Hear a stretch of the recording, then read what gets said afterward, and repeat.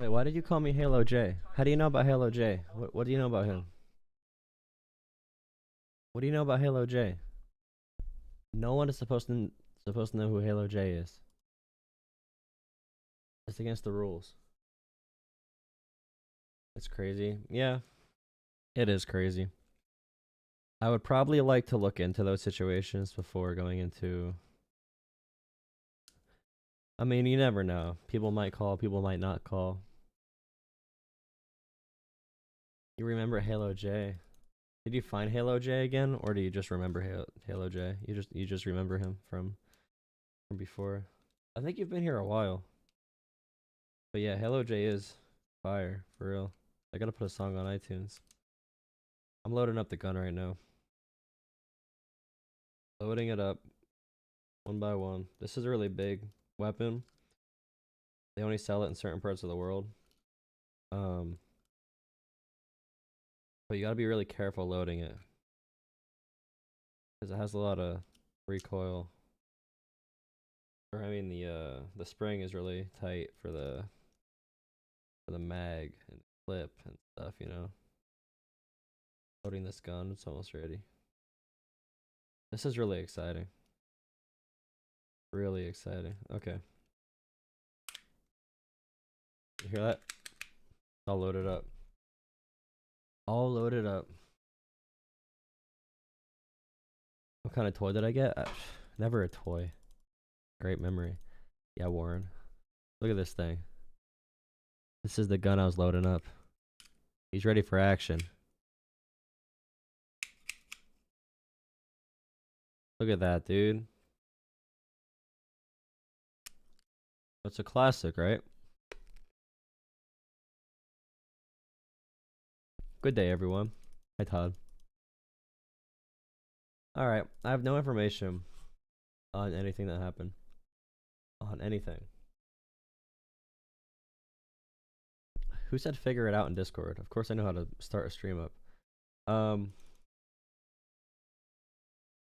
Thank you. I got a Sonic the Hedgehog one too. I gotta see the new Sonic movie. Is there a good news source I can just watch a summary on what happened? Or should I probably look up an actual thing on it? There you go. You've been to the factory? There's a factory for it?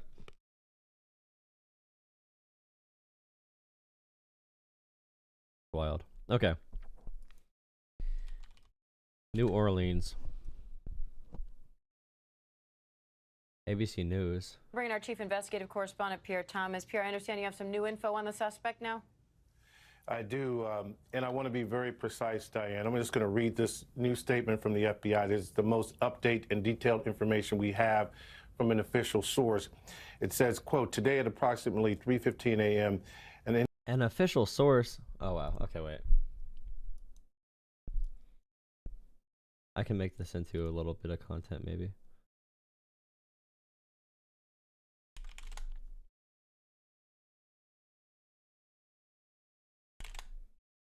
How do you type?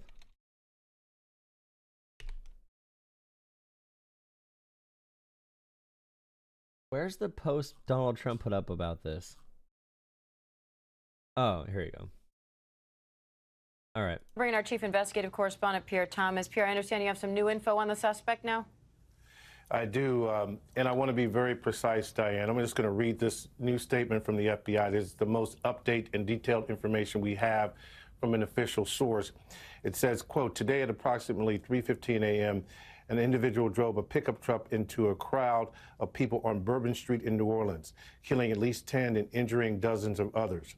After hitting the crowd, he exited the vehicle and fired upon local law enforcement. Law enforcement returned fire, and the suspect was pronounced dead at the scene. Now, by the way, when you see breaking news, I know it's really profitable and it's really easy to say something about a story you don't really know that much about. But when you have the president, okay, coming out and saying, when I said that the criminals coming in are far worse than the criminals we have in our country, that statement was constantly refuted by Democrats and the fake news media. But it turned out to be true. The crime rate in our country is at a level nobody has seen before. By the way, it's been going down for 50 straight years. Our hearts are with all the innocent victims and their loved ones, including the brave officers of the New Orleans Police Department. Now, if there were Capitol police officers, Trump would be calling them really bad names. But New Orleans is good with Trump. Capitol's bad. New Orleans good because Capitol tried maintaining the 2020 election. The Trump administration will fully support the city of New Orleans as they investigate and recover from this act of pure evil. So, right away, if you took 5 seconds to react to this, you know this person was not a U.S. Or they were a U.S. citizen. They were not an immigrant. So already Trump tries to blame that guy for being, or he wants to blame immigrants. And also, same day this story comes out, prosecutors say 150 pipe bombs found at Virginia man's home in what could be FBI's largest ever seizure of explosive devices. So this guy had so many bombs. He had Kamala Harris and Joe Biden target practice. I don't know what you really call it. Targets, I guess. I was going to say target practice dummy. Yeah, dummies. I meant to say dummies. I didn't want to say dummies, though, because then you can make a joke like, haha, dummies, like Biden and Harris. But yeah, he has target practice dummies with Joe Biden and Kamala Harris for target practice. And he supported political assassinations. He really wants political assassinations. This is a regular old white American from Virginia. And this was found the same day where Trump blames everything on immigrants. Everything in the world is blamed on immigrants. And yeah, it's wild. Also with Luigi Mangione, it's important to remember when conservatives cheer that on, much of the time, it's not because, and by conservatives, I mean the worst, okay? The 10% MAGA, whatever you want to say, crazy Twitter, whatever your qualifications you want to say, whatever qualifiers. When they cheer on Luigi Mangione, they might not agree at all. They might just be happy that violence politically is becoming more normalized. So be very careful when you agree with a right-winger about Luigi Mangione or something like that. They want a society where you can just do that. Political law enforcement officials were injured and transported things. To the hospital. Now we have new information on the suspect. The suspect has been identified as 42-year-old Shamsud Din Jabbar, a U.S. citizen from Texas. He was driving a Ford pickup truck, which appears to have been rented, and we are working to confirm how the subject came in possession of the vehicle. Now, this is a key new detail. An ISIS flag was located in the vehicle, and the FBI is working to determine the suspect's potential associations and affiliations with terrorist organizations. It also goes on to talk about weapons and a potential ID located inside the subject's vehicle as well.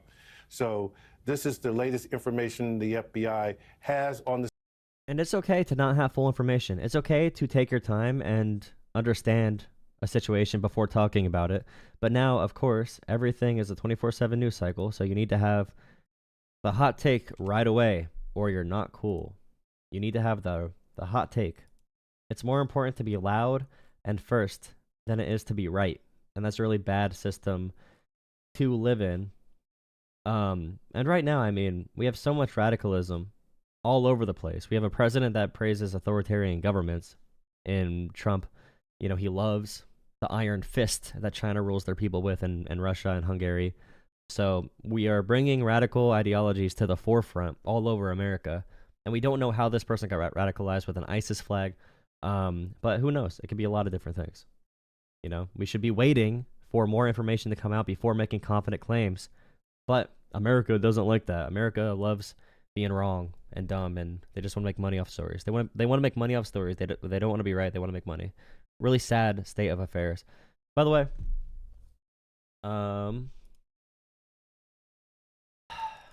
does anyone want to talk? Peace to the chat. 10 dead, 35 hospitalized, last I heard. 10 dead, 35 hospitalized. U.S. citizen from Texas just runs into a random crowd. I have a lot of crowd anxiety. Does anyone else have anxiety in big crowds? Like you feel a little bit out of control in a crowd. You're not controlling how you're moving. You're not controlling how much free space you have. I don't feel safe when I'm in a huge crowd for some reason. I never did. I like concerts, but still in general, I like knowing where the doors are. I like knowing if there's a large group of people, I like knowing the layout of the area I'm in. Does anyone else have that feeling? Unfortunately, now, yes. Free, safe space. No, it's a real concern, especially at religious gatherings, because there's so many radicals out there. You don't want to be at a religious gathering and be victim to a hate crime. I know they happen so seldomly. It's something that barely ever happens, but it happens enough to be afraid of it, and the media sensationalizes it like crazy, so it feels like it happens all the time, even if it doesn't. So we just have this cycle over and over again where it repeats like that. You're the radical. All right, you can call in. You could either use Discord or Google Voice if you'd like to, or I'll keep on reacting to internet videos if we don't get a caller. It's fine. It's really just fine. Whatever works, you know. That's what they say. Anxiety and mental issues are the hallmarks of the younger generation. All victimhood and no resilience. You realize the people that complain the most in America right now are boomers who say things like, wow, this country really got bad. This country went to crap in the past few years. I wonder what happened. And they've been in charge for all of those years. Just think about that.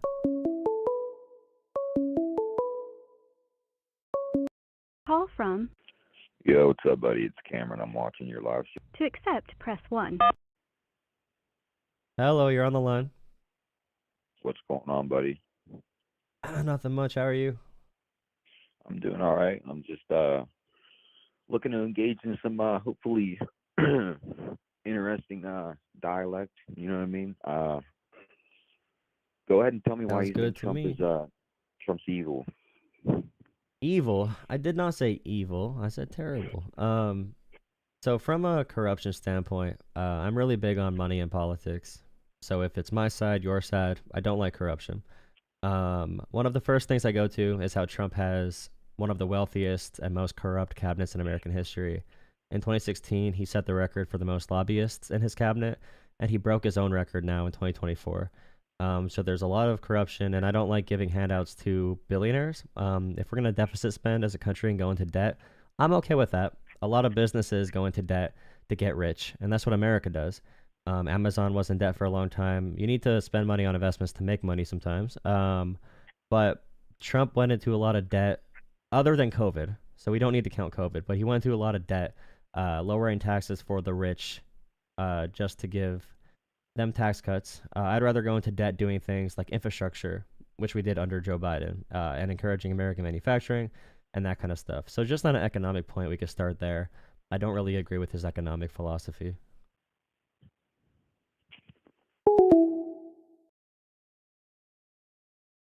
Nice. Okay, I don't know if he meant to hang up.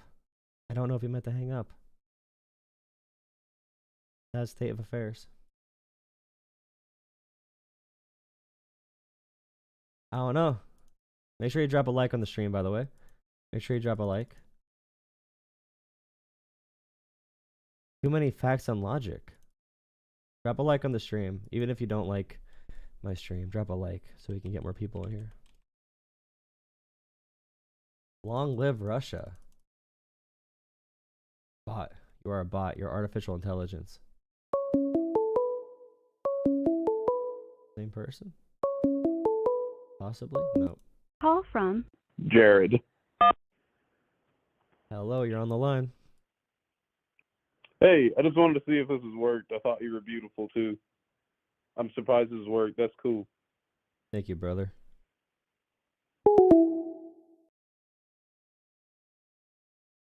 All right, we're 0 for 2. We're 0 for 2 on calls. That's okay. That's okay. I don't know what to say. Trying to have intellectual discussions about our civic discourse, and there's no one picking up the phone. Typical liberal gay. Interesting analysis. Thank you.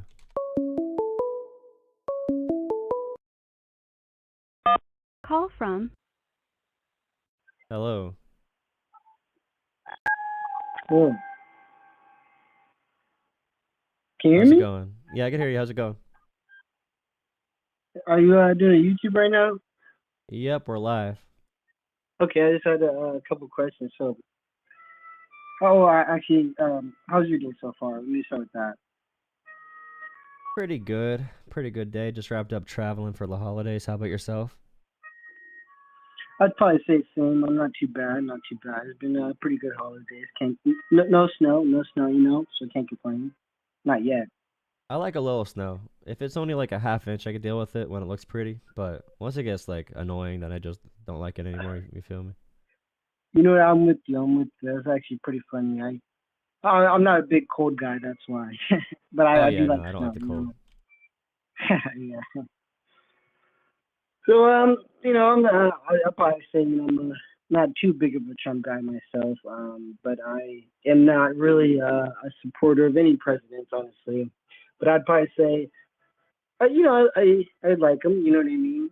He definitely stands out from the rest. I mean, all presidents, lie.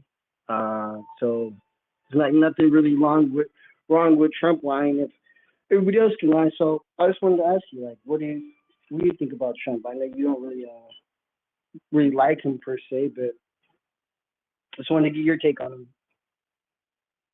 So I have this issue with mechanics. It's hard to find a good mechanic that doesn't try to screw you over for prices. Because a lot of them will, know someone doesn't know that much about cars. And certain mechanics will be honest and say, this is my lowest price. I could get this done for you, get you out today. But some mechanics will walk out to the old lady, be like, all right, we're about to change your brakes. It's going to be $2,000. If you can't do that today, it's okay. There's like levels to car mechanic and car salesman on how honest they'll be. So you know that all of them will probably be, twisting the truth a little bit. But it can kind of Yeah. I can kind of select based on my own information, based on how I know the political process works, and even if there's two different sides kind of lying or moving the truth in different directions, trying to influence public opinion, I can still pick out which side can give me better results, if that makes sense. It's kind of how I look at it. Okay, okay. What would you say about this? Like, I know Trump's kind of like a new guy around here, but I know that some of these other people have been around the whole politicking atmosphere. I'd probably say Obama, you know what I mean, kind of studied to become that. Not like at the beginning, but he kind of did it. Then you got Biden. He's up in there for God knows how long. I mean, damn near a skeleton at this point. You know what I mean? Like, and then you have a few other people that just been around for a very long time, never left. Probably controls a few of the streams, left or right, doesn't really matter. But you know how it goes. Both sides could be controlled by the same group, but there are individuals that definitely step up. You know what I mean? Not everybody's a bad car salesmanship, but there are bad car salesmanship. You know what I mean? Some of them have to tell the truth, but not all of them do. Some of them might sprinkle little lies up in there. Do you think Trump's impulsive liar? Yeah, 100%. So for example, the biggest lie he ever told, and by biggest, I mean the easiest to call out, there's a couple from this campaign. So one is when he said during the debate that he tried saving Obamacare after he tried killing it Hmm. his entire presidency, um, saying he wants to save Social Security and Medicare after trying to cut it with literally every budget that he did when in office. Okay. And the final one is when all the hurricanes happened in like North Carolina, Florida, the other areas that were impacted as well. Every state there. All those governors were saying that Joe Biden is being fantastic. Joe Biden is calling too much. They can't pick up the phone enough. The federal government response has been fantastic. Kemp was saying how good Biden and the federal government have been, how good FEMA has been, and Trump turned around after hearing that and said that the federal government never showed up. FEMA never showed up. As people are desperate looking for, support after this hurricane, Trump lied his ass off about it constantly. And he got people to not trust FEMA or disaster relief to the point where some people were pointing guns at FEMA agents, and FEMA agents felt unsafe to go into certain areas because they knew that some of the population there was told conspiracy theories about them. So the fact that all these Republicans, the most conservative Republicans in probably American history, came out and praised Joe Biden after that hurricane, but Trump just lied and said the federal government never showed up. That's probably like the biggest, most blatant lie. He just like turns around after hearing it and just lies his ass off about it. Okay.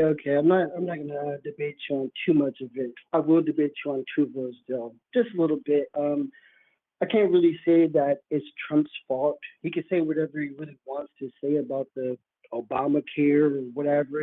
It's pretty much Obama's fault. You know what I mean? It's not Trump's fault. It's not the next guy. I mean, anybody could have really been in office, and it would have been on them to kind of solve that problem. So it's not really Oh no, but he anybody's lied. fault. That's the point. He lied. He said he Oh tried to yeah, I save mean, it sure. after trying to cut it very aggressively. He You could complained say about that too. he complained about John McCain saving it, but the point of what you asked me what he lied about. So Trump just lied about that. If you would have said like, the healthcare system's hard and Trump doesn't have a policy yet, blah blah blah, that'd be Sure. fine. But I'm saying that he Right. lied. He straight up just lied. He knows he lied about that too. Okay. That's fair. That's fair. But you could also be like, Obama lied. He said that he was going to give us something that was really good, and it really failed. Hold up just a minute. I'm going to tell you another thing that, because it is lies, you know what I mean? You got Joe Biden. He came into office and he promised, what was the few things that he promised? Actually, he didn't even really promise nothing. He told us exactly what he was going to do.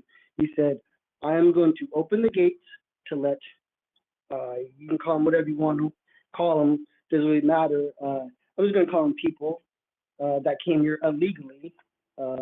But yeah, you know what I mean? He promised that.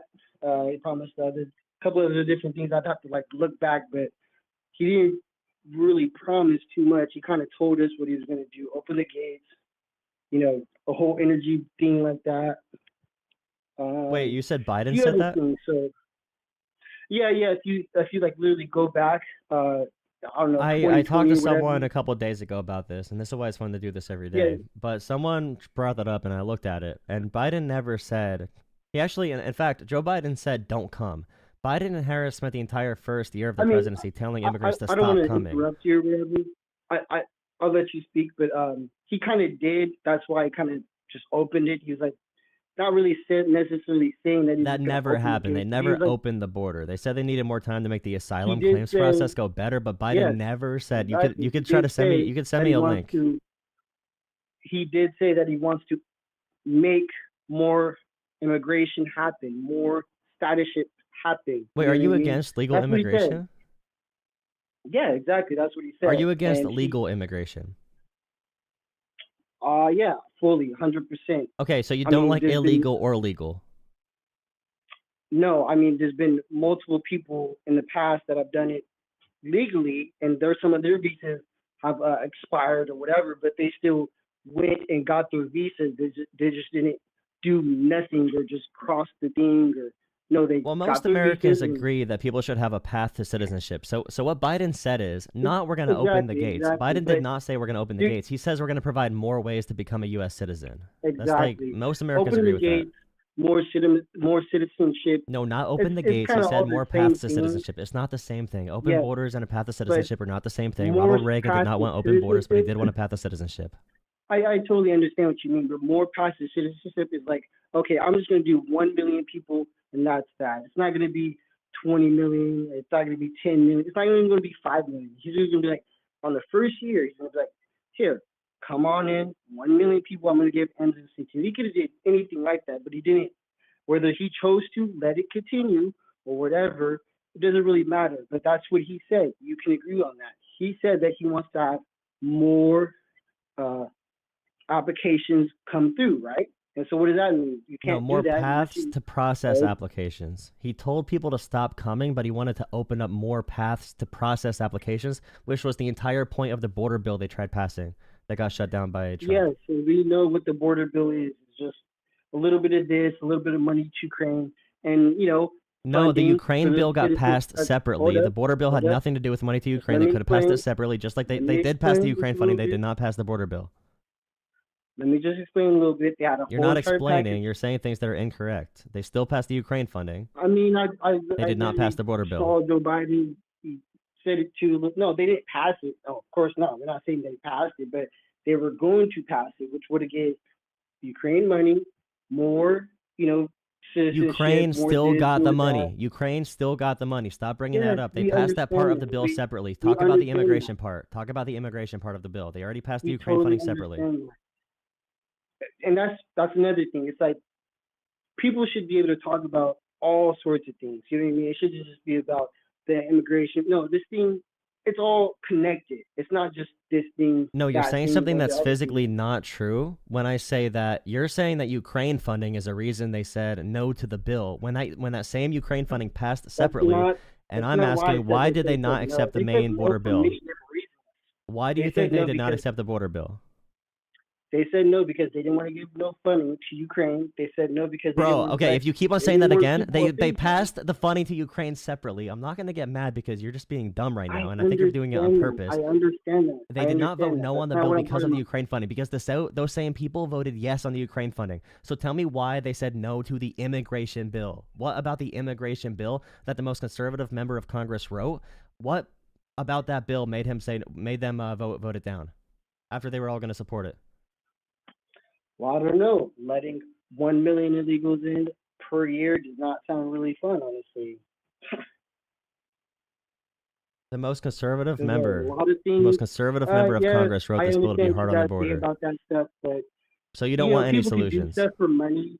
No, people can do stuff for money all the time. You know what Who's I mean? paying him? Okay, wait. For what money? We're just talking about in general. There's people that are corrupt. So that you don't may have go an one way, example. They backstep. You know what I mean? They made backstep, which clearly people backstepped on this thing. You know what I mean? It's not just you can kind of bring up, oh, it's just a partisan deal. You know, these people. No, people backstep the deal because they probably looked at it. You know what I mean? Saw everything that's inside the bill. I mean, that's my guess. I mean, a simple human being. Yeah, I mean, if I saw some messed up stuff in there and I wasn't really part of everything that was a part of that bill, I'd probably say no. You know what I mean? Like, Do you know what was in the bill? Do you have any ideas of like what Biden passed while in office? I'm pretty sure it was a couple different things. Honestly, it wasn't just for the border. Just like how the whole energy, or I'll just say Bidenomics. The whole Bidenomics thing was like, it's for the inflation, but it's not. It's actually for energy and more, this and that, taxes, restrictions on gas, whatever you want to say. You know what I mean?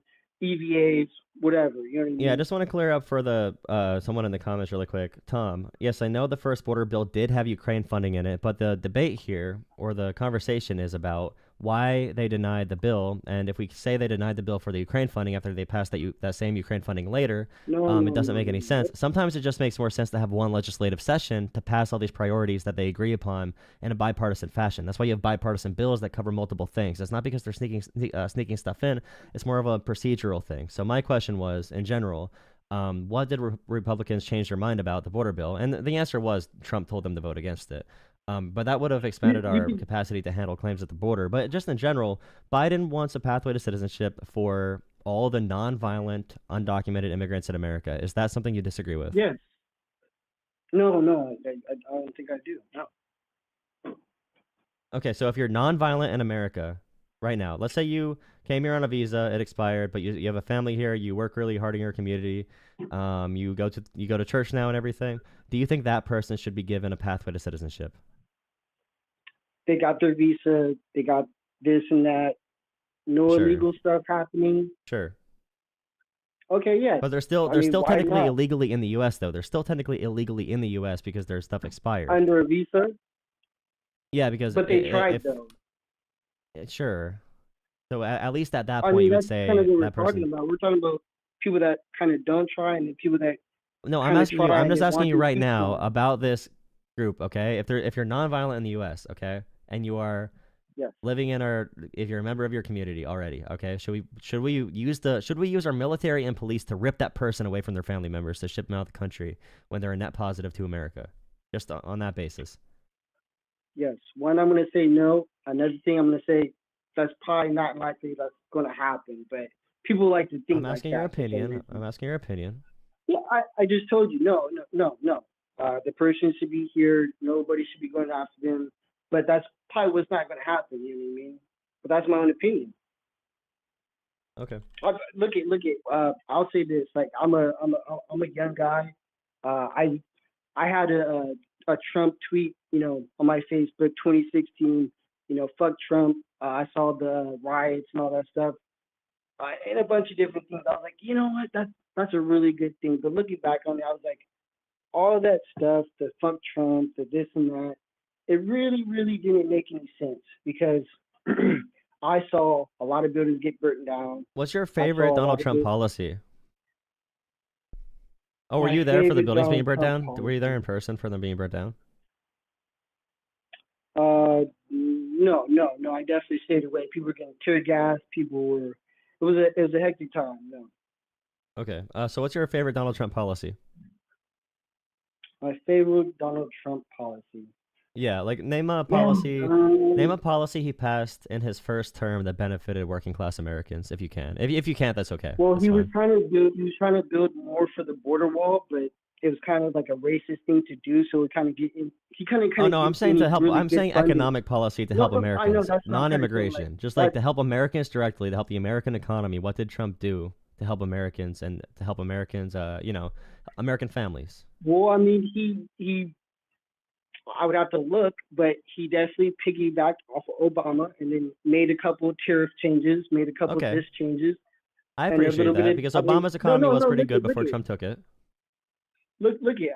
I'm not gonna, I'm not gonna cap. You know what I mean? Like, but Sure. you can't say that like Biden shouldn't have piggybacked off of Trump. You know what I mean? Like that's come on now. Like what Biden did was just say, fuck everybody, fuck Trump, fuck everything. We're just gonna go in a whole different direction.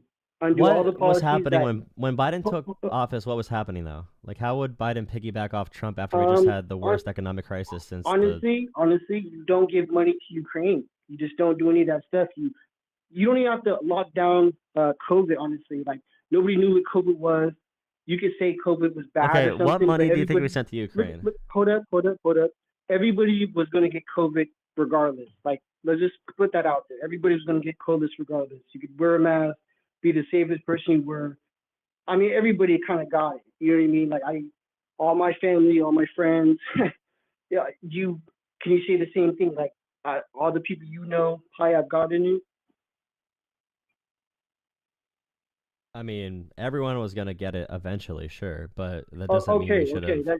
But the process I'm of not us saying opening that. up, it was slow I'm not intentionally saying to that. give at-risk populations time to get the vaccine. Yes. All I'm saying is that nobody knew what to do, but to close down this and that, to make it real hard for American workers to even get a job and then fire them if they don't take the vaccine. Okay. Do On this, on do. Ukraine. Do you know how many U.S. tax dollars went to Ukraine out of the money we sent to them? We sent to them in Man, general. okay. Out of the I'd assistance. probably Do say you know how much? 30 billion or 300 billion. I'd probably say. Okay, let's say that were true. So it's not 300 billion, but let's just say I'm it's pretty sure it's not. It's probably let's less say than it's that. around 1/3 of that. It's around 1/3 of that. Let's just say it's around there. So around like 150, 100, something like that. Okay. So out of that I don't total know. The number, first out of that package was total like number, 250 billion. out of the number, American taxpayer dollars were used in ways that were there's no blank checks being written to Ukraine, being signed to Ukraine. That's just not a thing that's happening. So out of the total number anyone sees, the verified total number, only 20% had any U.S. currency involved. 80%, and Cam, you could fact check me on the exact numbers, but around 80% were frozen Russian assets being leveraged to help support Ukraine, and much of the money sent to Ukraine was in the form of loans, and they had to spend it in very precise ways, or they could not use it. And most of the money that we spent on Ukraine as well, not only was it frozen assets and not really U.S. taxpayer dollars, but the money that we did put out went to Americans to build new weapons for our military, and we sent our old weapons to Ukraine. So the idea that we sent these billions of dollars to Ukraine, hundreds, 200, 300, whatever, that's just not true. And I still If you want to supporting say Ukraine that, as well. sure. I mean, I'm not just saying let's that. just take it back a little bit. Let's just take it back Sure. a little bit. Let's just say to not do any of that stuff. Let's just say American first, because we're America. We're homeless. We got fentanyl problems. Wait, do you like we got Russia? this. Do you like Russia? Do I like Russia? Yeah. No, I just think like NATO countries should like pay their first. Like they're not poor. Like they kind of get more money from us. We haven't cut that off yet. You know what I mean? Like, Well, there's nothing more American than not liking Russia and not liking authoritarianism and not wanting to protect countries whose sovereignty Well, is being we invaded. kind of can't say that because like we have China as our enemy, right? Well, But why does Elon Musk have we so many still, business ventures with China then? Why is Elon Musk so entrenched in their why does government to the point why where does Elon Musk do Starlink? Why does to the Elon point Musk where do did you spaceships? know that do you know about the budget that passed like a week or two ago? No, I think I mean, the government's always in a shutdown, so I don't really care. Okay, so there Seems was a like, budget that was gonna pass, and Elon Musk used his money and influence to get the bill stopped. So the two main demands from Trump and Musk were, number one, they wanted to raise the debt ceiling, which is how much money we can spend as a government, because Trump wants to go into more national debt to give tax cuts to billionaires. And the other thing that got taken out of the budget that was going to pass, there was a provision in the budget that would limit U.S. investing in Chinese wait. companies. And I got Elon a Musk question. got that I got a removed question. from that bill because Elon Musk is entrenched with the Chinese government with his business dealings. So I if we have a guy got a who's so question big real in quick. technology and AI and everything, this person has a one-way ticket to the presidency whenever he wants to talk to Donald Trump's ear. How- This same Elon Musk is probably a big security threat then at that I point. understand that, but if that were the case, if Trump was really going to give people Unless more if you money, like China and Russia. If you love China and Russia and you think they're our friends and they should rule the world, then that's fine. But I think we should all be business partners. Nobody wants to go to World War III or be enemies with anybody. I mean, we have one world to live on, so it's like you blow off half that part, you ain't gonna have the other part. You know what I mean? I We agree, really gotta but start I don't think kind we of should be thinking. leaking valuable intelligence to China or Russia. Nobody's saying something like that. No, but But Elon if Musk is people very wanted, entrenched in both governments, and he has funding from Ukraine, or he has funding from yes, not Ukraine. He has but funding from Russia people and can say China. all sorts of stuff. Though. You know what I mean? Like we're sending money over to Ukraine, even though we kind of shouldn't be. I get what you're kind of saying too. I really do, but it's I like just said how we're not. we are kind of doing doing what you're saying right now, kind of, just a little bit. Even though Ukraine's our partner, technically they're not our enemy or nothing. It's like we're giving them stuff. I get what you mean, though. I definitely do. We're supporting It's, Ukraine, but we're getting, it's if all anything, at about. the end of this, we're probably going to get money back. If anything, the American taxpayer I would dollar is not hope being so. wasted I on would hope it's not a Ukraine. big middle finger. But I I think hope it's a it's like really in the good next 10 idea years. for the U.S. to defend. And the EU is giving a lot of money too, but it's a good thing to defend countries and their sovereignty. We're just giving them resources. We're not sending troops or anything like that. We're actually giving got a them the question. resources to stand up to a dictatorship that wants to invade on their sovereign territory. I think that's a pretty good thing to do. Ukrainians are very I brave, got a and we probably question. should I be got a supporting question. them. How long do you think that would take, though? Do you think it would take 10 years after they rebuild, 5 years after they I mean, rebuild? How long do you Russia's guys economy think? is falling apart. Russia's economy is falling apart. No, Their I'm currency's talking about collapsing. Their Ukraine. business Like, dealings.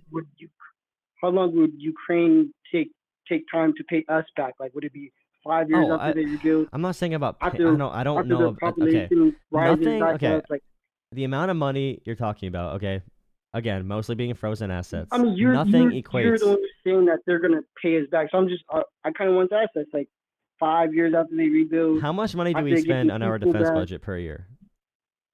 A lot, man, a lot. Do you think we should decrease that?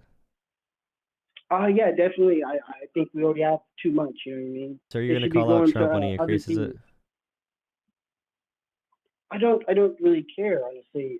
Okay, so he's you gonna don't cut care if more it other goes. things. He's gonna cut You spending don't on care about the different military things, budget. You just so don't care about it. Okay, because Trump raised the military no, budget more no, than no, any other no, president in no, American no, history. nobody's saying that. We're talking about cutting spending on not just the military. We're talking about everything that doesn't really make sense. You know what I Like mean? what? Like just cut it all. If you had to cut government agencies right now that don't make sense, which ones would you choose? I'd cut a little bit of FBI, CIA, a lot of the bad stuff that just kind of washes around. That's been doing a lot of bad stuff, from the crack epidemic to bombings to assassinations to I JFK thought the point. getting I thought we were talking about assassinated. money. I didn't know we are talking about this. I thought we were talking about how much it costs. I know. I'm just talking about because we pay these people like millions and millions. So cut the FBI that really does shady stuff, the CIA that does shady stuff. I mean, whenever something send these happens, people turn to programs. the FBI to investigate it, right? Sure, but if What they're is the doing top thing shady the stuff, FBI like, did they wrong? What is need the to be shadiest thing the cut. FBI ever did? What is the shadiest thing the FBI ever did that means they need to be cut?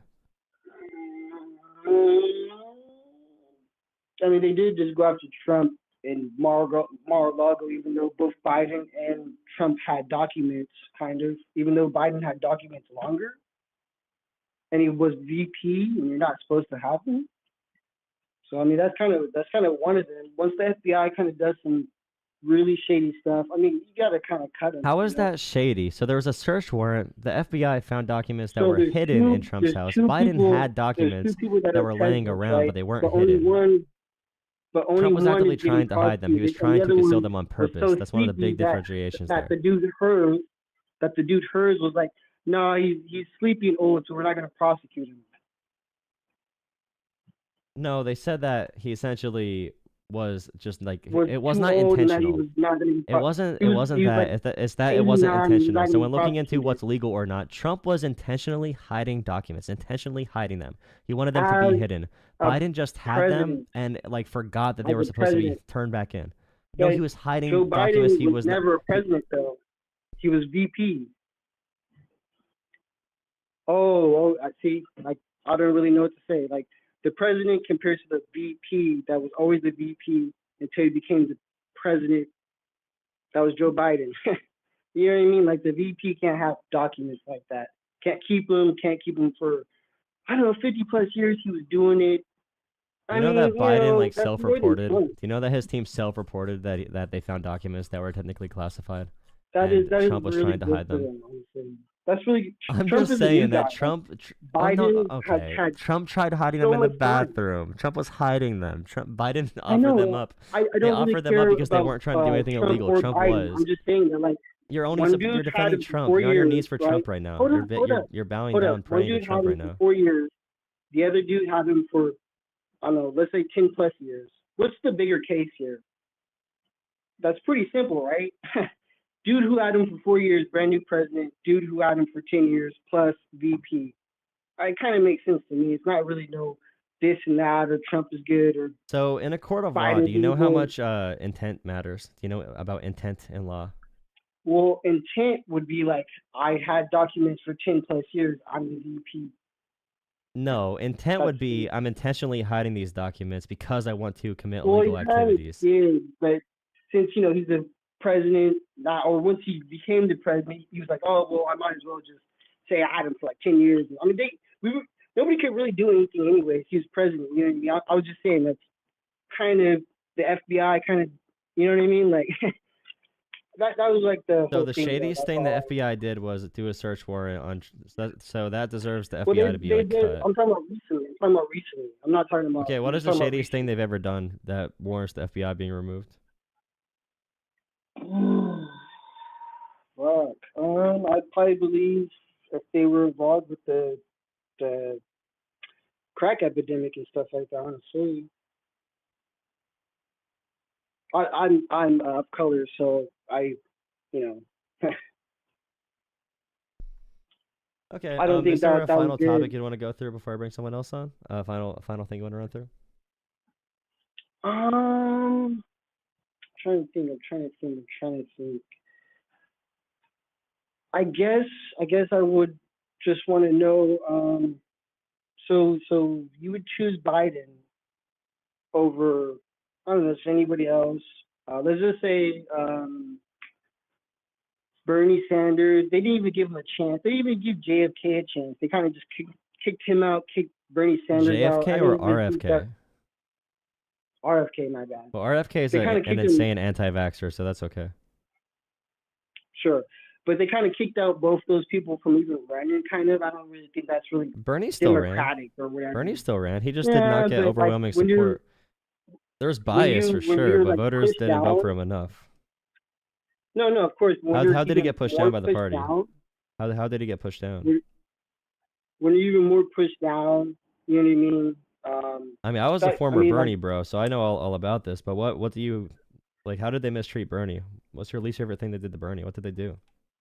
I mean, same thing they did to RFK. I mean, I don't really know. I mean, like, What did they do to RFK? they didn't allow him to run fully. Well, no, Bernie was in all 50 states. Bernie ran a full campaign. He just ended up losing. and you kind of wonder, you know, like why was that? I mean, we could do conspiracy theories for everything, but we can also just like look at the world. Sure, he's an I mean, outsider. Bernie He's an Sanders kind independent of running in set the it party. They're going to up be a little biased bit, I against would him. say. But I would want to know like exactly what they did against Bernie. As a former Bernie bro. Bernie like- kind of said it a little bit. I kind of forgot what he kind of said, but that's where I'm Okay, kind of well, going. if you don't have that, with you don't have it. enough of an opinion to, you don't know enough information on this stuff to have an opinion on it. Thank you for calling in. I really appreciate it. Hope you have a great rest of your Yeah, night. yeah, we Hopefully, can I'll see you talk. around again. Appreciate you engaging in sir. this. All right, buddy. Hope you have a great night. You too, sir. You too. All right, see you, man. It's kind of just a meme. So when someone calls in and they talk mostly about conspiracies, and you can't really, fall in any foundational parts of government or how government works or policies because no one has any policy idea or anything. By the way, make sure you drop a like and subscribe. I really appreciate it. Dropping likes and subscribing really helps the algorithm. Right now, our Discord. If you want to skip the call-in line, I have a lot of people calling in right now. If you want to skip it, just drop $5 on the Venmo. Say your name, your phone number, so I can look for it. But if you want to take your chance too, you don't need to give me money. But yeah, appreciate that caller. If you have unknown as your phone number, I'm probably not going to answer. I'm only going to answer phones that have an actual number showing. Caller ID that has a number showing. You can also join the Discord, like I said. It's actually better to chat from Discord, by the way. So if you have Discord, go in there. I just dropped the link in chat. Will 2025 be better than 2024? 32% say no. 60% say yes. Wow. Okay. All right, opening up the phone lines again right now.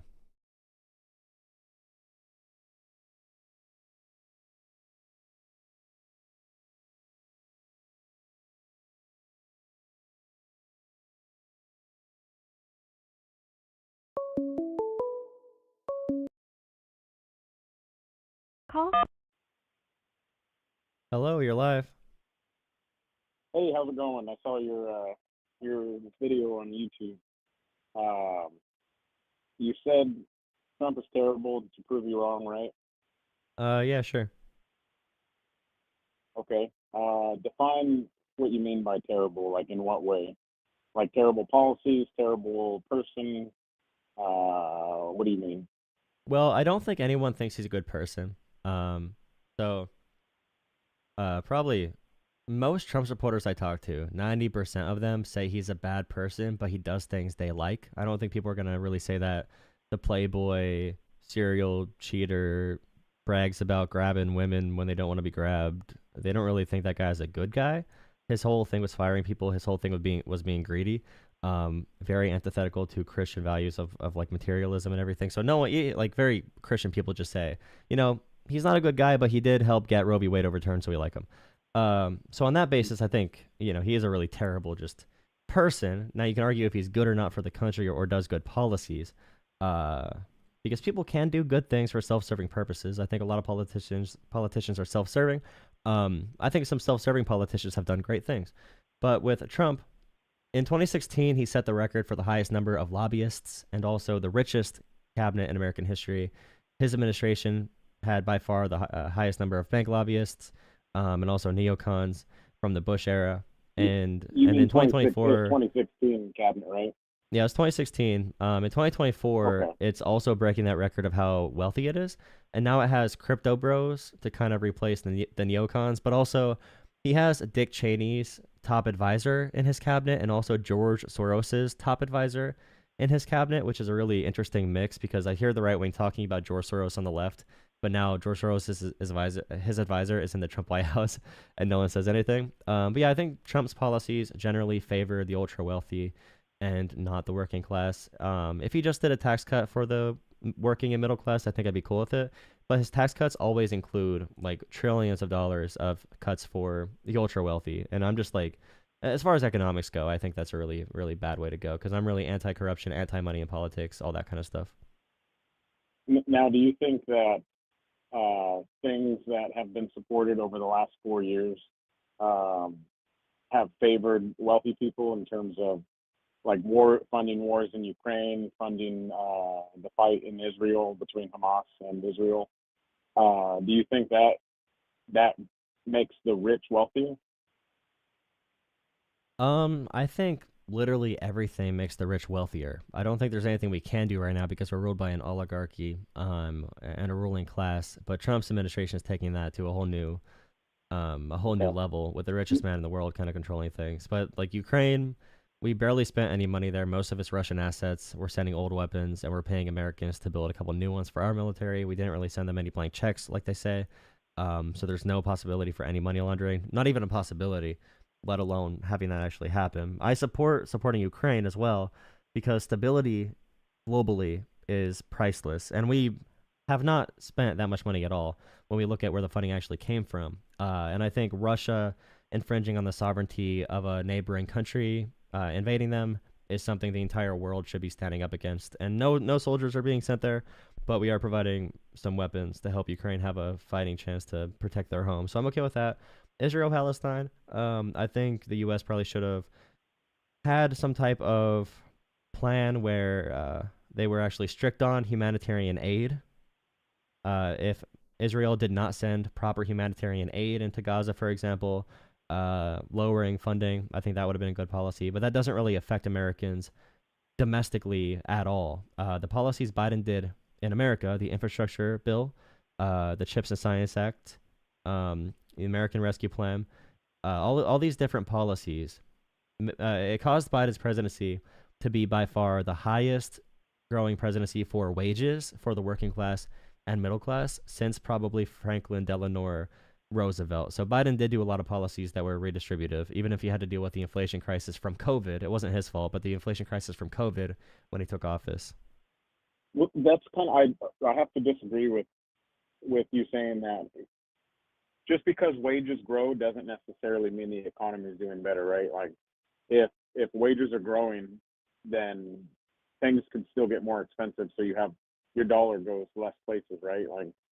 Like me, I make, I've made six figures for the past, probably since 2017, and now I make more than I ever have, and I feel like I have less money than ever. And it's not all about money. Like if I don't mind paying taxes. Well, no one's gonna feel bad for you, obviously. No. I don't mind paying taxes if the money's being spent right. But when you look around and you see the high crime, you see the drug epidemic, you see all the illegal border crossings, you see even ICE admitting that they're stopping a program that funds illegal immigrants, right? So they went the past 4 years saying, no, we're not funding them, to, oh, actually we're going to stop funding them actually now. So to see the infrastructure of the country be destroyed and currently getting worse, to have all those tax dollars be going to Ukraine, Israel, regardless of whatever that equipment is, if you're just giving away, like if you have old stuff in your house and you just give it away, yeah, you're losing money because that was your items. But if you were to sell it to Ukraine or have them promise to pay it back, then that gives American people a little bit more confidence in the government, right? So do you also think that Donald Trump should not do his new tax cut for the ultra rich when he takes office? No, I actually think that if you're able to cut taxes at the very top, it's gonna trickle down. And let me just break down why. For a common person, if you're doing really well, right, you get your expenses go down every month, right? Somehow, some way, your grocery prices get cheaper, whatever it may be, and you go out to eat and you have a great service somewhere, and you can tip that person a little bit more money. You're going to tip them a little bit more money.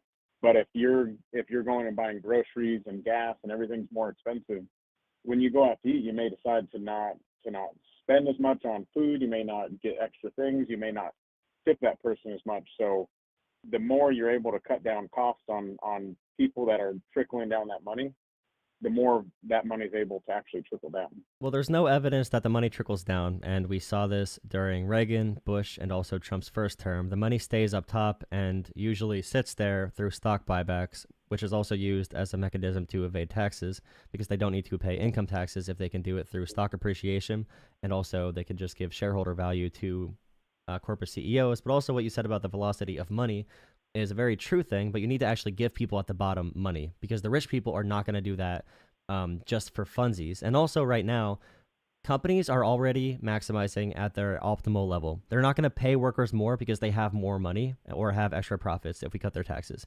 They pay workers right now what they need to pay workers to be the most productive. We can give them 0% taxes. They're not going to pay workers more. They're not going to do it. It has never been bared out in the data. And we talk about like tipping more.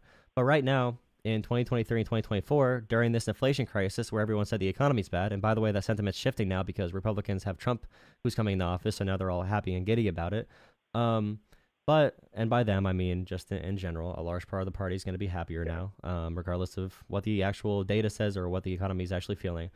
What I would appeal to that is we've had all-time high spending in DoorDash, in concert tickets, entertainment, gambling, professional sports, whatever it might be. We've had all-time high spending in all of these areas, Uber Eats, all this income that all Americans are spending in these areas that give them no value in return. With grocery prices, which was a top topic of this last election, that's probably the one sector of the economy that did not see huge inflationary increases other than eggs because of the bird flu. But economically speaking, housing and childcare and healthcare are the big issue. But grocery prices actually grew at the same rate as real wages. So right now, the average American can afford more groceries than they could in 2019.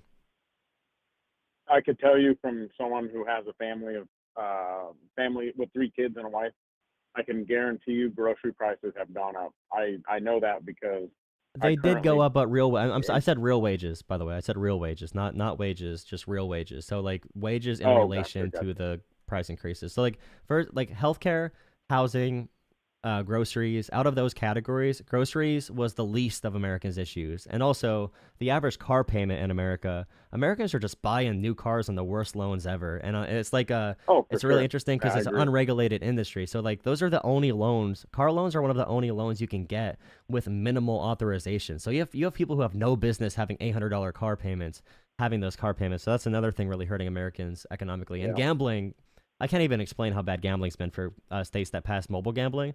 In the average state that passed sports betting and then casino betting on their phones, the average investment account went down 25% per family because people are spending so much money gambling now. So in terms of, kind of changing trajectory a little bit. Yeah, for sure. Not that I'm conceding on anything, just I think we disagree on that. But in terms of like tariffs, people are talking about the tariff that Trump wants to implement. Would be, we could agree that a lot of people are saying that, professionals are saying that these tariffs are going to be passed on to consumers, right? Yeah. Okay. So why, now, and I feel like I already know the answer, but why do you think those tariffs are going to be passed on to consumers? If he does across the board tariffs, literally everything Americans get imported because it's an import tax. They probably say tariff because it doesn't say tax in it.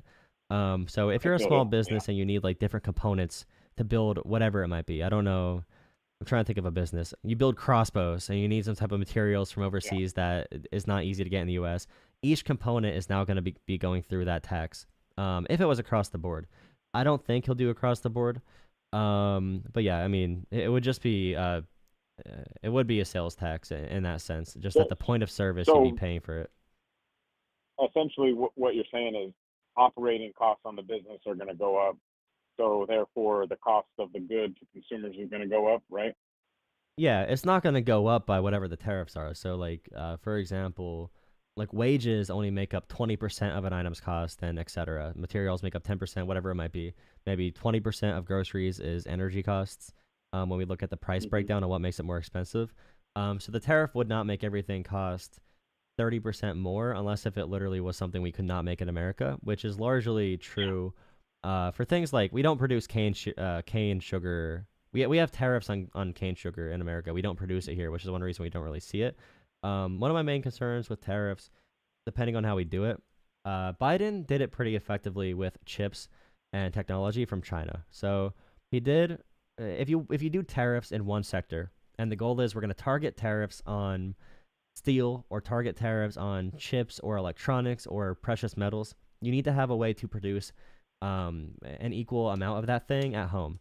So when Biden coupled the strategic tariffs against China in these areas for like electric cars and other electric industries, he coupled that with the Chips and Science Act. That is a perfect way to do protectionism. So targeted tariffs can, if you want to be protectionist with some policies, that makes sense. But the issue with Trump and many Republicans right now, it's like all or nothing. It's like we're gonna do tariffs across the board. We're gonna take all these countries, or we're gonna have no taxes. It's like there's not even a possibility for me to talk about Trump's policies because I don't know which Trump is gonna be out there that day, and that's a little bit wild for a U.S. president. So what? And I know you had a lot to say on the tariff. So essentially, tariffs, you would say an import tax, right, on that business would be an operating cost, right? Like it would be a cost to operate your business, paying taxes. Yeah, if you rely on any imports. And if your vendors have to import things too. So if you were to also give a tax cut to the same businesses, would that not also impact their operating costs? It would impact operating cost, but again, it's all about percentage. What percent of their operating cost is from that specific tax? Well, my point is, a lot of people are saying that tariffs are going to be, so bad because there's going to be all these taxes, all these import taxes on these goods that are going to be passed on to the consumer, and the consumer is going to pay more. But then in the same hand, they're saying that, oh, well, tax cuts to the, to their ultra rich, which are majority the people that operate businesses in the country. If he does tax cuts for those people, that it's not going to lower costs on things. So you can't. I mean, you can say whatever you want, obviously, but you can't say a tax cut's not going to lower prices, but then a tariff's going to increase prices. It's like because at the end of the day, it comes down to operating costs. If you can minimize or lower your cost to operate your business or run your business, whether it be payroll, taxes, insurance, the supplies that you use, distribution, fuel, different types of things, running your brick and mortar warehouse or storefront, if you can lower those costs, then you're going to have cheaper prices because at the end of the day, America is built on, we're a capitalist country, so you would hope that businesses don't collude, right? It happens sometimes, but the majority of businesses, if they can have competitive pricing, they're going to have competitive pricing to bring consumers into their stores. So if there's a way to cut down operating costs, you're able to pass on lower prices to consumers, which is actually going to end up saving us money, obviously, right? When we look at what happened in the data, when the tax cuts came out, every business in America in 2016 was in a thriving economy. Obama's final 3 years of growth were higher than Trump's, for any year of Trump's growth. His final 3 years were higher than Trump's. Trump's Tax Cuts and Jobs Act actually reduced the rate of growth for the American economy, largely because much of our economy became more focused on the accumulation of wealth at the top. So what I said was income tax, when we're talking about income and also corporate taxes, when we had more money given to these corporations, they did not lower prices. They just took more profits because they're going to work in the profit motive. If you have something like tariffs, that changes behaviors because it adds a mechanism to every single action a business takes. And also, we have a taxation system in America that allows for the weakest among us, the poorest Americans, to not be screwed over, to pay less in taxes. Having something like a tariff or a flat tax or a sales tax is a regressive tax because it charges everyone the same. It does not provide any mechanism at all to tax the rich more to fund programs such as fixing our infrastructure, our roads, and our bridges, which I think is something Americans usually want. The thing I have to disagree with about that statement is you said that the way our tax system is set up is to not screw over the most downtrodden among the American people. Yeah, that's the point of a progressive tax system. There's a lot of times where people that don't earn as much money, somebody that maybe works 25, 30 hours a week, stay-at-home mom or a single mom that works, or maybe a low-income family where they have three children, because obviously the data suggests that lower income families have more children, right? So those lower income families are paying less in taxes because their income's not as much. But then when the tax time, when it's time to file their taxes, they're getting these child tax credits or rebates that are actually giving them sometimes $8, $9, $10,000 in tax dollars. So to think that that's a fair system for other people such as myself, who ends up, I pay a considerable amount of taxes for the government. I'm sure you do as well. I have children. I'm not getting any. I don't even qualify for tax credits with my kids because I'm outside of the or the earned income credit. Sorry, I'm outside of the earned income credit income range. So, not to say, yeah, that definitely. The numbers you gave are incredibly high and much higher, because we were talking about expanding it to $6,000 for the tax credit for only the first year of a child's life, and that was a huge increase from what currently is.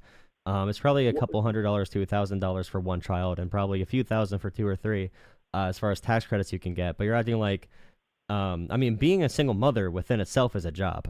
So I think supporting them is supporting Americans and supporting our communities, so there's less crime and there's more opportunity and more workers for our businesses is a good thing overall. We can't just ignore parts of our society just because we feel angry that our luscious, pampered lives are hindered slightly by our taxes at the end of the year, and we need to give some support to poor families so they can at least function in some minor way. I just don't want to tax that. I don't want to tax that mother, because tariffs and a flat tax, for example, would tax that mother at a much higher rate than she's taxed at now, and it would do so. But will also, right? It would do so while also, because we wouldn't be able to meet revenue expectations, so we'd have to cut programs that even provide them any chance to survive.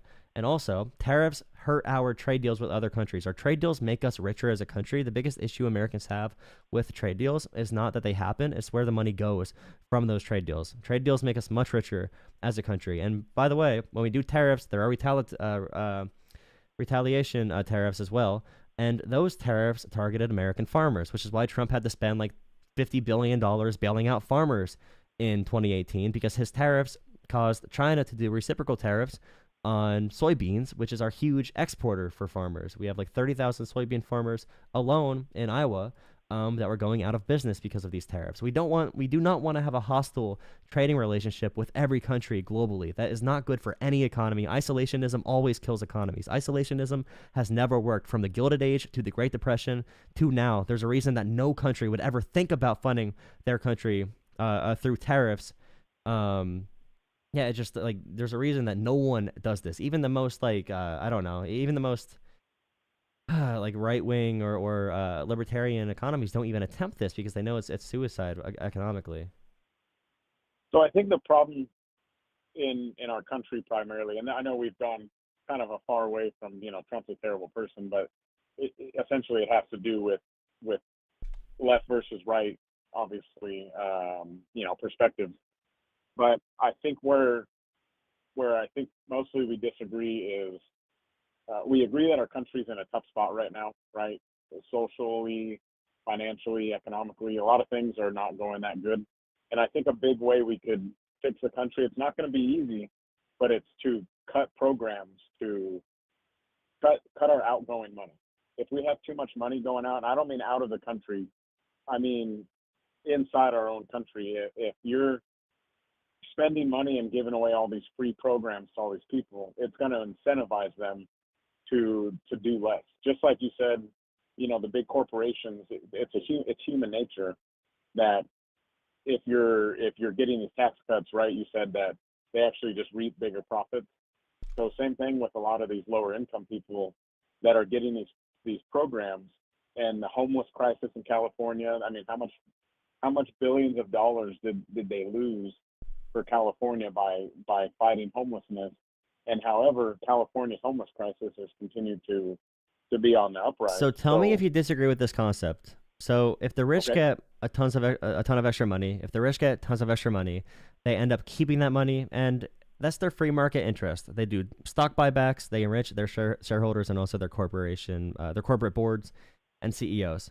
But when the poor get money, they are poor, so they need to spend that money, and it acts as a stimulus in the local economy, which is why, for example, West Virginia is an economically dead state, but federal programs, SNAP, Medicaid, Medicare providing incentives, and Obamacare providing incentives for hospitals to be in rural areas, that brings money into states like West Virginia, and red states are by far the largest recipient of federal money. That allows these economies to survive. So these same incentives or entitlements that people complain about are the same reason that these rural areas, and I'm talking about rural people that I hear, it's the same reason these areas are able to survive. Do you disagree with the idea that they spend their money in the economy and stimulate the local businesses if you give it to a poor person? I don't think they should be giving money to poor people At all? at all. And hear me out, because Rome, I know this was obviously kind of going in that direction, but Rome. So you one don't of the support reasons Rome meritocracy? fell- No, I don't. Okay, you don't support meritocracy. support- Okay. What I support is if you make good decisions in life, I'm not somebody that grew up wealthy. I didn't grow up rich. I didn't grow up with. I grew up on a lower middle income. Right. Both my parents had to work. I was at home by myself all the time. Struggled through school, but when I got out into society, I was able to make good decisions and get a good job and continue to get better jobs as I got older. And I'm only in my 30s, but as I was getting older, I kept making better decisions, and I go to work and I work hard and I try. No and one's I success work, is their own success, by the way. Well, that's not true, because Not just yes, I individually. work You went for to did you go to a public school? yeah, and I barely passed. Okay, because so the you went to a school public system- school which has working class people, has custodial staff, and also the lunchroom workers who get paid barely above minimum wage. They're probably on benefits. So that's a critical part of infrastructure that needs to be maintained. Did you drive on roads? I mean, here's the thing. I know where you're going with this, and I Everything think supports the schools- infrastructure that allows every American to be successful. So if you are lucky enough, and luck plays a big part in success, or you just are blind to your own, your own reality. If you're lucky enough to benefit from the American system, the beautiful American system, as a true patriot who loves this country, who loves the free market, who loves meritocracy, who loves people having a shot at it. If you really love the system that allowed you to be successful, I would. And you said earlier you don't like how taxpayer dollars are being spent. And now you say you don't want it to be spent literally anywhere for any poor people. But I believe in a world where everyone has at least a shot to be successful. And also, for those who are successful, even those born into wealth, they are able to do this off the backs of the working class people working 40, 60, 80 hours a week to make sure sidewalks are clean, making sure that there are enough CNs, RNs, making sure there's enough people to staff all these parts of society that never get any credit, that never get any benefit, that never get any shareholder value, that never get a chance at all to feel comfortable once in their life, who always feel economically insecure. And we create a system where they stay at the bottom. They never have a chance to compete with us because we want to stay in the upper echelons. But I still believe that we should have a world. Why can't they apply for better jobs?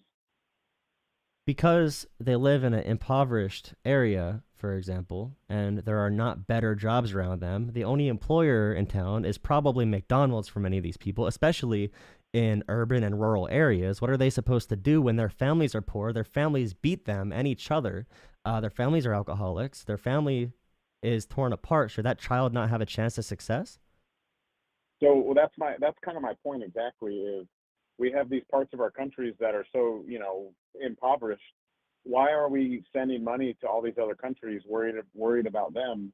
That's a non-argument. We spent $1.7 trillion. We went into $5 trillion extra dollars in debt for Donald Trump's tax cuts for the ultra wealthy. The $20 billion in frozen Russian assets that we loaned to Ukraine plays zero role at all in us supporting American citizens. So, but what if these businesses get tax cuts, tax incentives, whatever you want to call it, to go into these impoverished areas, and create better jobs, because They do. it's just like a lot of people talk Joe about. Biden, actually, by the way, there's 9 new factories being built in West Virginia, a state that voted against Joe Biden. Joe Biden, through all of his policies that passed through Congress, because Trump only got the tax cuts passed through Congress, he was terrible at getting legislation done as president. Joe Biden's policies are opening 9 new factories in West Virginia that were incentivized to build in more rural areas. And also, rural areas, again, without Obamacare and the ACA, they would not have hospitals either in rural areas. Without government, without Democrats supporting red areas and red states, these red states would fall apart and die. The Affordable Care Act has been terrible for this country. My insurance used to be $200, and now Yes, I but have you good make job a where it's lot of still money. You make a lot of money. You are a privileged, pampered American, and you are being asked to pay a little bit more to support your fellow neighbors, and you don't like that. And that's fine to admit, but just own it. I literally work 110 hours a week. Okay, I'm cool. not kidding. You're in America, you have internet, you have tons of money, you said you make 6 figures, you're having a pretty good life. I'm sorry you have to pay a little bit extra to make sure that, and by the way, if you care about crime at all, you should be happy that more money is being spent on things like policing and also social work and also education. Because if we don't support education, if we don't give money to poor people, they are more likely to commit crime. But what we can do as a society, we can replace crime and take that energy instead and convert it into opportunity. But many people say, pick yourself up by your bootstraps, pull yourself up, but where are the fucking boots is the question. You have to find them. You have to put them on, because that's America. I mean, I used to make, when I was 21, I made $36,000 a year, which I was thankful for that. That was a good job at the time. And like I said, over the past 13 years, I've been able to grow my yearly income, by 5. I've folded it by 5 in 13 years, and that's not through anyone giving me anything. I mean, besides a job and an opportunity to try, to be hired onto a company and work hard. But when I go to these companies that I end up working for, I go out, I work as hard as I can. I work harder than anyone. I work hard. Not that every other guys don't work hard, obviously, but I try to be the hardest worker where I'm working at, because I want to do well. I want to pull myself up by my bootstraps. So to say I'm pampered and privileged is I think it's okay to say we're Americans. We live in a good country. We live in a good, pretty safe country. I think we're all pretty pampered. Oh, no, we do. Well, I don't know about pampered. I work in negative 20, 30 degree weather. Well, no, that's good. Okay. Let me just rephrase. If you are really concerned about you and your value and your work and how that translates to money and also, the benefits you see in society, I definitely respect. I don't want it to seem like I'm just waving off your work. I know a lot of people that, for example, own their own trucking companies and also make really good money, but they're on the road for 48 hours straight driving or whatever, depending on what the route is. But I understand that. But my big thing is, I hate poor people. I hate Ukraine. We're going to stop funding these programs, which are fundamental to our society and also global stability. And Ukraine is a non-issue compared to any other expense. We're giving loans on frozen Russian funds. I don't even want to hear Ukraine brought up in a conversation ever, because Republican politicians are lying to you when they bring that up. Republican pundits are lying to you when they bring that up as an issue. Joe Rogan's lying to you when he brings it up as an issue. I don't want to hear, we're going to screw all the poor people. We're going to complain about crime after they have zero opportunities, so they, resort to crime as a last option. But also, tax cuts for the rich are going to trickle down to us. That mentality, to me, just says that you've watched media that has convinced you the only way for us to be successful is if we hand over the steering wheel of America to the most powerful, most wealthy people of all time. And I completely disagree with that. And it just, when you have someone with all the money and power, and they also control government, that's a really bad, usually a really bad, a bad formula in the end. So I don't. Maybe I mischaracterize how I feel. I don't hate poor people. I hate that people in America are poor. I hate that our government, left and right, all throughout the years, there's not been a single president that has actually done anything real substantial, and governors. There's nothing substantial that's been done to change the trajectory of the low-income people in this country. There's been effort. I can admit that. There's been effort. There's been billions of dollars spent, I'm sure up to this point, trillions of dollars that are spent trying to help these people. But in what ways, though? So if we need to give public funding to make sure there are hospitals in these areas, and we need public funding to make sure there's education in these areas. And this is rural and urban. We need public funding to make sure these initiatives are met in these areas. Why would we rely on private industries to save us by giving jobs when they don't want to give more jobs? Because private industries are really here to, and tell me if you disagree with this one part. Do you disagree that companies want to pay the least amount of money for the most amount of production? I do. So like with private entities, do you think there's any issue with private companies being involved in a system like healthcare as the only option? I think that healthcare should be private. It should be private. It should be private. I think that if somebody's not doing well, somebody's worked hard and paid a lot of taxes or paid any taxes, and they're out of a job, they get hurt, a spouse dies, something terrible happens in their life. Yeah, we need to give those people help, but it can't be generation upon generation of continuously handing out these free handouts to people. That's where my ultimate problem comes down to is our education system is broken. We need to either privatize our education system, completely privatize it, or instead you take kids that maybe aren't doing well, like somebody like myself who didn't do well in school and who barely graduated school because I had to write papers and do all these math equations that I've never had to use in my entire life. Why don't you take those people in 10th grade and test them out? What I mean by test them out is test them, see where they fall as far as like how much they know, and teach them how to be plumbers, teach them how to be mechanics, teach them how to be welders, teach them how to be electricians. So you want all poor people? Okay, so just in general, maybe we should just stop. We should stop defunding our schools too, because we are defunding our schools constantly. Meaning classroom sizes are bigger, so we have one teacher for 30 students or something crazy.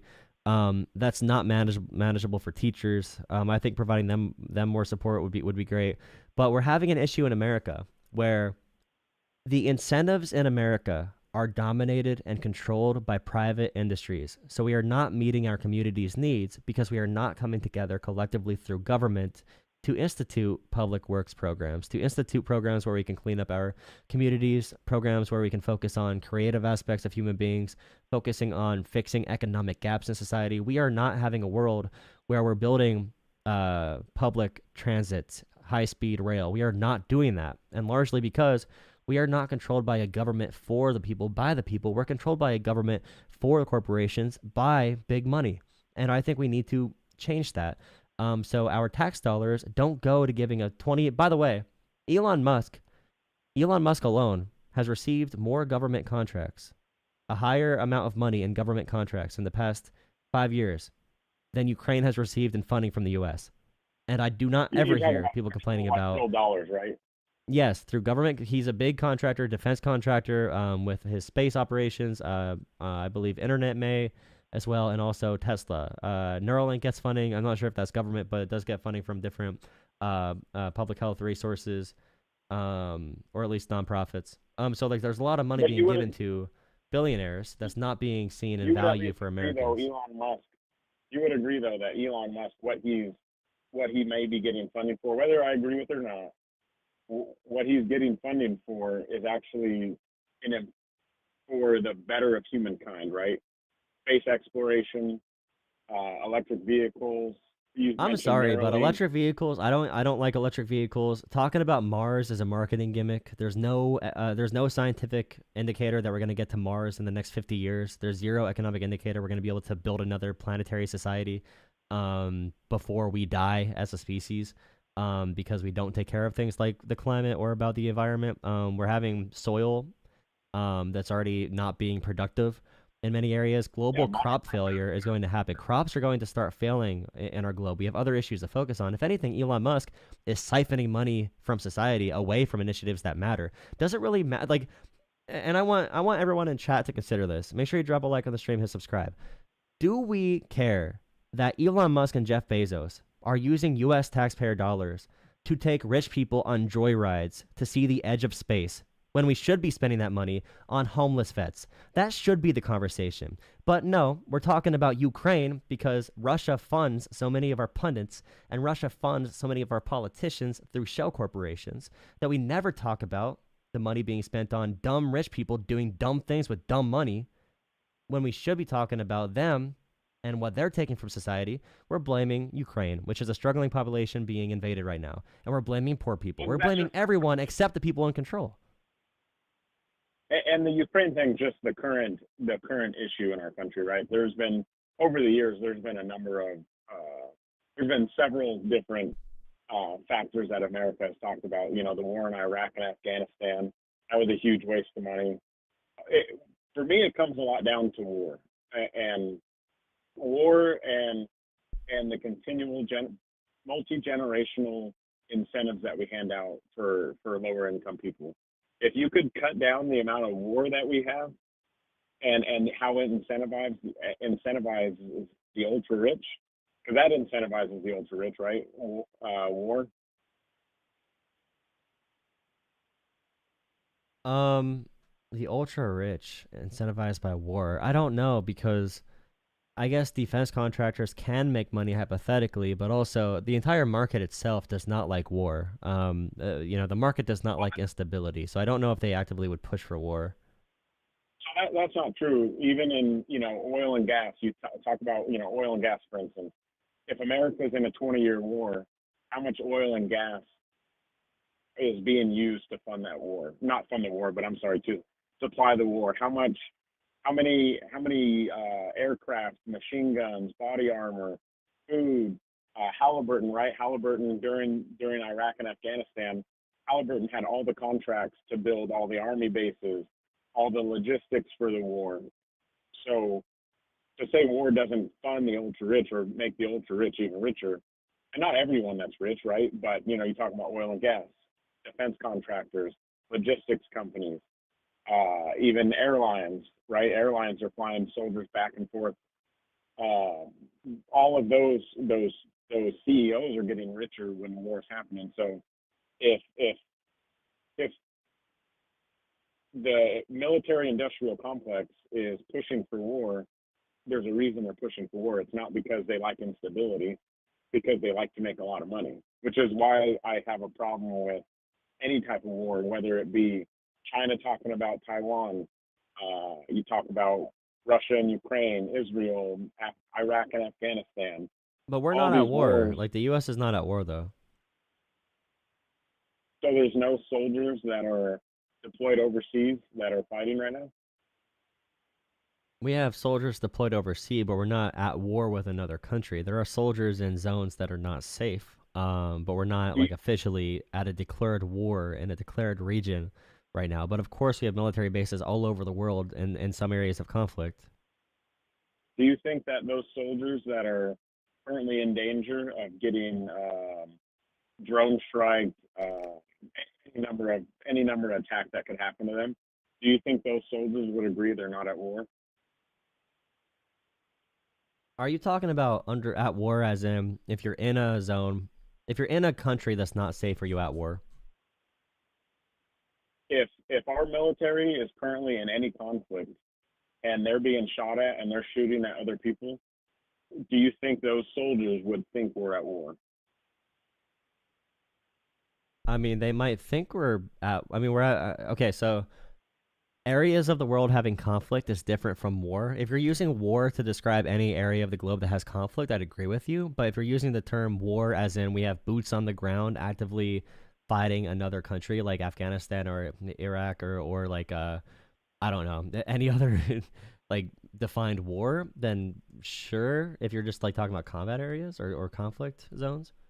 Yeah, what I mean is whether it's 5 soldiers, 100, 10,000 soldiers, 20,000, if any one of those soldiers is in an area where they're actively being shot at and they're shooting people, maybe we don't think it's war, but I'm sure those soldiers think it's war. Who do you think had more deaths under them for the military between Trump or Biden?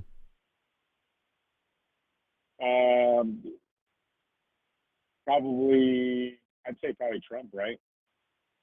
Yeah, so Trump had 63 combat deaths and Joe Biden had 13. So in general, sure, there's conflict, but I just wanted to say that for the audience because people always say how Joe Biden is uniquely bad, but I don't think anyone actually knows that stat, so it's always fun to see the chat get mad about it. But yeah, can we If they pick one don't, topic to wrap up on? I have a lot of other people calling in, but just another topic, whatever you want to, whatever you want to wrap up on.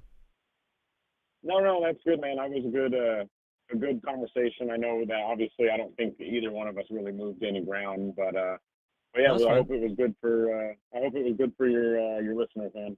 No, I appreciate you calling in. I appreciate you engaging in this dialogue. Yeah, I hope to see you around again. If you want to call in again, or if you use anything on the internet, on Discord, there's people having conversations in there. And I always say we have a healthy mix of all ideologies. We have our token conservative moderator in our chat too, if he's here, Raislin.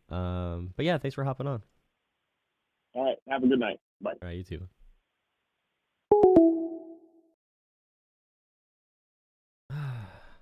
Oh, I love monologuing. You don't support the working class of this country.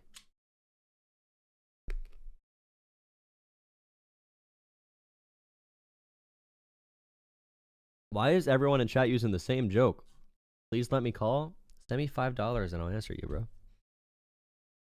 You know the rules.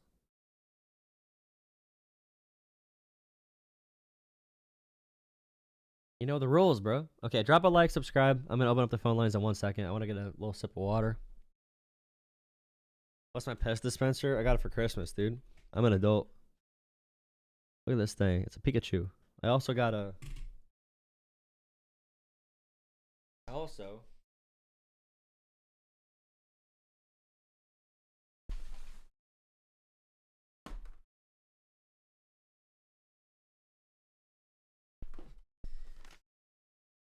Make sure you drop a like, subscribe. Thank you for joining me tonight. I have really bad piss stains right now. I'm sweating up a storm. I'm not gonna lie. If you enjoy the stream, also, if you support independent media, please consider becoming a channel member. Channel memberships are $2.99. I am gonna put a goal bar up. But the goal is to get 100. We're at like 30 now, I think. 29 or 30. But yeah, $2.99 a month for a channel membership. You get to be green in chat. You're a clown, but at least you're... I'll be a clown, but at least I'm informed. True Kitty. Happy New Year's. Cornflake. If you're a member, I can see your name in chat easier as well. $23 a month. Please consider doing that. Or if you drop any donations, you can send it straight to @JoelaPolitics. But you liking the video and subscribing is enough. I love to see this kid's bank account and how independent he is. You know what, Mr. Tahoe? You should call in. You can see how much of a gambling addict I am. Okay. Former gambling addict. All right. Phone lines are now open.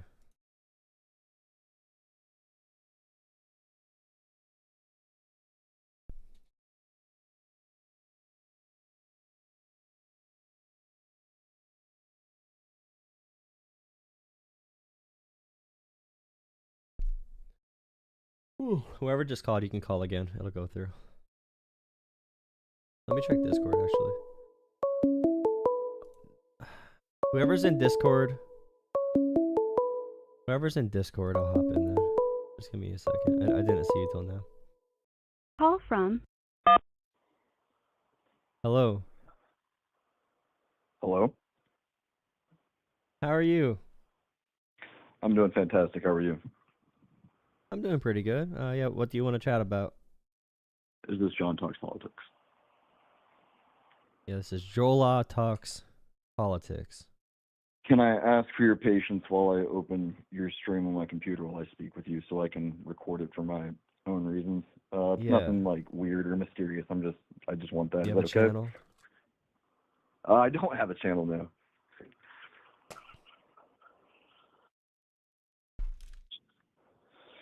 All right. Yeah, my name is Alex Puddentame. I was chatting inside of your stream there. All right, awesome. I did not see it because there are 1,000 people yelling really mean things. But yeah, what do you want to chat about? Yeah. Well, I mean, I'm not here to disagree or agree with Trump is terrible or, Kamala being relative to it. I just think it's very inconsequential. I think that the problem is there's too much power consolidated inside of Washington. And I'm not going to give an opinion towards conservatives or liberals. I think that we need to bring the power to a local consolidated level for issues that affect communities and decrease that as it goes up to a state, national, federal, and international level. I think that's our biggest problem is we have too many people who are looking for angels to fix things instead of asking how we can fix things ourselves. If you do want to know if it does matter, I am a conservative, but I do like the Democrat John F. Kennedy when he said that, ask not what your country can do for you, ask what you can do for your country. Okay, so when you talk about government, are you talking about, are you referring to the deep state bureaucrats Elon Musk talks about? That's so inconsequential and small that what I'm speaking about is how do I put this? The billionaires aren't really in control like you're putting, because when you say deep state, it's like very propagandized and it reeks of rhetoric, and it just seems so tinfoil hat, but it's a lot more simple than you think, and there's just too much government married to business that it just permeates and perverts the private industry and government likewise. But that's more on a scale of okay, go ahead. Off of that, would you be okay with government and business if they were separate entities? Because our founding fathers did intend on a system where we would have a government for the people and by the people, but they also noted how there are things called shadow governments, which are private companies that we have no control over. We cannot vote for Amazon. We cannot vote for Microsoft or whoever. Typically, if we have no government at all, we have, similar to feudalism, a bunch of kingdoms, which today would look like Amazon having their own government and police state and police and military. It would look like a bunch of different companies moving us around. Meanwhile, our founding fathers created a strong central government after the Articles of Confederation did not work, because the strong central government provided a mechanism for the people to vote in someone who can use the state's monopoly of violence on the people's behalf, so the private interest could not take over. Do you agree with that at all? Oh, that's a whole lot there. So let me unpack that by Sure. the first statement you Yeah, made. no worries. I do think that the government absolutely should be separated from business on all ends. I don't care what political affiliation you are. You should not be married to business whatsoever. This is true in the healthcare sector, in the defense sector. And I speak of that because, on behalf of even working with the Department of Defense for a long time, I'm still affiliated with the Department of Defense. I'm not going to go into the capacity why. My personal anecdotes aren't important. But I will say that, yes, government should be absolutely be separated from business. When you're speaking about Amazon having these shadow police and stuff like that, I think you're getting into something that reeks a bit of propaganda and tinfoil hat. It's not quite like that. Does Amazon, participate in some shady business practices to maybe secure government contracts to run servers for the U.S. Navy and stuff like that? Yeah, maybe so. But Jeff Bezos can't turn around and say, hey, I don't like this journalist. He's saying bad things about me. Please go ruin his life. We're not quite there yet. So that doesn't really exist. Well, Jeff Bezos already censored the Washington Post, and the one billionaire already censored the LA Times when they were trying to write negative things about Donald Trump. So Donald Trump has been using the state's power and threatening these companies, and these companies have been complying. So I think there's a big issue there. You say that he threatened the Washington Post and got them to censor something and remove something. I'm not going to say you're wrong, but what can I look up to confirm that? Because that sounds really kind of far-fetched. Okay, you can look up. It's a big news story, huge news story. Jeff Bezos censors Washington Post endorsement, and you'll see that he censored their board from writing any opinion pieces on who should win the election in their opinion.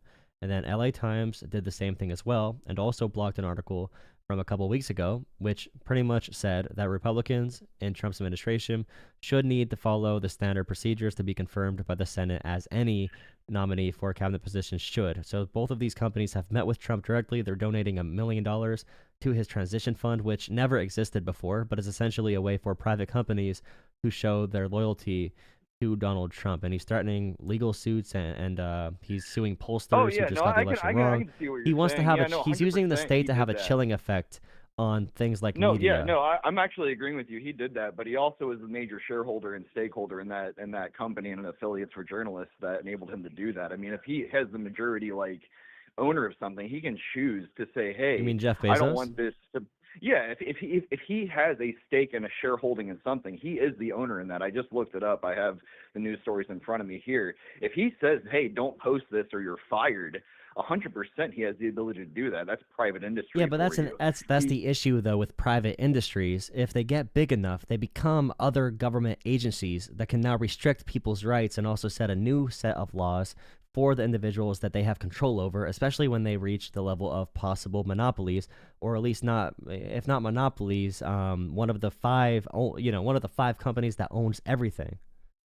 Dude, I agree with you 100%. That's super messed up that he fucking did that. But the thing is like he can do that. I mean, if I No, was a my core competitive point is he journalist should not company- be able to do that. He should not be able to do that, in my opinion. I don't think because you were able to have an online commerce store and Amazon and sell books, and then you could become a defense contractor and own rocket ships and own grocery stores and own all this stuff. I don't think you should be able to do that. I believe strongly in Teddy Roosevelt's antitrust abilities, and the ability to maintain free markets so that corporatism and cronyism could not ruin what free marketeers claim they have in this current system. I'm not exactly, All right, I'm like a center left misinterpreting me a guy. bit. I apologize if I may have conveyed myself incorrectly. I don't agree with what he's doing at a personal level, but as he has a major shareholding in this company, he has the ability to say those things. Do I want to take that power away from him to do that? Absolutely not. Do I disagree with what he's doing at a principal level? Yes, but let me put it to you like this. If I see that happening, like you just pointed out to me, I didn't know about that. Thank you informing me for that. Now I have less credit personally towards the Washington Post. I don't want to fucking read what they're saying if he has the ability to do that. I'm going to go read Reuters or Slashdot or anything else that's going to give me a better sense of information. We have that as an American people as the option. I'm going to open up a journalist stand next to you and say, hey, I'm going to give you the fucking truth, whether you like it or not. Jeff Bezos can go fuck himself. And so that's the glory of, having these. He can't make the laws. And Yeah, say, but those hey, people. now every other. It's a fundamental issue with what you're saying, though. The people that they did not get fired. They left. They resigned because they disagreed with this. But they got no time in the media because they are not connected to power. So if we have very few people controlling everything, they can now coordinate what is known in the media. They can create false realities, especially with control of social media, and we have Elon Musk buying social media platforms. I think that's a big danger when they grow too big. And I don't think this would be true if we had trust busting in our country, if we were making sure monopolies did not form, if we had some type of law to pass that we could limit too much horizontal integration into companies going into other industries. I just think is an issue. Just like Kanye West said. Are you familiar with what Kanye West said? Not about the Jewish people. Sorry. Oh yeah, no, I know Kanye West is. No one man should have all that power. The clock's ticking. Yeah, Just but count the what hours. I'm saying is like in the end, the thing that gives these people power isn't the government. So if you have the government introduce power into these people, that's going to give them legislative power to say, hey, this is what the truth is, and nobody should have that power. To go back to what you were saying, right? I don't think that getting the government to intervene and create legislation based off of a precedent of whatever any individual says this is morally implicitly the truth, that's where you get into dangerous territory. What I think should be the case is, hey, the power rests within the money. And if I am trying to find what the news is and find out what the truth is, and I find out, well, I happen to find out through you, Jola, that the Washington Post was fucking lying to me. I didn't know that Jeff Bezos was influencing them to censor the Washington Post. The Washington Post just tanked its credibility to me through virtue of word of mouth through you to me. That's well, how this the Washington should Post work, was fine. you know? It's Bezos that should lose credibility, right? Well, exactly. That's what I mean. Yeah, right. So I'm going to go to Reuters now. And that's where the power should be, is within the money. I should have to give that money an attention span to wherever I find the truth is. And other Americans are going to do the same thing. And the more and more Americans that do that in whatever direction, that direction is going to have more power. The power rests with the money and the attention span of the public you're trying to convey information to. If Jeff Bezos is like, wow, all these people are not paying attention to me because I was a fucking liar, well, I mean, he dug his own grave, you know? Yeah, but if we have a system like that where the wealthy can also avoid consequence for things like the opioid epidemic, for example, or also, are you familiar with what happened during the budget debates a couple weeks ago? No. Go ahead and tell me. So they're gonna pass a they were gonna pass a budget resolution, the CR. It was bipartisan, and before it came out, they did this whole thing where Musk put a tweet up about it saying Republicans should say no to it. They were gonna pass it, this bipartisan budget. And then they started using the usual propaganda lines, and it is propaganda, when they say, like, oh, it's 1,500 pages long. How can anyone read that? Because I know they don't. I know how this stuff works. There's teams of hundreds of people that put these together over a month's periods. The idea that no one knew what was in these bills beforehand is laughable. But the big thing was, they were going to pass, just so I don't ramble too much, they were going to pass the budget. Elon Musk told them no. Republicans changed course and now became anti this bipartisan deal. Now, they did pass a resolution later. The two big things that Musk and Trump wanted changed on it: Trump wanted to increase the debt ceiling by $5 trillion. And Elon Musk threatened basically to use his $450 billion net worth, which is more than Bezos and Zuckerberg combined now, to use that net worth to ruin the political career of any Republican who did not support his initiatives in the budget.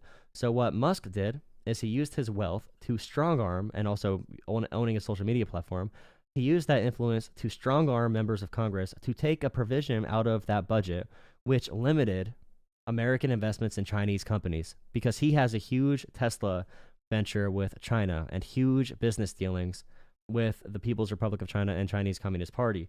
And this is something Steve Bannon talked about, which I don't agree with on literally anything. But it's still something that did happen, where Elon Musk used his money and influence to get regulations removed with one of US's biggest adversaries, just so he can do more business dealings there. And that's really concerning to me, if he's that close with China, using his money to exert his will on US politics. And you could Google all this as well. It's a little bit hard when we're on here. I'm actually just gonna take your word for it, honestly, because that's a lot to Google. So you haven't seemed like a disingenuous person so far. So I'm just gonna take your word for it on that. But what I will say, though, that doesn't echo any disagreement with me. I think it's absolutely, like back to the beginning. I don't think that government and business should ever be married, and it doesn't matter how many gazillions of dollars you have.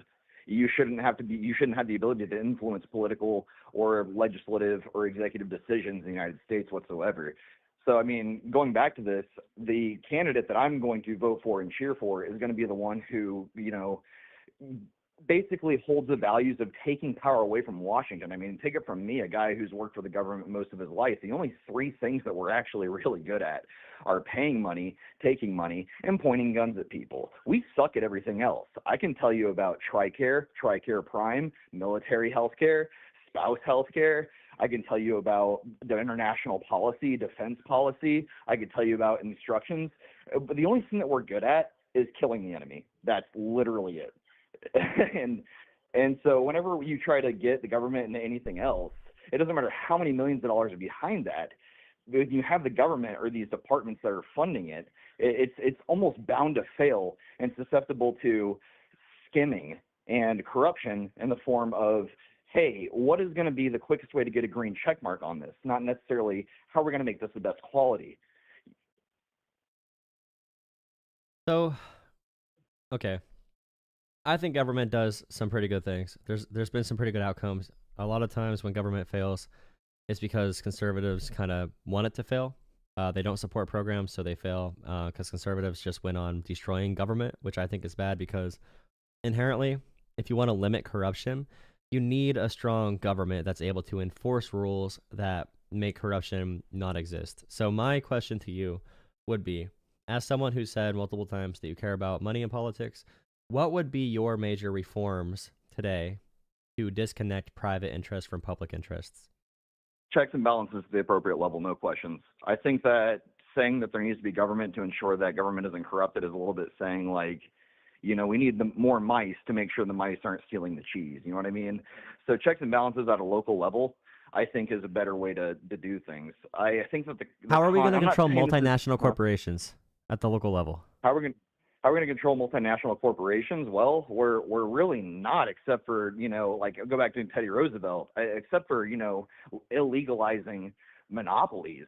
I don't think that we should. I mean, the biggest thing in 2008, when we bailed out all of America after AIG and the Lehman Brothers fucked everybody and caused the housing crisis, was the most anti-conservative and anti-capitalist thing that we could have done, which was bail the fucking banks out.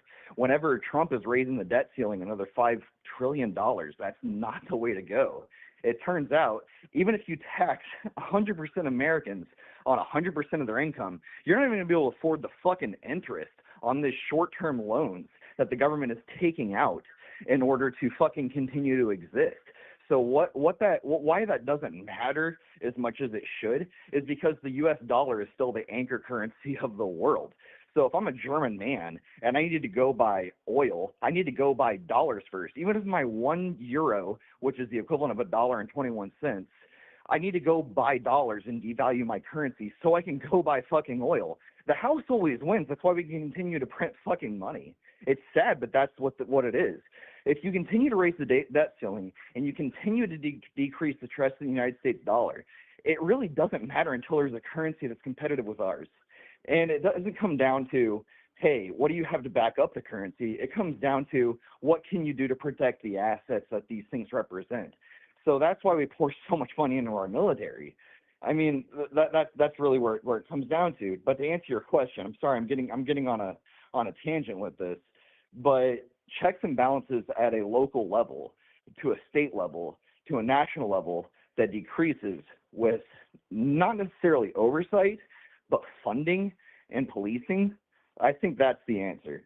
But I mean, I'm not a politician. I'm simply somebody who's just worked with the government most of his life.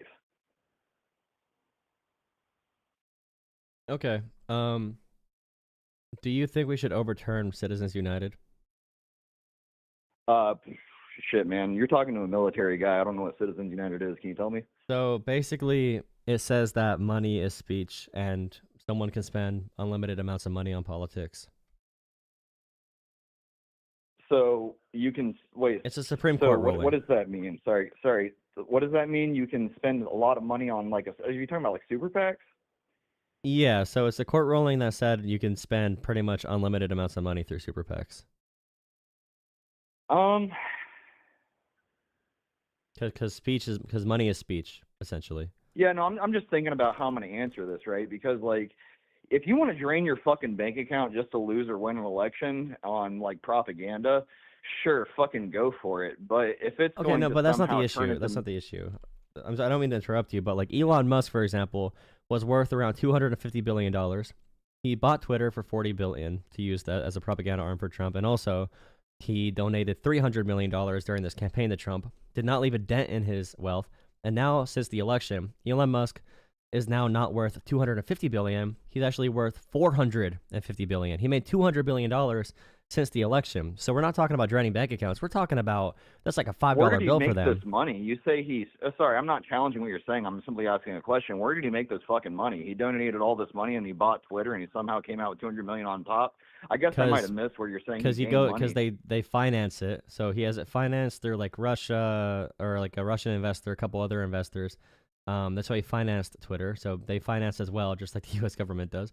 But also, so he how makes is he a lot of his making money off through... of that if he financed it? Isn't he paying interest on it? Like, so if he finances but he makes his money through his... currency manipulation. That's the big thing no one talks about with Elon Musk. He never invented literally anything. He owns companies, and he's really good at stock manipulation and also crypto manipulation. That's one reason he ties Bitcoin to his businesses and why he does meme coins like Doge, because he pump and dumps his own fans, and no one talks about that. That's how he gets such increases in net worth. So I'll just take your word for that for sure. I guess I'm just trying to like come like, up with you know Warren Buffett, for example? Sorry.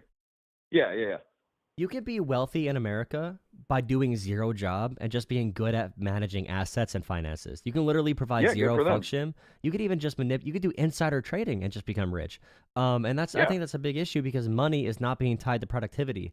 in these areas. I It's only not think it even being becomes an tied to issue smart business whenever it. decisions. I only think it becomes an issue when it takes away from something else or defunds something else or It does defrauds take away. something else. If Do you're you gonna know like venture capitalists? Do you know what they do? Like venture capitalists? like people who like, are you talking about like the Ty Lopez's of the world and shit like that? So like, there's a company called DistroKid that distributes music for people. They were a completely profitable company. They were growing fine. They were paying their workers well, and they were okay with that. Now they had venture capitalists come in and invest in the company, and pretty much what happened is, although they were growing good, these venture capitalists, they wanted a quick pump and dump. When they come in with their big money, they want a quick return. So they ended up firing employees, outsourcing, et cetera, et cetera. So we're actually seeing big money ruin strong American businesses because they're hyper obsessed with efficiency. And this is what I want people to be very wary of. When Elon Musk talks about efficiency, they don't mean, efficiency can mean, hypothetically, just like killing poor people if they don't work. Efficiency can mean outsourcing every single job in America. Efficiency does not take into account quality. Efficiency does not mean good inherently. If you Well, you're you right. have to The have consumer will principles to do discover stuff that when they on. purchase literally anything. So Yeah, like you don't want something that's made efficiently. I want something that's made good. yeah. So like we have a lot of these issues with these people that have huge money coming in and ruining good businesses, because if you trade publicly, you need to grow at such an exponential rate to be considered a success. It's actually insane. Like, you could be a good business that makes profits and that pays out to your board and your CEOs and pays your workers good wages, but you'd be a bad investment even if you're a great company. Some of the best companies in American history could be bad investments just because that number in the stock market ticker doesn't go up. So I would probably say that's another way the ruling or ultra rich class Well, can the manipulate fundamental and ruin thing, the if you look at process. any company that's successful that stood the test of time, and this is just as true in 2025 as it is true in 1960, and that is the only companies that will stand the test of time are as if you deliver a product, service, or skill that people simply want to buy. If you're going to defraud your investors or defraud, your stockholders, those companies are absolutely never going to stand the test of time. Yeah, you might hurt yourself and your employees that invested their time with you, but the good thing about capitalism is the company owner always carries the risk. My underlings aren't going to go to prison for tax evasion on my company's behalf. They don't carry any of that fucking risk, right? So in the end, like, these venture capitalists you're talking about, like, they're just going to go broke whenever the consumer figures out they don't have shit to sell but fucking air at best. So I'm not too concerned about them. But that's the issue, though, because what you just said is huge. Because if the system did work like that, it'd be great. But the issue is we have financial. Do you know like Vivek Ramaswamy?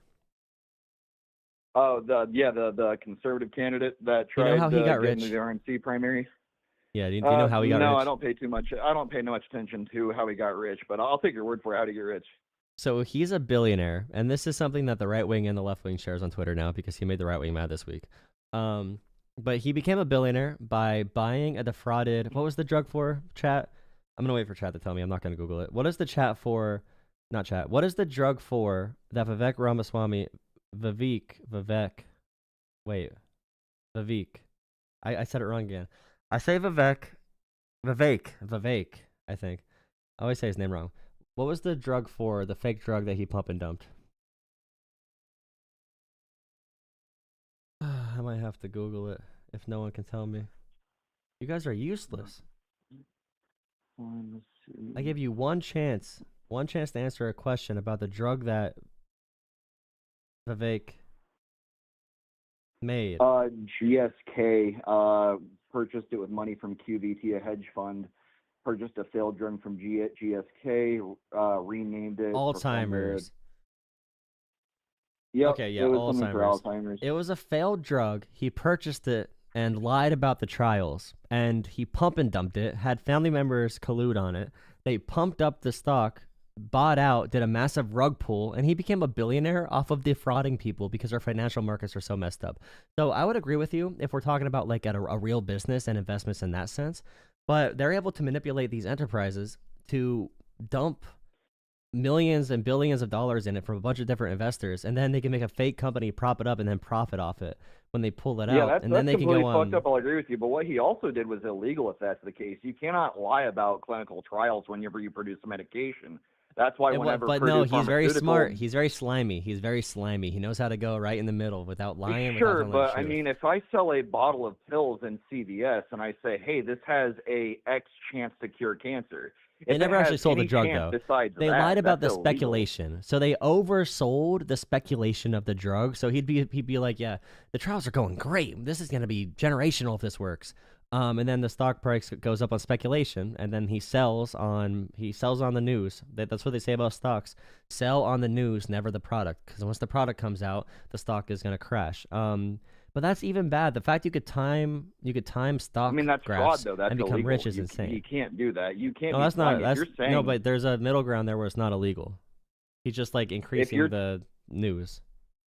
I mean, maybe you're right. I don't know, but I do know for a fact if you are doing medical trials inside of a pharmaceutical company and you have a source pool that is yielding a certain result, and you say this is the result in order to get investments, and those results are inaccurate, that is extremely illegal, and that's fraud. He got around it somehow because he just did a PR campaign for it.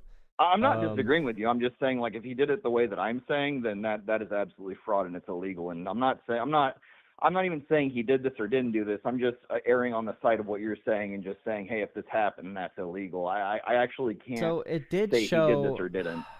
It previously failed 4 clinical trials.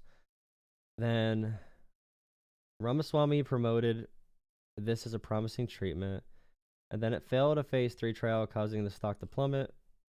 He just overhyped it. I'm trying to see.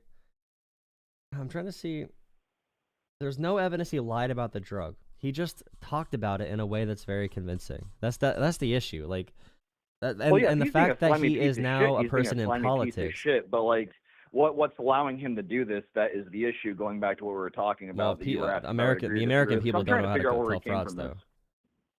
Huh?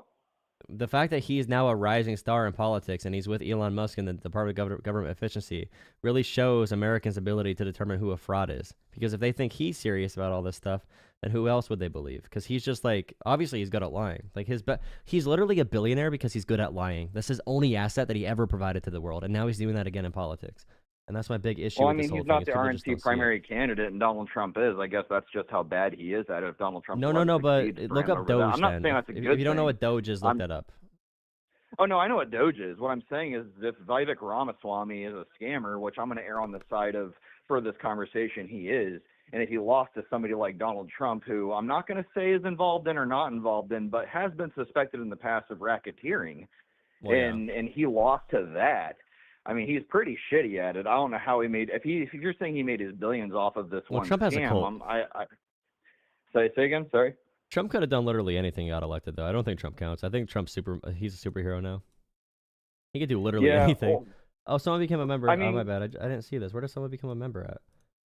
It says one person became a channel member. Well, thank you to whoever became a channel member. You might have just done it on a different video or something. But yeah, thank you to whoever did that. I can't see your message. But yeah, continue. But what I'm trying to get at is the very first part of what we were talking about. I don't think Trump or Kamala or any president is terrible or great, because I don't think they have the capacity to. I think that any president can be great or awful depending on if they install more power or less power in Washington. I think the government's gotten way too involved with the states and a uniform level of policy whenever Texas is not like New York, is not like California, is not like Wyoming, for a one-size-fits-all policy that needs to be more consolidated down to a local, state, and then federal level, and ascending government in that order in order to fix things. And the only way you're going to do that is if you start taking power away from Washington, D.C. The Democrats are always going to complain about Republicans, and Republicans are always going to complain about Democrats. I think the only solution is taking power away, because in the end, all these people want to do is be fucking reelected. They don't know what it's like to try to grow a YouTube channel and stream to viewers. They don't know what it's like to serve in the military, to, cite you and me's career. What they do know is how to fucking do lip service and get reelected, right? Whenever these people make decisions and it's like, oh, well, Obama got us into this conflict, or Biden did this for Afghanistan, or Trump did this. No, he fucking didn't. That's the Secretary of the Navy. That's the Department of Defense. That's the Defense Secretaries. That's the Chief of Naval Operations. Those are not positions that change per administration. That's the military and their advisors. Like, people think the presidents have all this power. They don't. Their cabinets do, but they don't make decisions based on their constituents. They make decisions based off of their cabinets. I don't know. The government does a lot of good stuff, and when you say they're providing direction for states, I mean, they give grants to states. States can use them for what they want. If there was less federal government, our red states would literally be some of the worst places to live in the world. The federal money is the only reason West Virginians can even survive at all. It's the reason they have jobs or hospitals. Federal benefits by far go to red states. So, I mean, you know, the federal government kind of provides equal footing for those really poor red states. Most of our GDP is from California and New York. The government does some really good things. We'd have to talk about like specifics. You're right, and I'm not here to disagree or agree with you on that. What I'm saying is that, you know, if it's not government's fault that people elect bad politicians. Like, it's not the government's fault people don't like elect people that they claim they want. Like, we elected a reality television star that literally knows nothing about government, the Bible, the Constitution, anything, twice after he tried overturning an election. Like, Americans just like don't pay attention that much, and that's the big issue. I can't comment on the last part of what you said because that guy's about to be my boss. But what I can say is when it comes down to state policy, the states that enact bad policy and have bad living conditions because of that, or businesses don't want to fucking operate there, you're going to see that whenever they leave their fucking state and go set up business in a state that, you know, permits them to have an easier level of operation. So are you saying that we should allow like West Virginia to fail? I'm not saying we should allow West Virginia to fail. I'm saying that the majority of people are good, and that also includes people in politics. People are trying to do the right thing. It's just their direction might be skewed from what's going to yield the outcome of what we want versus what they think is best. So if you're going to have a bad policy, well, I think it's a good thing to enact that. The outcome that you're going to receive from that is going to either reflect positively or negatively from the middle class in that state. And if one state has better policy that fits the middle class, then they're going to likely move over there unless they don't have the resources to do that. What I'm saying is that states like West Virginia will reflect in their quality of life what their politicians decide for it. And if it's failing, then they're going to move somewhere else unless they can't. And then unfortunately, people there will have to suffer. And then most of the country is going to look at that and say, hey, let's not fucking do this. I mean, you saw what happened in West Virginia, right? I mean, I'll bring up the opposite. What happened in California with Gavin Newsom and all the rising in taxes and lots of businesses. I'm not even going to talk about Silicon Valley or Tesla, but several other companies moving to places like Idaho and Texas. And, you know, and I'm not just saying like, hey, liberal states are bad, because you've seen bad conservative policy like in West Virginia, like in Tennessee, and like in fucking Arizona. People move. You know, and yeah, I mean, California is a good place to live, though. That's one reason it's expensive. It's expensive because it's a good place to live. They have high happiness ratings. They have high life expectancy, some of the highest. They have pretty good metrics. I am gonna move to another caller. Sure. But before you do move to another caller, do you have any questions about the military? I can't give you any opinions, but I can give you facts unless they're something I can't say. Sure. If Donald Trump tells the military to go and gun down his political opponents, will they listen, even if it's deemed constitutional by the Supreme Court? It's not constitutional because of the Posse Comitatus Act. Even the National Guard can't go in without congressional approval into the United States. The closest thing that he'd have the ability to do that with is with local law enforcement officials, but the military cannot or his militias, and will not respond at the state level. Okay, well, Trump tried they're to. Not part of the Department of Defense.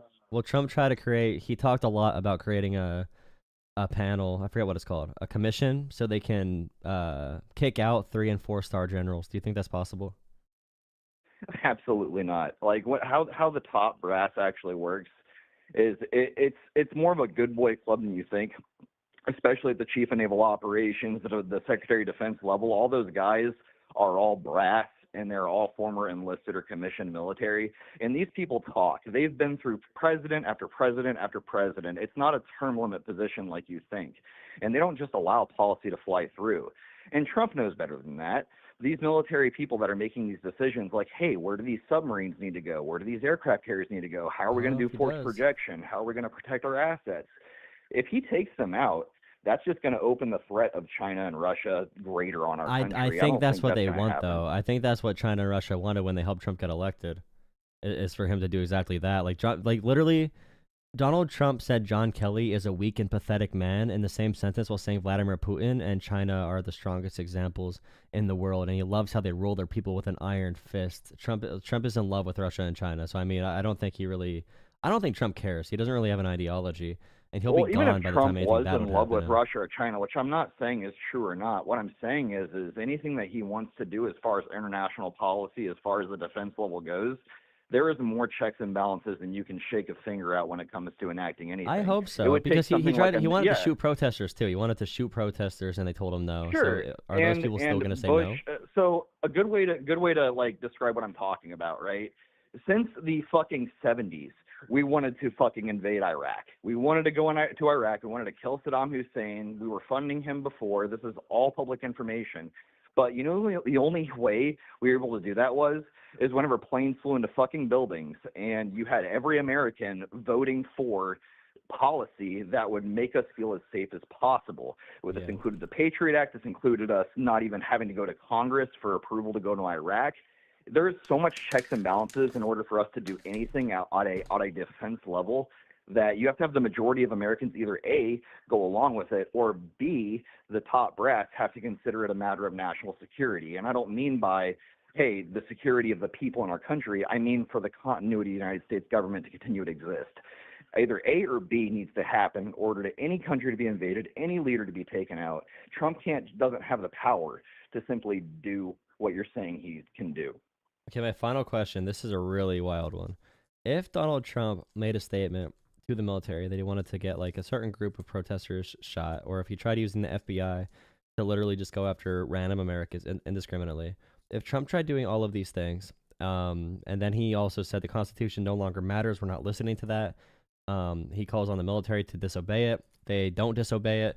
And now Trump he tells all of his militias, all right, go do whatever it takes. Go get any liberal you find. Go get any person who looks like an immigrant. You know, we got to get them out of our country. If Trump did that, is there any chance of a military coup taking over? Oh, absolutely not. There's actually not several. I'd say there's less than 5, more than 3 DOD instructions pertaining to exactly what you're talking about. If a president's acting like that, it's the equivalent of him saying, fuck Congress. I deem this to be a matter of national security.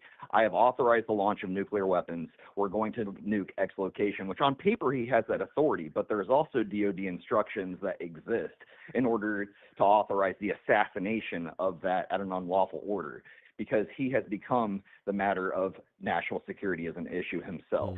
Like I'm not even kidding. If he tried to do that, he would probably be shot and killed. Okay, so the military would coup him. Okay, interesting. Yeah, no, the that's my president biggest doesn't have the concern. ability to turn the troops The on monopoly the of United violence States. being removed. That would never happen. And if with all the business dealings and ties with China and Russia, it is a big concern to me globally that we'll reach a point of instability that's, that we're unable to recover from, which is one reason I'm so pro supporting Ukraine, and also with how little money we spent on it. People think we spent $500 billion on that. Can I give a personal opinion on Ukraine? Sure. I fully support their continued existence, because if Russia takes Ukraine, they're not going to fucking stop. They're going to keep trying. Yes. So, fucking Vladimir Putin said this. But I'm heavily conservative. I'm not going to say Republican. I'm going to leave my personal opinions out of this. But I'm very conservative. I'll say this. In the early 90s, Putin was even saying this. He wanted to reestablish the Soviet Union as it was. You think he's going to stop at Ukraine? No, he's going to go for Slovenia, Slovakia. He's going to go for he's going to go for every former Balkan state where most people can't even point to them on a fucking map, and probably not even stop at northern Greece. Like, Putin's a dangerous guy, and just like fucking terrorists in the Middle East, they don't stop unless you fucking make them stop.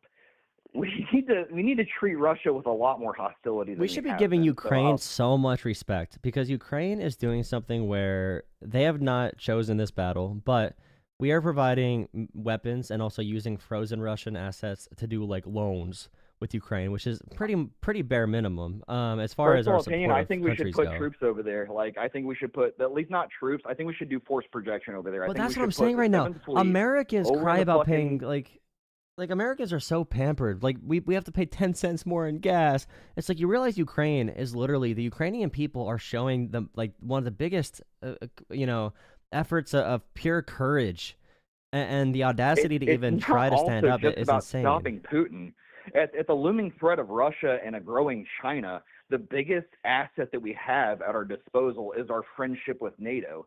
If we continue to Yeah, say but that Trump hates NATO. those Trump hates relationships NATO. don't fucking matter by i.e. not defending Ukraine or i.e. not defending the looming threat of China versus Taiwan, if we don't fucking do that, what's that going to say to people in Denmark and Scandinavia, Norway, Sweden? What's that going to say to Poland? What's that going to say to all these nations who pay their GDP for our country to fucking protect them? If we don't go over there and we don't send the 7th Fleet over there and say, knock it the fuck off, then they're not just not going to pay us. Then you have NATO unstable at that point. China and Russia want nothing more than a broken apart NATO. And if they could find a way to get the United States out of that, man, they would fucking love that. Yeah, and that's why they wanted say, Trump. hey, That's probably the main reason they wanted Trump to win is NATO alone. I'm not going to say anything about Trump. What I will say is I understand when people say that, hey, you know, we need to take care of issues here. We need to worry about the vets here and stuff like that. People don't understand just how involved international policy and how important it is to have friends right now. Yeah, the entire globe might as well be your next door neighbor. I don't think people we understand the concept of intercontinental missiles or whatever, but it's like people actually no, they don't. They don't understand literally anything. They don't understand the global economy. They don't understand security. They don't understand any function of how the world works. And we cry about a 10-cent increase in gas. Joe Rogan's going to be there. How dare Ukraine keep fighting because I'm scared in my mansion in Texas. We're going to have a bunch of dumb babies in the U.S. crying about things they don't know about, things they don't care about, things they were told to care about. They're pro-Russia now because they're paid off, and Trump had Paul Manafort, who's a literal Russian agent in Ukraine for 10 years, leading his campaign and being best friends with all of them. And Americans they're just like, oh yeah, that's all cool and normal. Like Putin has cool commercials for his military. They don't do woke over there. It's the most like low grade BS in the world. I can't stand it. It's so un-American. Like it's imagine Ronald Reagan waking up today and seeing the Republican Party being pro-Russia. Yeah, he would. Like, I agree with you heavily goodness. on that. Ronald Reagan would. I'm giving my personal opinion there. I can't say that, but what I will say is that Ronald Reagan would have drastically different policies than Donald Trump would. I'm not going to say I have an opinion of Donald Trump or Kamala Harris or anybody in the government because I on immigration can't. too. Reagan would be like, "What the hell's going on?" Yeah, it would be drastically different. I can't tell you how it would be different or if it would be bad or good, but it would be very different. Reagan would be a centrist right now. Yeah, unfortunately though, like I want Americans more to really focus on, hey, this nation is only going to be what you put into it, and we need to pay more attention to the issues in this fucking country and not just bury our head in, like what you said, low frequency issues. And that means reading actual journalism, not watching podcasts. You know what I mean? Like read actual journalism. There are war journalists who write about this stuff in deep detail. They are actually doing the work, but it's not presented in this like Joe Rogan verse. Go read actual journalism. That's one mission I have for everyone. It's a completely different world from punditry I'll on Fox second News. what you're saying 100%. Like reading podcasts or getting a pundit to talk to you is the worst thing because everybody has an agenda. It doesn't matter who the fuck is talking to you. Read about geopolitical conflicts. Read about international politics because I can promise you through the intel briefs that I read at work that this country does its policy based off of what's going on around the world. America is not the only thing that matters anymore like it did in the fucking 90s, and we are making our decisions based off of how the world is going. And right now shit isn't going too fucking well in the Eastern Hemisphere or the Western Hemisphere to us relatively. So people really should pay more attention and vote on values that are a little bit more of a frequency than what bathroom should I use or am I a Nazi because I support private health care. People need to get so far above that level of thinking. You know what I mean? Like, yeah. And one last thing before I kick you off rudely. Yeah. I keep saying, as a progressive, it's absolutely insane that I'm the person that needs to be talking about patriotism, about the Constitution, about the Founding Fathers' intentions for this country. It's absolutely wild that I need to talk about the Bible even. And the conservatives I talk to have nothing at all to say about these documents other than why we should hate poor people and why we should be hating everyone that's not us. Like we should hate others. That's all they care about is divide and conquer. Right. Well, I'm sure they're paid off by a bunch bunch of shell corporations. I do want to give you a closing statement. I do appreciate you letting me come on as a conservative. You didn't edit anything I've said. You didn't do anything in chat. You treated me with respect, and America needs more of this.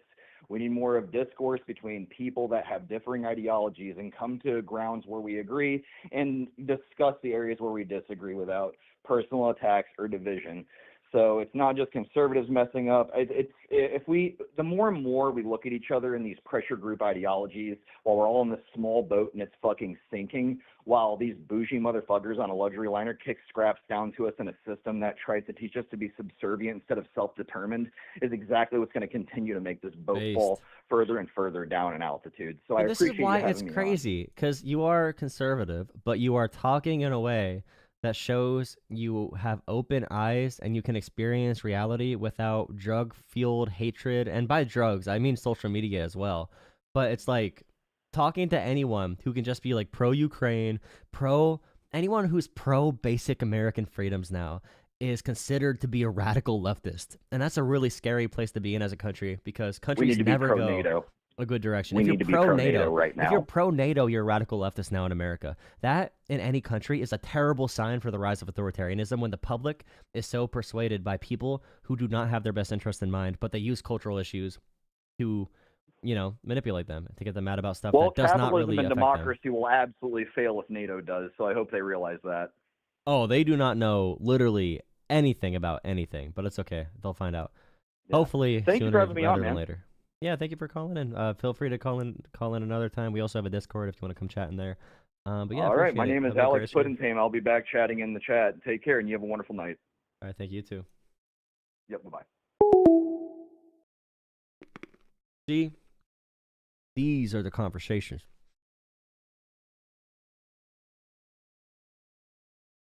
These are the conversations we need in these United States of America.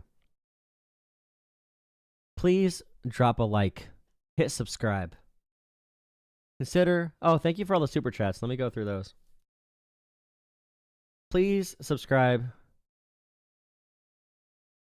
Channel memberships, drop a like on the video too. Drop a like, it helps spread everything. But channel memberships are only $3 a month. If you support this commentary, if you support me having these bridge, this is literally, this is going to defend our democracy. This is going to defend freedom. The conversations I am having on my streams. Please consider supporting it. For just $3 a month, you can be a channel member and support freedom. When else do you have that opportunity? All right, super chats.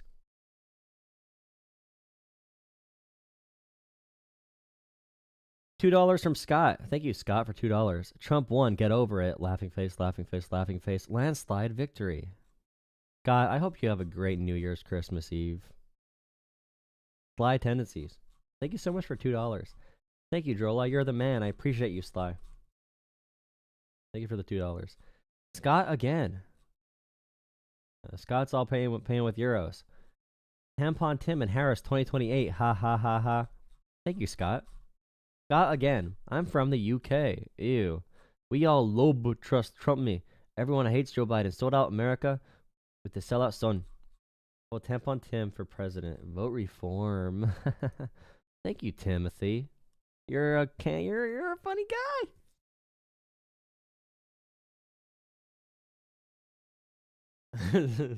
Scott is mad he's gonna be his own Valentine. Exactly. That's what I'm saying. That's what I'm saying, bro. Do you smoke meth? Literally always live. Yeah, Justin. Because I happen to be on whenever you check your phone, that means I'm constantly online. Thank you. That's how time works.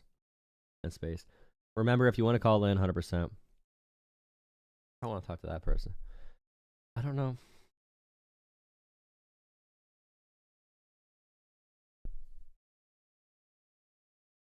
If anyone's looking to donate some money to me, my Venmo's down there. I could use some money right now. Not gonna lie.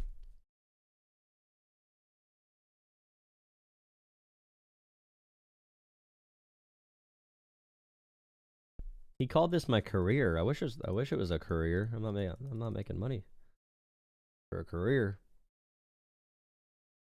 Okay. Phone lines are open again. This might be the last caller. I don't know. We're having a big stream though. Make sure you like and subscribe. We already got 500 subscribers tonight. I feel like it's bad to stop. But if we keep getting these numbers, bro. Crimson never floated in a cash. Nope. Get a job. I have a job. You ready to talk on Discord? Where?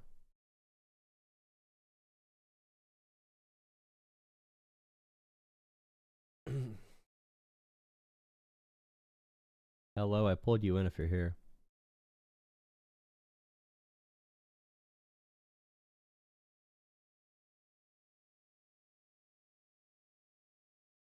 Omega.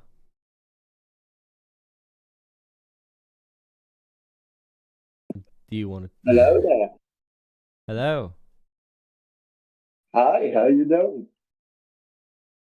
I'm doing pretty good. How about yourself? I'm doing good. So I actually do have some comments. So as for the president, who is the president, he's not good. He's terrible. He is only thinking about himself, but people are saying, "Oh, he's a good president," even though he's not. So you don't like Donald Trump? Oh no, I hate his ass. Okay. There's a reason why. Is because, I mean, look around. Look at the facts. Like, the facts are, he said he was going to make America great again. What did he do? He sold two of our countries, two of our 50 states that he sold to China. And look at what's happening now. Those people that live in those two states now have to pay back China. So, no, Trump is not a good person. He should be locked up. He shouldn't be president. And I really, I don't care for him at all because he's a terrible person. Like, for a fact, he's terrible.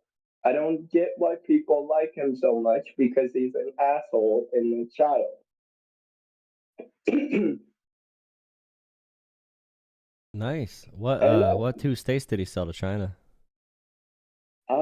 I think it was Arizona and what was it? It was, I think, Arizona and Las Vegas, or Yeah, wherever I Las heard about that. Vegas is located. What about Greenland? I heard he And bought I'm Greenland like, too. yeah. He traded Kansas for just Greenland. That was a crazy one.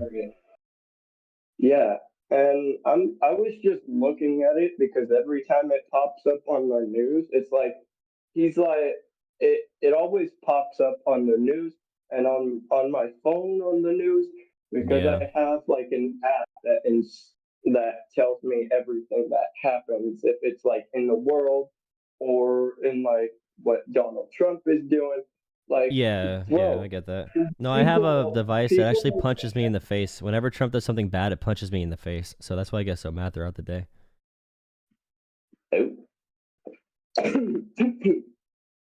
And I'm just looking at the people like they're total assholes and total dumbasses because if you think about it, if Trump remains president, then what's going to happen to the lower class people, the poor people? They're going to end up dying, and then we won't have poor people. They'll all be wiped out. And as for like us middle class people who are trying to work but instantly get taxed, we're going to become poor people and the rich are going to become middle class. And then basically it's going to continue until us middle class poor people are dead and the rich are basically, so it's basically history is repeating itself all over again. You know what? You're completely right. Once they replace us with AI, I mean, the moment they can replace us with AI, they're killing all of us. They don't need humans. Yeah, no. No, like robots, you are actually like, getting into a really good point. Like they're gonna, yeah, you're right. like Unironically. the thing I don't get is why people are so stupid enough to focus on what other people are doing. Oh, like there's this one person I saw on YouTube just randomly, and she's like, "Oh, that person's Mexican. Oh, that person's not from our country, from our state. Oh, they send them back to where they need to go." And I'm like, "So, is that person thinking? That person should have gotten a belt to the face." Do you have any opinions? Like, I don't. So like, if we had to choose, would you only have like if you really think about, so if you think about it, are you thinking about it? I'm thinking about a lot of things. Yeah, but are you thinking about it exactly? Uh-huh. So most people don't know what we're thinking about right now, but I just sent him a message telepathically. And he's interpreting it right Yeah, now. I got what you were thinking. It's bigger than it. nuclear codes. It's bigger than the nuclear codes. So what I Yeah. told him was, I can't tell you guys, but it's a big deal. Just leave it at that. A very, very big deal. Very big deal. Yeah, the biggest deal, possibly. It's the biggest deal in the planet, the solar systems. It's bigger than all of us combined on the planet who think, "Oh, we're God," but no. It's bigger than all of that. Who would win in a fight, Pikachu or Sonic the Hedgehog? Oh, well, that's a very tough question. From what I've seen from Pokemon and Pikachu, and from what I've seen from Sonic, I think they would be evenly matched until it comes down like to the last point of things, because Pikachu, as everybody knows, the iconic Pokemon from when Ash Ketchum was removed for like the final year. Mm-hmm. Pokemon, they have energy just like everybody else on the planet. And Sonic, once you give him like the Chaos Emeralds, I would definitely have to go with Sonic, because Sonic would continue going and going and going. What's your favorite Sonic game? Is an endless energy wormhole in that. What's your favorite Sonic game, though? I think it would have to be the very first one that came out. The very first on the Genesis? Yeah. Like the 2D scroller Sonic ones, because that's basically what I grew up with and stuff like that. Mm-hmm. Well, thank you for coming on. You're on this stream, but I hope you have a good night. Make sure you dream about Pikachu and stuff. If you hear any new information, just send it through, okay? I got a lot of information. I still don't think he should be a part of being president. And people who are basically Trump supporters, get a life, man. Like, go out, do something for yourself instead of relying on the big man. Like, maybe learn a new language. At least let people live their lives instead of sending them back to their country to be slaughtered. Thank you for that final word, sir. I hope you have a great rest of your evening. I do got one final thing to say, which is I think that like taxes should be abolished. I don't think the American United States. Okay. Howdy.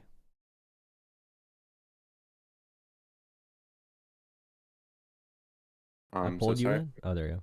What's up? What's up, Joe?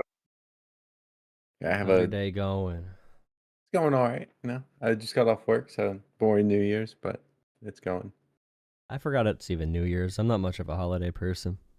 Yeah, I forgot till today. I was working last night and worked today, so didn't really celebrate. I just know I gotta visit people. That's all I know about the holidays. Yeah. Okay, I have a couple questions, 2 international like policy questions, and then just some fun questions to get some people mad. So let's start with the policy questions, specifically for the left. Like push for all of the green policies, new Green New Deal, all this stuff. We need to move to electric cars. But I want to know why the left specifically hasn't taken any steps for international policy past the Paris Agreement for like the last 40 years. Specifically, the United Nations Council for Law of the Sea. But outside of that, like, why haven't we connected with other countries to lead to more, like, what's what I'm looking for? Green policies, like green treaties.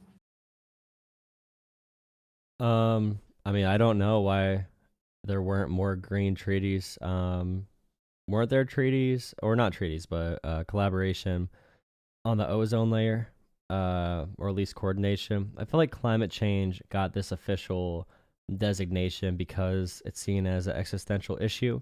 So that's why it became the issue that had enough public pressure and public organizing to get the leaders from all these countries to come together. And China, basically, America, China, all these big economic powers are seeing the effects of the environment falling apart. So even China, one of their biggest investments is renewable energy because they have such smog there and environmental destruction. They can barely see the sun sometimes. They've had to clean up their air a lot. So yeah, I think it just got to a point of consensus enough for that to happen. It's pretty rare for countries to come together on a new topic like that. I definitely see that it like is an issue. I just don't know why the left, like specifically the left, the Kamala Harris campaign was pushed off of like climate change being this huge issue. But like it's been such a long time since we've seen any meaningful climate change talk happening between countries. And like the ones that take big steps, like the ones that are in place between like I think it's like 40 something countries, like the Law of the Sea that the United States just like continues to stay out of. I don't know why we push so hard for climate change on the left and then don't follow through when we're begged to do it by like the European countries. Well, we had the Paris Agreement. There's a few other ones, Green Climate Fund, a couple other UN initiatives as well. And a lot of the stuff we do is with private companies. And that's why it's because private companies dominate literally everything. And the American people don't care about climate change because they can't see it every single day. They're going to complain once crop failure starts and groceries go up, and once fuel's hard to come by, and once certain areas of the earth are no longer able to be visited or lived in. But people don't see the effects of it. It's the same thing as Americans seeing 9/11 as a huge issue, but not seeing COVID as an issue. And COVID killed millions more people than 9/11 did. 9/11 was big, scary, big bang. Climate change is a very slow situation that slowly falls apart and slowly causes death. And by the time people feel the impacts directly, they're probably going to be too late to actually stop it. So that's probably, why we're not doing more as a government to change this. And people are too obsessed with trans people in bathrooms to focus on anything of actual value. That is extremely true. I'm reading the chat right now and I just keep seeing climate change isn't real. And that's insane to me. They think it's the weather right, outside. Specifically MAGA is just like, they just don't look at the facts and just believe things are true. No, they think climate change actually means weather, and when they mean weather, they actually think weather is the government creating storms. So they have no valid opinions on literally any of this.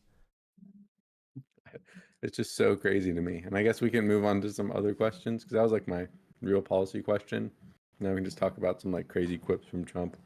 It's just like, how does MAGA support in any level like actually think that Trump is out here buying countries? Like he's going to buy Greenland, or he's going to have Canada become the 51st state, and they just like they support it. I don't get it. Because they watch too much WWE, and all the WWE viewers and reality television watchers love the reality television president. So when he sells a narrative, they buy into it, and it's not a narrative because it's real life. So they are now cult members of this one man who they think is their savior. So if Trump says something about Panama or Canada or Greenland, Trump is their leader. So they will follow. It's not much deeper than that. They don't know how anything works about international relations. Trump himself thinks that us having a trade deficit with Canada means we are subsidizing Canada. Nothing makes sense anymore. Nothing matters. That's just like so true about like the MAGA movement. And then like just because nothing matters, they look at their political like figures. And I really feel like Trump and Elon like fighting in the MAGA movement is gonna like push Trump out of it almost. Like now you look at Twitter or whatever, wherever they're talking, and they really believe Elon is like their savior, and then like they just buy into whatever he says. And now that he has like a political, like he has a spot in Trump's cabinet, I feel like that's just bringing some power into someone else that is just like almost scary. I feel like Elon's position that he was given is scary to bring that much money and power to a person like that. Well, they don't care. I care about all corruption. They care about That's so corruption true. only if it's against them. If it's on their side, they love corruption. They love hating religion if it's on their side. They don't care at all if they benefit. Of course. I guess my last question before I hop off, because it's getting late. It's getting pretty late here, but it's like the right has been binded by "Make America Great Again" and Trump for like the last. It's going to be going on like 12 years. But like, what does the right look like? Because they're crumbling, like against each other. It's Elon versus Trump, or it's Trump versus whatever political opposition on the right he has, and they're just labeled a rhino. So after Trump can't run for office anymore, like what does the Republican Party look like? And when MAGA can't be rallied on one person, like what is their, I guess, next movement look like? If they even have one. Probably theocracy. That seems to be the direction they're moving in. They want a king, they want a monarch. They are too scared to talk about the nuance of issues, so they want one big tough guy to tell them how to do it and where to do it. So it really depends on Trump's lifespan, because I guarantee you, if he survives, to 2028, and by lifespan, I mean he's old. He's old. That's not what I mean by lifespan. I'm no Luigi's. But 2028, I guarantee they're gonna try to keep him in. Guarantee. I bet money on it. I saw some people in media Trump say has said that himself. Yeah, and they're like, oh, you're just joking. Anything Trump says where he completes a sentence like a second grader, it's like, oh, good job, buddy. You talked for 3 hours on the Joe Rogan podcast. 3 hours, buddy. But then the 90% of the time where he's saying complete nonsense, then it's like, oh, he didn't actually mean that, dude. He's a truth teller, but like he didn't mean that. That is like my biggest pet peeve with MAGA is you can literally bring quotes of exactly what he said, and they'll say, "Oh, he was just joking." It doesn't mean what he actually said. He's not actually going to do what he said, and he can't even do what he said. Even if he wants to, he can't do it. And like the justification to he can't do it, even if he wants to, that's why I'm voting for him, is just so crazy to me. They want a dictator too, because they believe that every single bad thing of human history, they believe every bad thing ever happened to Trump.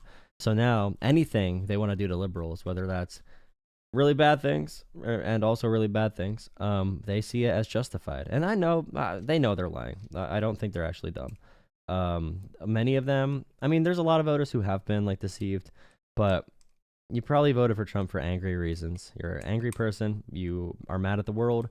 You want to see your anger out there in the world, acting upon things. You don't like liberals. You don't like pronouns, all that kind of stuff. But the really big like Trump cult members, they want to see violence. I guarantee you. They want that free pass. I forget what the question was about, but yes, Donald Trump is going to Trump is going to call upon militias to do mass violence during his presidency. That's my Powerball prediction. I think that's a good prediction. I think you're gonna hit it like right Once on the military numbers. says no, military is gonna be like, we're not gonna shoot civilians. Trump's gonna be like, all right, guys, go find all the liberals, They got the Pride Boys to do it for them. and they'll believe it. They don't care about what the facts are. You kidding me? I guess I have like, I guess I can like message you in the Discord about this last question. It was something else we talked about the last time I was on. Okay, yeah, whatever you want to do. But yeah, thank you for having me on. Definitely call back in. Yeah, keep on bringing the fun questions. I appreciate it. Of course, I gotta bring it back after those last 2 callers. I just gotta start saying stuff about Trump, get them riled up. Yeah. All right, I appreciate it. I just got you $5. Scott just said climate change is a hoax for $5. So Scott's drunk right thank now. you, man. What time is it in the UK? All right, see ya. UK time. Scott, it's 6 a.m. in the UK. What are you doing right now? It's 6 a.m. Go to wake up. I was gonna say go to bed, but wake up. What are you doing?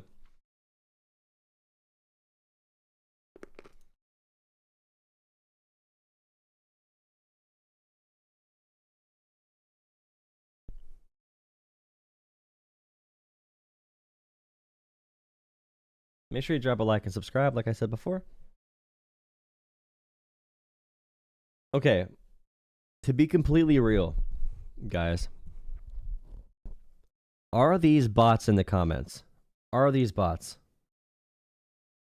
Wow, dude, you're crying pretty hard. Looks like you've contracted a terminal case of TDS. It'll be hilarious watching you eat. I feel like that's a bot. There's gotta be a bot, right? Gotta be a fake. Why is Goated Clips talking about Kamala? Who is Kamala? I don't even know Kamala.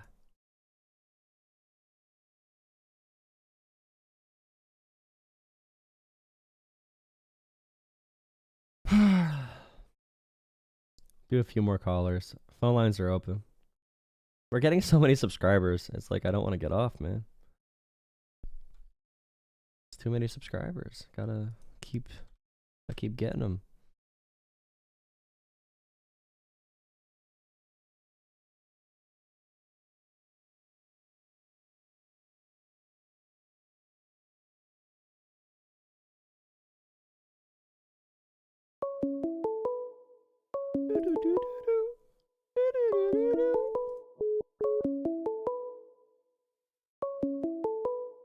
Call from Hello. Hello, how you doing? Doing good. How are you? All right. Hey. All right. So I got a question for you, real quick. Sure. Are you good for that? Yeah. All right. Well, why you seem so hesitant? I just want to hear what this kind gentleman has to ask me, you know? Well, I just gotta wonder, who'd you vote for? Trump? Or, are you a Republican? What? I'm confused. I'm watching your live right now. I voted for Kamala. You voted for Kamala? Oh, God. All right. Okay. Much love, brother. Oh, God.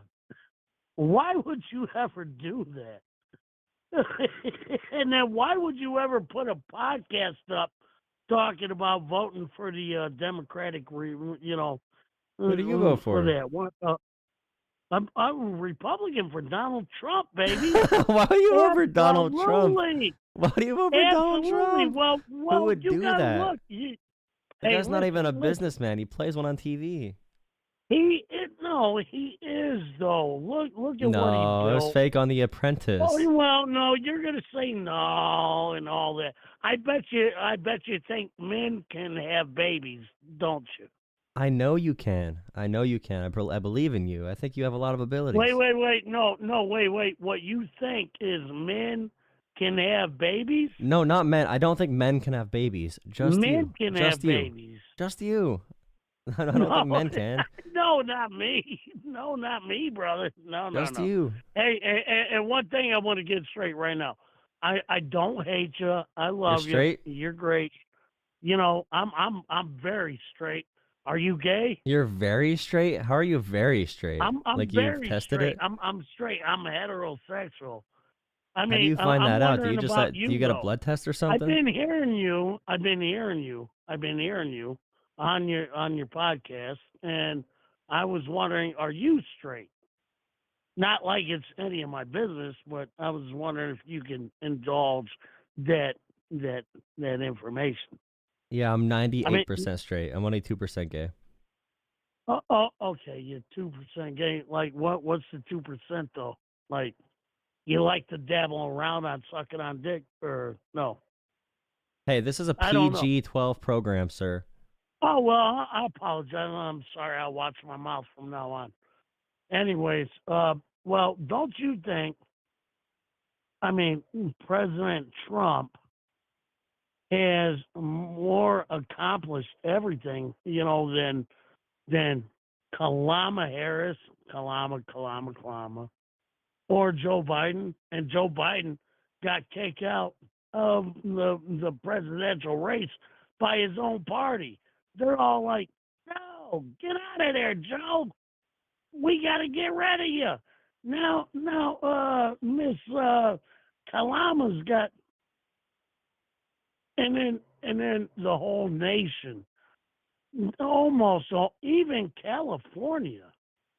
Can you spell Even Kamala? California. Spell Kamala. Even Californians voted for Trump. Even California voted Trump? That's crazy. Yes, it showed up all red on the map. Did all 50 states vote for Trump? That's a big fact, bro. Did all 50 states vote for Trump? Well, not all 50. Which ones did not vote for Trump? I think it was like 47, I think.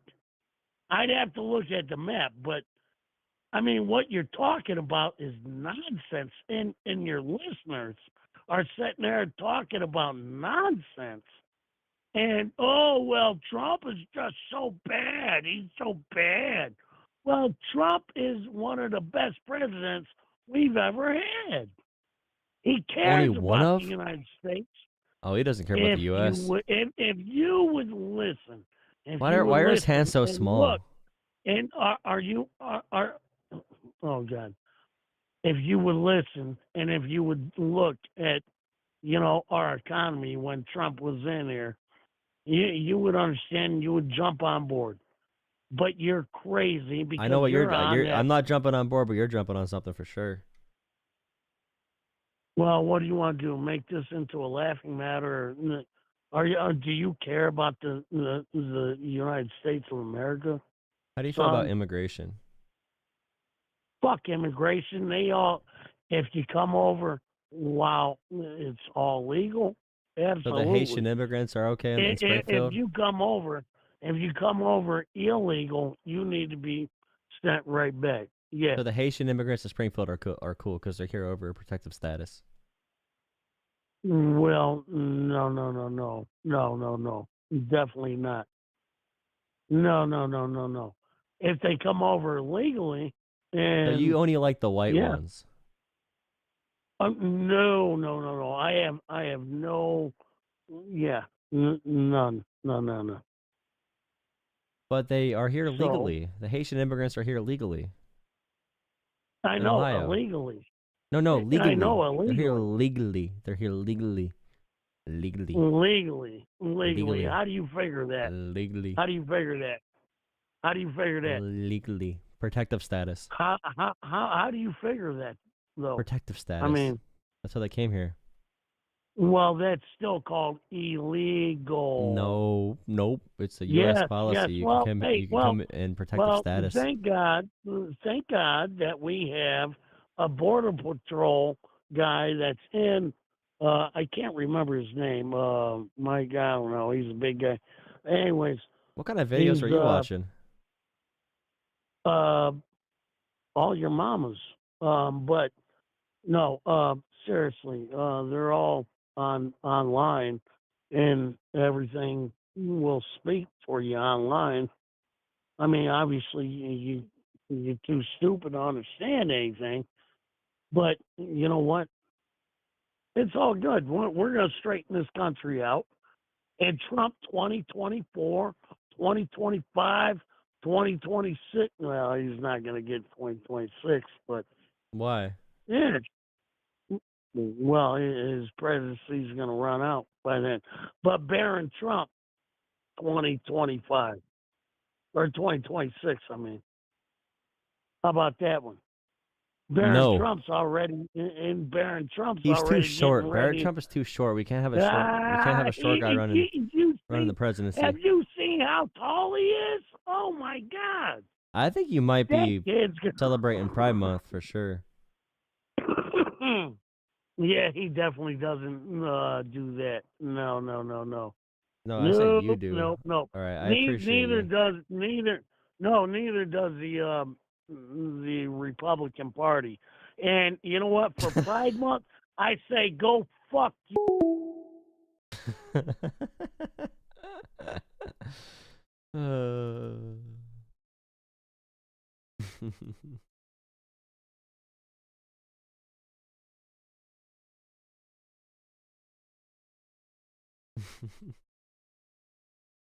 Make sure you drop a like and subscribe.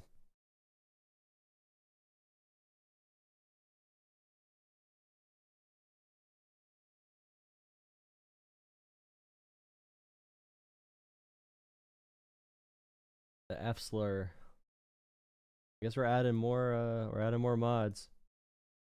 I see a lot of F slurs in chat. I'm adding 2 more mods. Congratulations.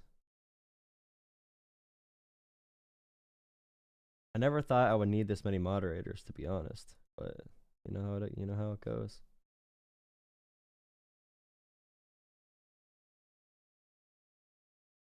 GOP conventions overloaded grinder servers, and that's a fact. Yes, Kitty. But they don't respect facts. You need to lie about it. We have to find a way to lie, and then they'll believe us.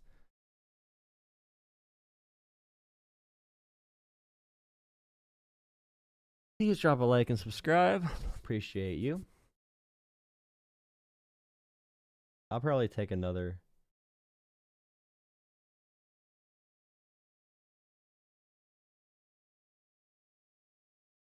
I'll probably take another call. Call it a night.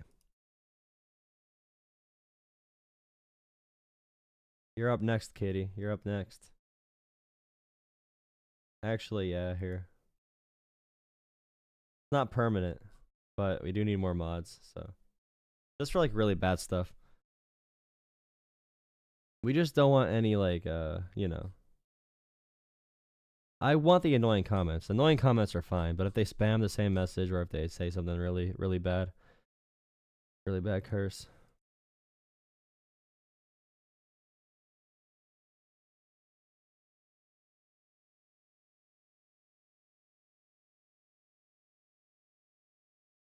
Hello?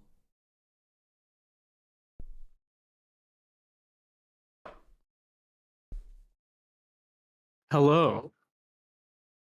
Good evening, sir.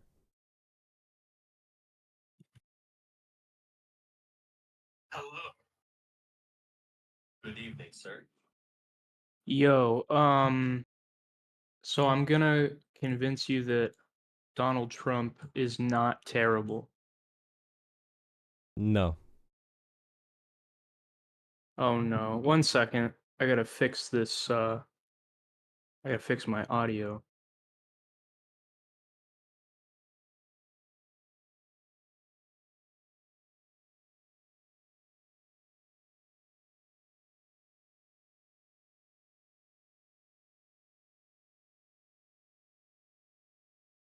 All right. Can you speak?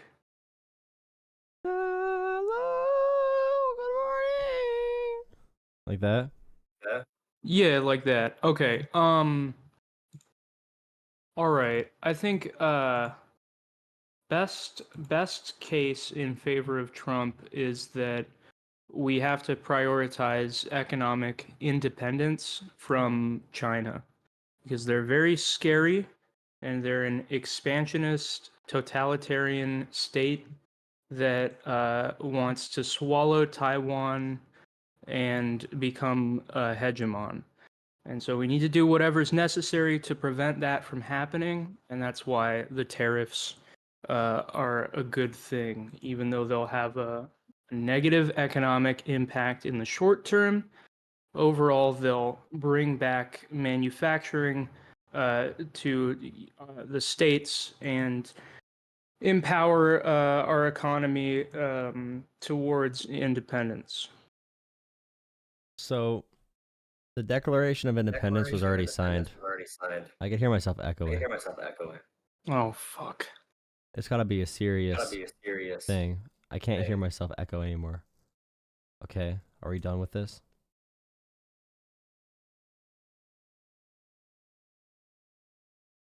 Thank you. So when I declare independence... Oh, wait.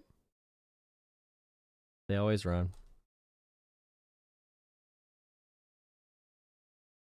I did not run. They always walk away slowly, injured. Okay, but I'm crawling, but go ahead. You know how it goes when you have like a separation and like a marriage I know. I'm muting when I'm not talking because I don't want you to have to echo. Oh. Well, I think Trump's tariffs are just him taking out his daddy issues because his father never took care of him. And he feels like to let anyone into his heart, and his heart is the U.S., they need to pay a fee to show their true dedication. If you want to sell here, you need to pay your way in. But I think it's misguided because it's one of the worst policies in American history and led to the Great Depression, Gilded Age, and really pretty much every bad economy in human history that ever failed had tariffs as a vocal point of funding their government. And protectionism is terrible too. But I know that Republicans don't care about the facts. So I will say tariffs are beta. You're not a real Christian. Yeah, I think I think so. When it comes to recession, there have been bigger ones and smaller ones, but the economy has Are you really going generally to talk about my hairline like recovered. that? Your hairline. Oh, ha ha ha. See, It's I'm a not little funny. slow. I'm a little slow in that regard. No, I think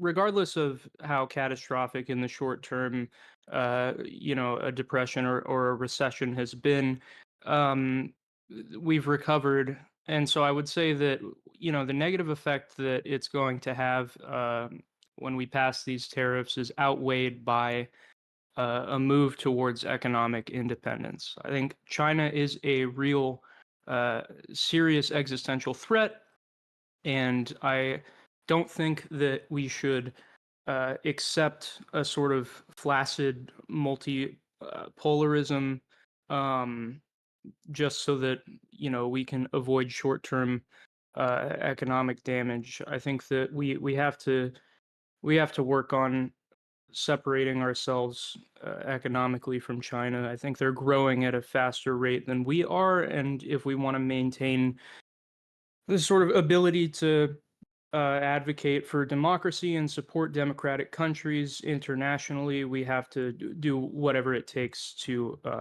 make that separation possible. Having free trade and having trade deals and interaction between countries is one of the biggest things that prevents war and allows us to support smaller countries because they are also bound by these agreements, and also economically we can decide disputes through those methods rather than choosing hard power warfare. So I feel that tariffs uniquely disadvantage the U.S. when it comes to working through trade deals, treaties, and also, things like NATO, NATO potato, NATO potato potato, NATO potato, NATO potato, NATO, NATO. Things like NATO are very important, but it makes it harder to maintain if we have a less connected global world. I think that would be true in most cases. The difference, though, is that if we were to enter into a conflict with China, the manufacturing would be on their side. We wouldn't be mutually destroyed in the same way economically, because the basic commodities that go into manufacturing would all be still available to China, but we would be completely cut off from those things. So I think it would be that we don't have the same leverage that we might have with like a country in the EU, for example, when it comes to something like mutually assured destruction or regarding economic collapse in the face of a conflict. So I think that China is in a unique position where they would actually be more able to buffer whatever negative consequences would come from stopping trade with the U.S. Definitely more so than we would with that exchange. I think especially with Taiwan, but also just in other regional neighbors of China, like with Japan and South Korea, the desire for expansion and to increase influence in China is very strong. I think they're more capable than we've seen Russia be able to do, and I think they'd be more willing to escalate that conflict because they're more capable. So I think it really is a huge risk, and I don't think that economic or trade deals will be a great bargaining chip for the U.S. I don't see any other option with all of our multinational corporations and also the richest men in the world now being in the White House and the current administration being uniquely pro-liberty and, or no, not pro-liberty, anti-liberty and anti-freedom and anti-diplomacy. Freudian slip. Yeah, Freudian slip. I always slip Freudian, you feel. But yeah, it's just one of those things where we don't have control anymore because the big oligarchs, the big tech oligarchs, control society. And now we're talking about ruining America's seat at the table. Our seat at the table is huge in determining the future. China does not exist without cooperation from other countries. They need places to sell to. They need other countries to give them food in many cases because they cannot grow crops because they're taking so much production and terrible smog and waste and ruining China with that. They're getting better at it. One thing I would say, for real, is that America needs to focus a lot on. I do agree we need to support. Joe Biden's based, and tariffs are dumb, unless if we do it in a very specific way. But we should be funding our own manufacturing and at the same time using the economic growth from trade deals in the meantime to make us more future-proof, which is something Joe Biden got no credit for. So I do agree it's not our only bargaining chip. Give him credit. Like a credit score or He's like a been credit card? credited. No. You don't want to give credit to someone who doesn't deserve it because then they're not going to pay you back on the loan. But Joseph totally deserves credit. I think that Trump doesn't get credit for the things that he did either. I think he blacklisted one of the biggest drone manufacturing companies that comes from China. I think he also passed an executive order that advances like independence or primacy in U.S. development of AI, which we can possibly expect to be incorporated into military pretty soon. So I think that, yeah, I think I would give Biden credit. I think Trump probably did a bit more in regards to that. And with the tariffs, he's promising to do more than Biden would have in his term. I think also the thing with like funding our own manufacturing while not using tariffs is I'm not sure how possible that is to do. I mean, we could subsidize, but that would increase government spending, which Republicans are generally not in favor of. We should print all the money right now. We should be in as much debt as possible because if you do debt, if you take out a lot of personal loans, like in real life, take out personal loans, you could double it at the casino, triple it at the casino, and then now you're 3 times richer. You pay off the interest right away. So like if America just took our national budget and made a national gambling reserve, and we did parlays that we voted on as a democratic nation, I think we could triple our revenue daily, and we could be we could have like infinite growth. But yeah, I think when it comes to tariffs and Joseph Biden, I think you're really only talking about Joseph to be Stalin, the conversation. Get it. That was good. Thank you. I wanted validation, so I had to pause for a validation pause. But I am appeased, and I really appreciate that. But I'm not gonna send the package anymore. I had a package from Amazon. It had a shirt that was like too big on me, but that interaction made me appreciate the small things in life. So now I'm gonna wear the shirt that's a size too big. So thank you for helping me appreciate that. I don't want to go to a landfill or to be thrown away or whatever. You know what I mean? Yeah. Do you think there are more cows in China or in the United States? Ooh, I don't know, because AOC killed all the cows in the U.S. Ooh, probably China, because AOC killed all the cows. Well, now that Trump is coming into office, we'll have many more. And I think that's a good thing. But anyway, yeah, you should work on. Yeah, Ooh, I was China just has doing a 6 devil's million more advocate cows. thing. They have 6 Huh? million more Six cows. We million? gotta catch up. 6 million. We have 89 million. They Oh, have just 95 millions. million. We We can should let make more cows vote. cows. Cows should be able to vote. If they can get it done, we should let them.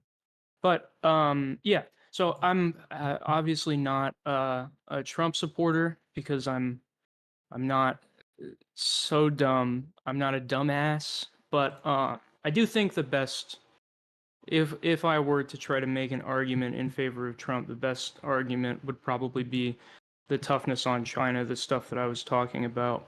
So I think we should, in the off chance that a smart conservative comes around, we must prepare for this line of argumentation. What about Trump being so close to Elon Musk, who has very entrenched business dealings with China, and now, he controls satellites and he's working on AI technology. And he might be sharing sensitive U.S. intelligence with China, which is something I heard someone talk about because we were discussing the farmland thing with China buying farmland in the U.S. and also certain Chinese immigrants to America being given security clearances, working their way up in government or like companies or whatever, and then being revealed as spies. But I was just thinking, like, why would they need a spy if they have Elon Musk and Trump? But I guess I would have to research more on what the exact business dealings are. Yeah, it would be good. I think another argument that could be made is the crackdown on immigration, and this wouldn't be so much deporting illegal immigrants, which is Trump's main like thing that he's campaigning on.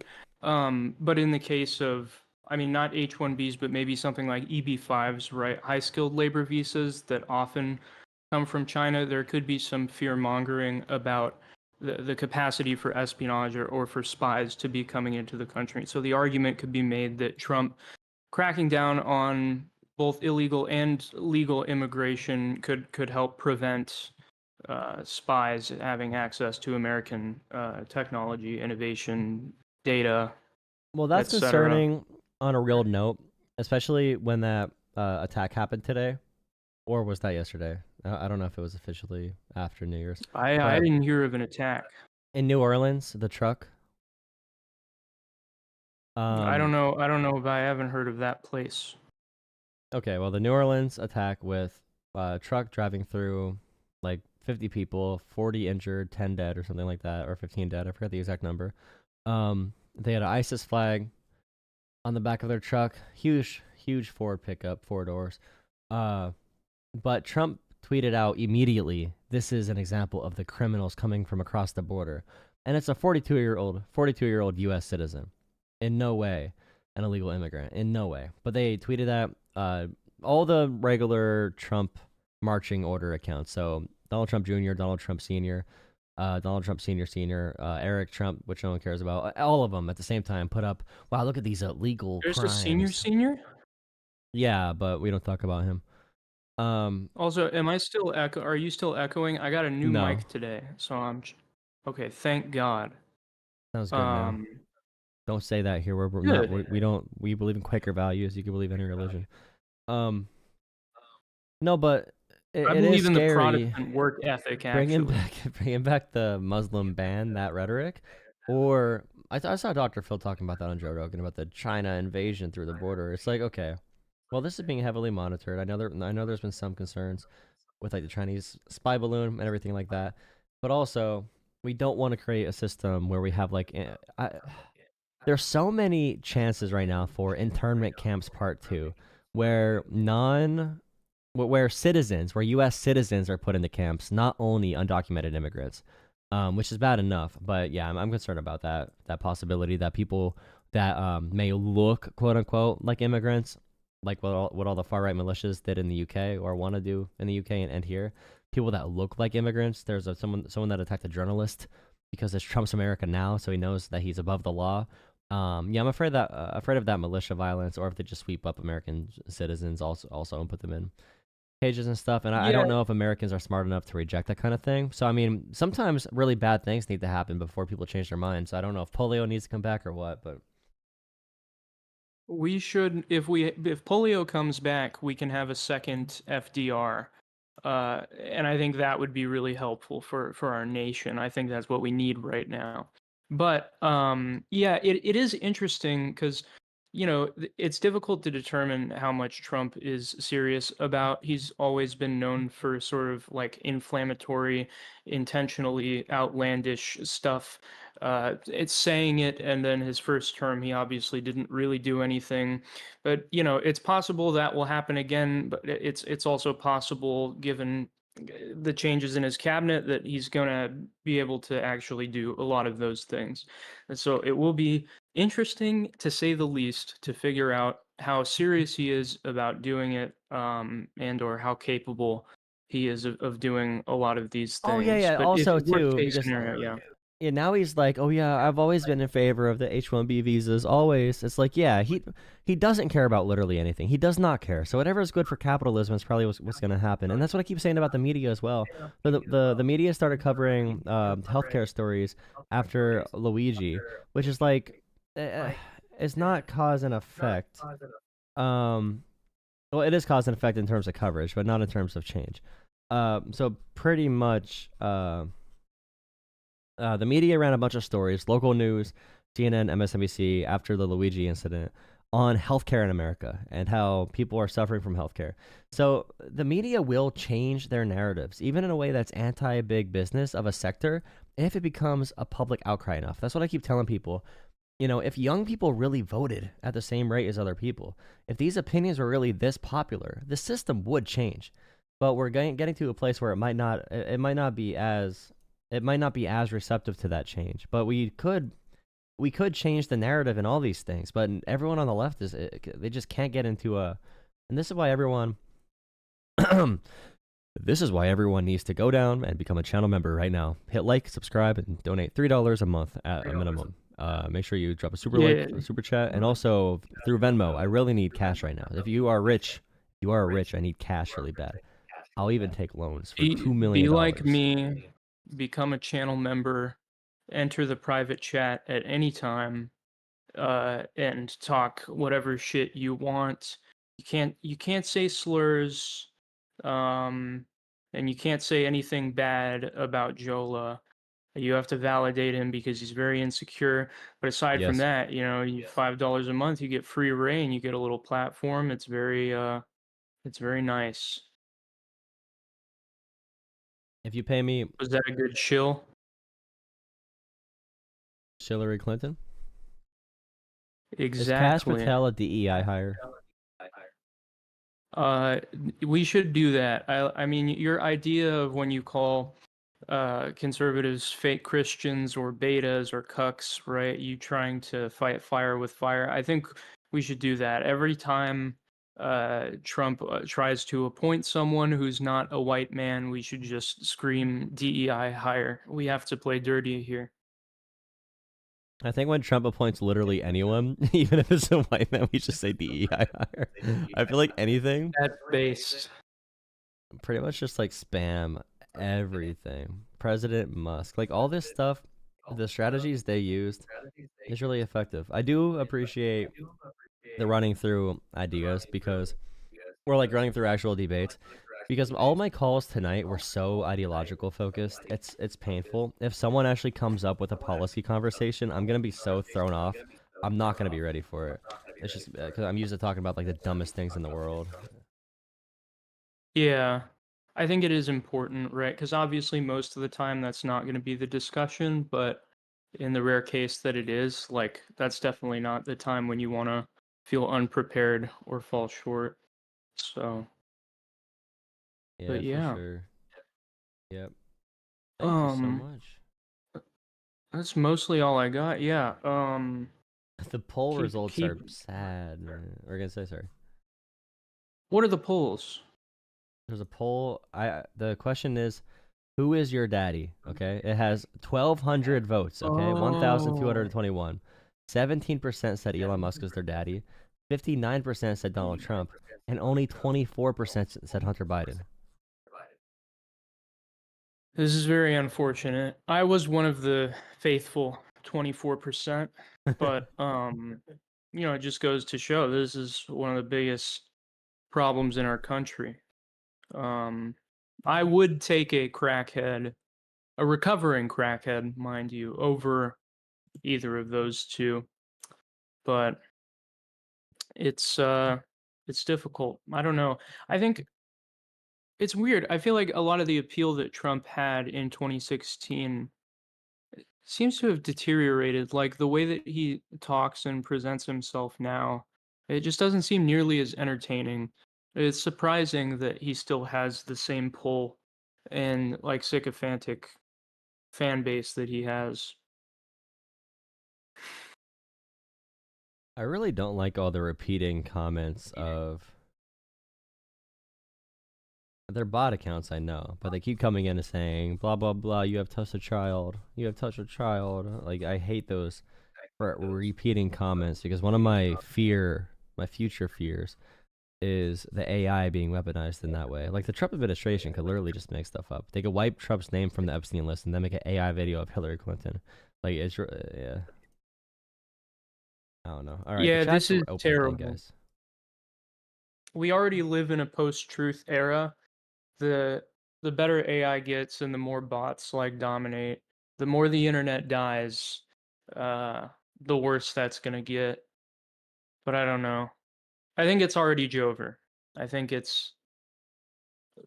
there's already. I'm surprised there hasn't been like a crime fabricated completely, just by AI or something like that, or just like wait. Yeah. I don't know. It's gonna get really, really, really, really, really, really, really bad, and I don't think people grasp how bad it's gonna get because we are like, I don't even know if I want to. I don't know if I want to be even recorded saying this, but we are hoping.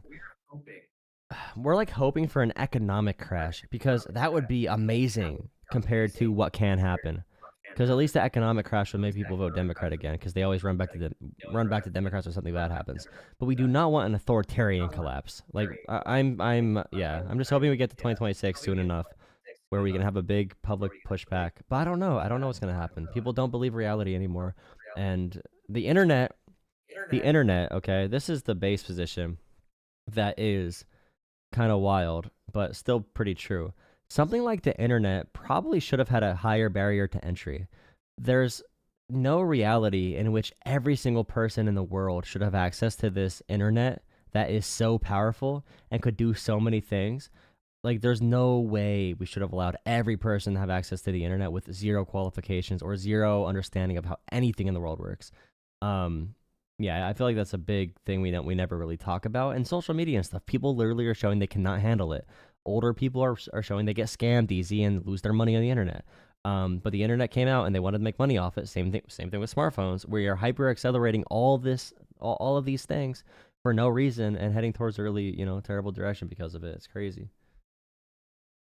Yeah, internet it's supremacist. Always difficult. Go ahead.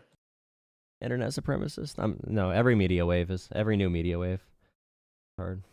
Yeah, it's true. It is hard in general to moderate that though, because it's an authority. It's like the problem of authoritarianism. Who gets to decide who has access to something like the internet and who doesn't?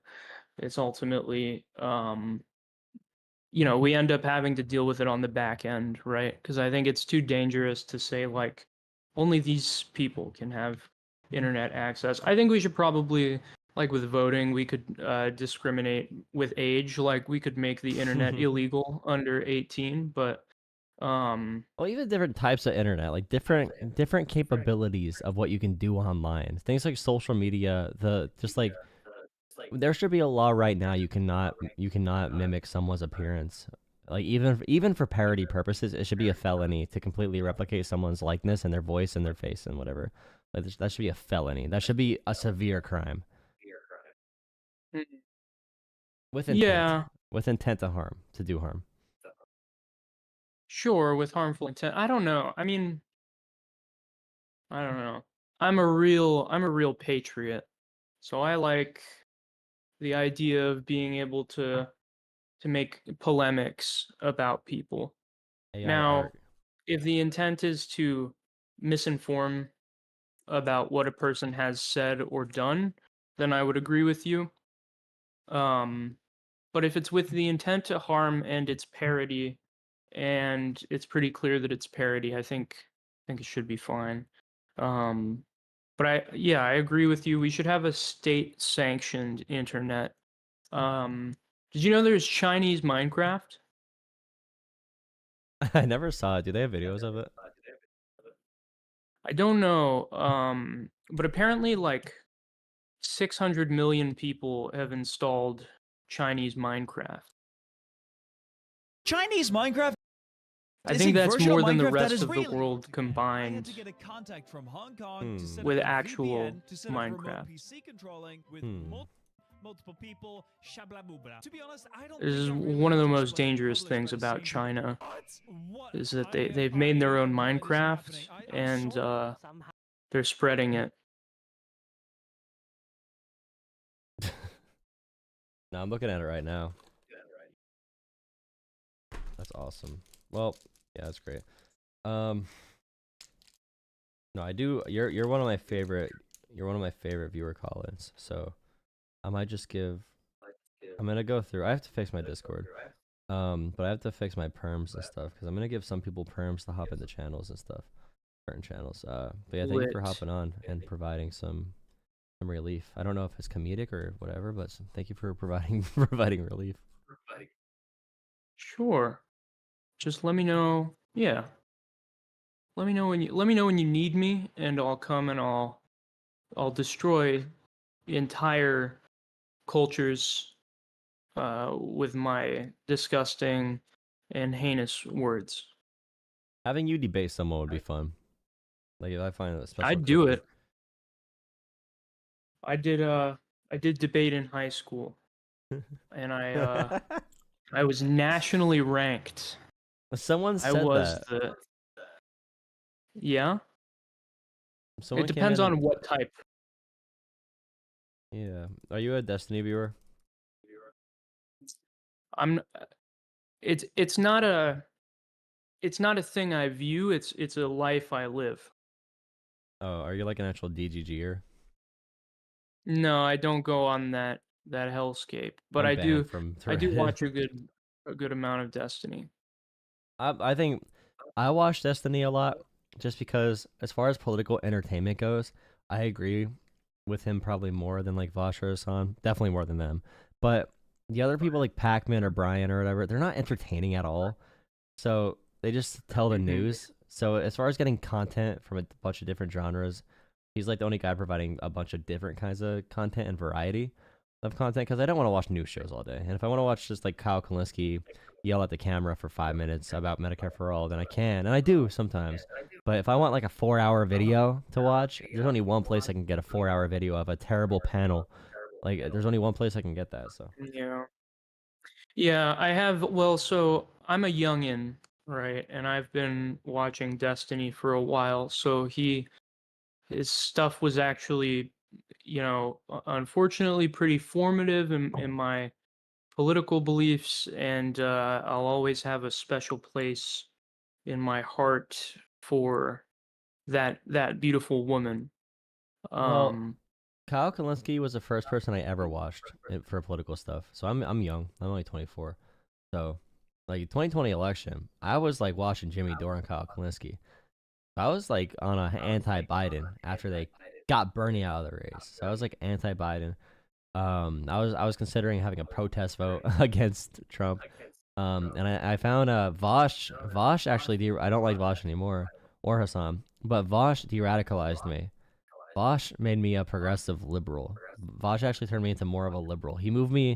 Vosh turned me away from the left because I started caring more about, because he was advocating for like voting Biden, but like Kyle Kalinske wouldn't. So not even like, I guess just help me be less populist. And then after Vosh, I found Destiny. And then I just started watching Destiny for 4 years because it was just, I'm a cringy, semi ADHD autistic gamer. So Based. You gotta say it like Destiny. True. like caveman. Caveman sounds like a Destiny and Dan clone. If you heard him say true, sure. I know. It's it feels like a running joke that Caveman is a Destiny stan. I've only watched one stream. I've already felt the general sentiment, but I think it's good. It's good for him. He has something to care about. He has something to keep his hands busy. Oh, that's a good phrase. Anyway. Good way to say that. That's a good way to say that. Idle hands do the DGGers work. That's what they say. Yeah. All right. I think I'm gonna get out. I've been Because wanting there you are to leave for 4 20 people in the minutes. waiting room. I'm kidding. You gotta get I don't through want to them. talk to them. I only know Mike Do it. Pops is real. I don't know who that is though. All right. Thank you. All right. again. I'll I talk to you appreciate it. later. Bye. Yeah. I'm not gonna lie. I'm kind of streamed out for tonight.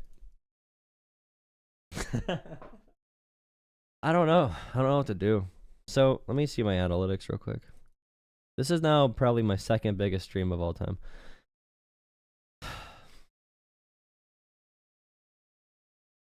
I don't know.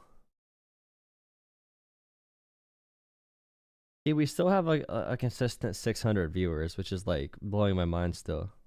A nice mix of calls. That's good, cornflakes. See, I'll be mad at myself. Talk to Tom about the show. Which show? See if Caveman can relieve you. I'll make Tom relieve you. I'll just play Tom's stream. Or I'll raid Tom. Make everyone go yell at him. Rich boy. I wish I was rich. Want to make me rich? Yeah, I don't know. I don't want to regret it if I get off. And I watch me get off and then I don't have another big stream. But I got what? I got 650 subscribers tonight.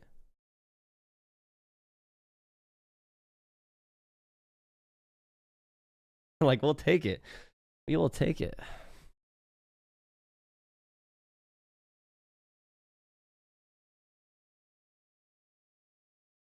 Oh, no, I had a show idea for something else. Thank you. I appreciate it. The videos are not doing well. One thing I want to ask of everyone that watches my channel. I did not upload any videos there yet. I'm just getting a little tired. I feel like I can talk better if I actually sleep, so I might have to just go to bed and rest a little bit. Then I can perform at my peak. Anyone who watches Destiny stream, if you know Pisco, I might talk to Pisco on stream in probably next week, like Tuesday or Wednesday. Okay, the chat's getting annoying. We're doing subs only mode. I don't want to talk to you people. There you go. Pisco. I might be talking to Pisco next week on like Wednesday or something. Thank you. I appreciate it. Thank you. Thank you for liking and subscribing. I'm trying to think if I want to do anything else. I just got another phone call. I'll do one more. I don't know who this is.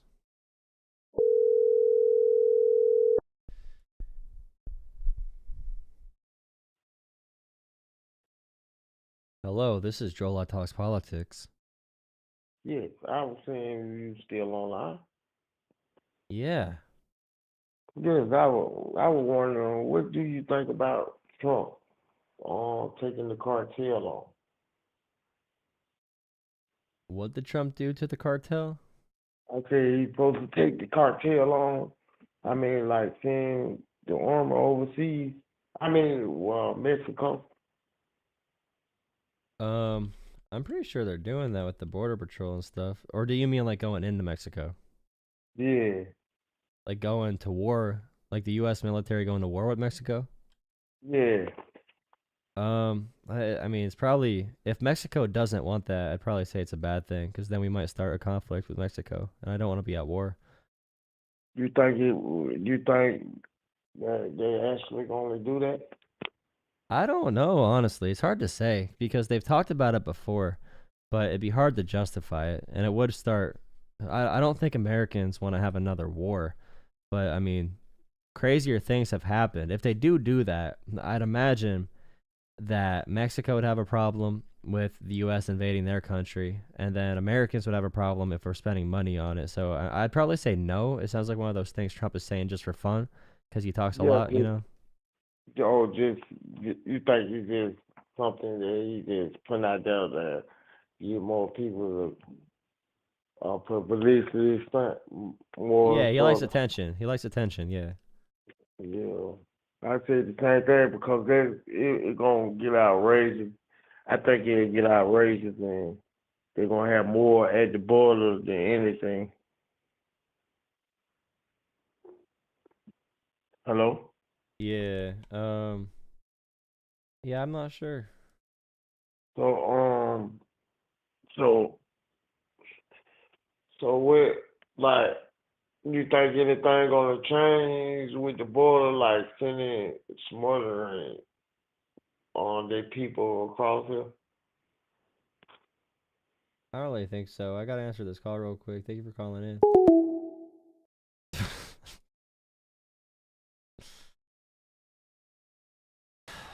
I'm sorry. I don't want to be mean, dude. I don't want to be mean. This is what happens when you don't vet callers. I just don't know what to talk, bro. Hello. No, man. If you like getting off or whatever, it's chill. No, you're good. I'll make you my last call for tonight. All right. I just have one quick question. Like, I mean, I'm definitely not like a Trump supporter or anything, but I came across your channel on YouTube and I saw Trump is terrible, prove me wrong. And, of course that's grabby. Picked up a lot of people who have a lot of opinions about the president and Trump and, the main things you hear about on the news. And one of the things I'm concerned about as somebody who is opposed to Trump and kind of wants to see a liberal, not necessarily democratic revival in this country, is that the focus on Trump seems to be pulling us into this place where we're sort of burying ourselves in the same sort of crap tossing that the Republicans are doing. And I just want to, I'm just wondering, like, if you think that there's any harm to focusing on Trump. So I will say, do you watch any big channels for politics on YouTube? No, I'm more of a documentary person. I know I've watched one, something like the Young Turks or something, but I didn't like that very much. So I understand the concern. The issue is the algorithm promotes content that sounds like this. So I need to do that to be seen by people. But I've seen, and these are some shows. There's some shows, Destiny, David Pacman, Hasanabi, Vosh, Majority Report, etc. There's a bunch of different online shows. I have been watching these shows for at least 4 or 5 years. And everyone in the chat can probably attest. I've had more swing voters, and by swing voters through YouTube Shorts, I've had more people for conversations in here that are mapping on to the median voter in America that are actually similar to the opinions you'll hear on the street. I've had more of those opinions, these real life type conversations. I've had more in my stream in the past week than I've seen on those channels in years. Because many of those channels are obsessed with internet culture. They're having internet drama with other internet personalities. I have talked to people who've worked in like 50 different professions who, all voted Trump for different reasons, who say that they don't watch anyone else, but they stumbled upon my YouTube short. So although I agree that, the title's inflammatory, my strategy and my approach when I'm talking to someone that's really, really interested in this discourse, and people that have watched only Steven Crowder their entire life. I've had a Steven Crowder fan tell me they respect me because I'm the first liberal who had a normal conversation with them. And that's not true, obviously. You know, there's liberals that would do that, but me using these titles gets me onto their feed and gives me a chance to talk to them. So if you see my actual conversations, I'm bringing in real life concepts. You know, I'm bringing this in and using shared values, using American values, using the Constitution and also the Bible to find similarities. So I'm bringing them in with that title, but I guarantee my title does not represent the substance that I'm trying to put into my work and that I've seen good results from. I have a lot of Republicans and moderates paying me money as members for my channel. For sure. No, respect. I mean, I get it. There's a strategy to reaching out to people, and yeah, no, that's kind of, I've really only gotten a taste of your channel. I'll definitely come back, try to get a better, more complete understanding of what it's about. I mean, I've liked what I've heard. It's a lot of what you'd expect though from people who, and that's the problem. Like, I mean, I understand a lot of people aren't, they didn't go to 8 years of school for political science and economics. But you're right. A lot of people on the other side aren't going to even listen to you if all you're going to talk about is some high-minded liberal rhetoric with your channel name is, like something buzzwordy that they just automatically shut down as, that's just, communist whatever crap. Yeah, or video essays. I get it. Yeah, video essays are not going to be watched. People aren't going to watch documentaries. So all I can do is inform myself with that. And then I can't even just base myself off of the facts or base my approach off of the facts. I need to understand the facts, but also how that connects emotionally and culturally and how it really connects to their hearts, because the heart matters first before the mind. And if I could, say vague things about borderline populist rhetoric, but not populist, because I'm really in a reformist framework where I want people to act in the system, because it would change. If people really cared about these issues as much as they claim, things would change. Healthcare would change. If young people voted at the same rate of 65 plus, things would change. But I'm using rhetoric that is very uniting, that's very, come together, that's very, we should be talking about where these problems actually come from. Don't just blame politics. Don't just blame politicians. Let's talk about also our culture, our communities. And by culture, I mean, like, third spaces in society are being eroded. Third spaces where we hang out and do things at, because free market capitalism is making everyone, well, not making them, but it's convincing everyone that casinos and sporting events and concerts are where we should spend all our time and money. So we're not connecting anymore. So stuff like that matters a lot. Yeah, it feeds our worst instincts a lot of the time. Yeah. Yeah, and they're drugs. It is drugs. Dopamine is a drug from gambling and smartphones and all that. Even anger is a drug. The way Trump does his politics is a drug. So how do I talk to someone who's a borderline drug addict, who has emotional complexes that are hard to understand? How do I reach that person in a way that does not make them put their guards up? Because I'm not going to be able to reach them if I bring something up that is going to make them go into defense mode instantly.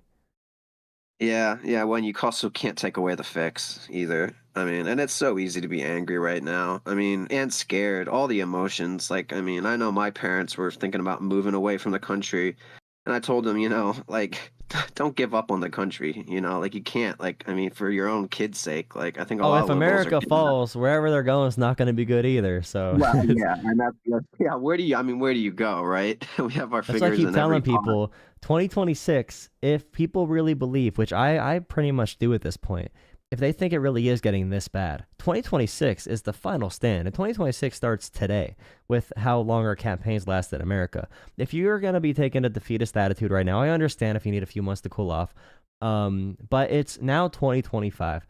I need people to be involved. I need them to be engaged. I can't have people waiting until the final second when the earth finally is blowing up, running around frantically asking for solutions. Like, we all need to be doing whatever we can right now, and we can't wait until they have unmarked vans picking up liberals to political camps. We gotta do stuff now.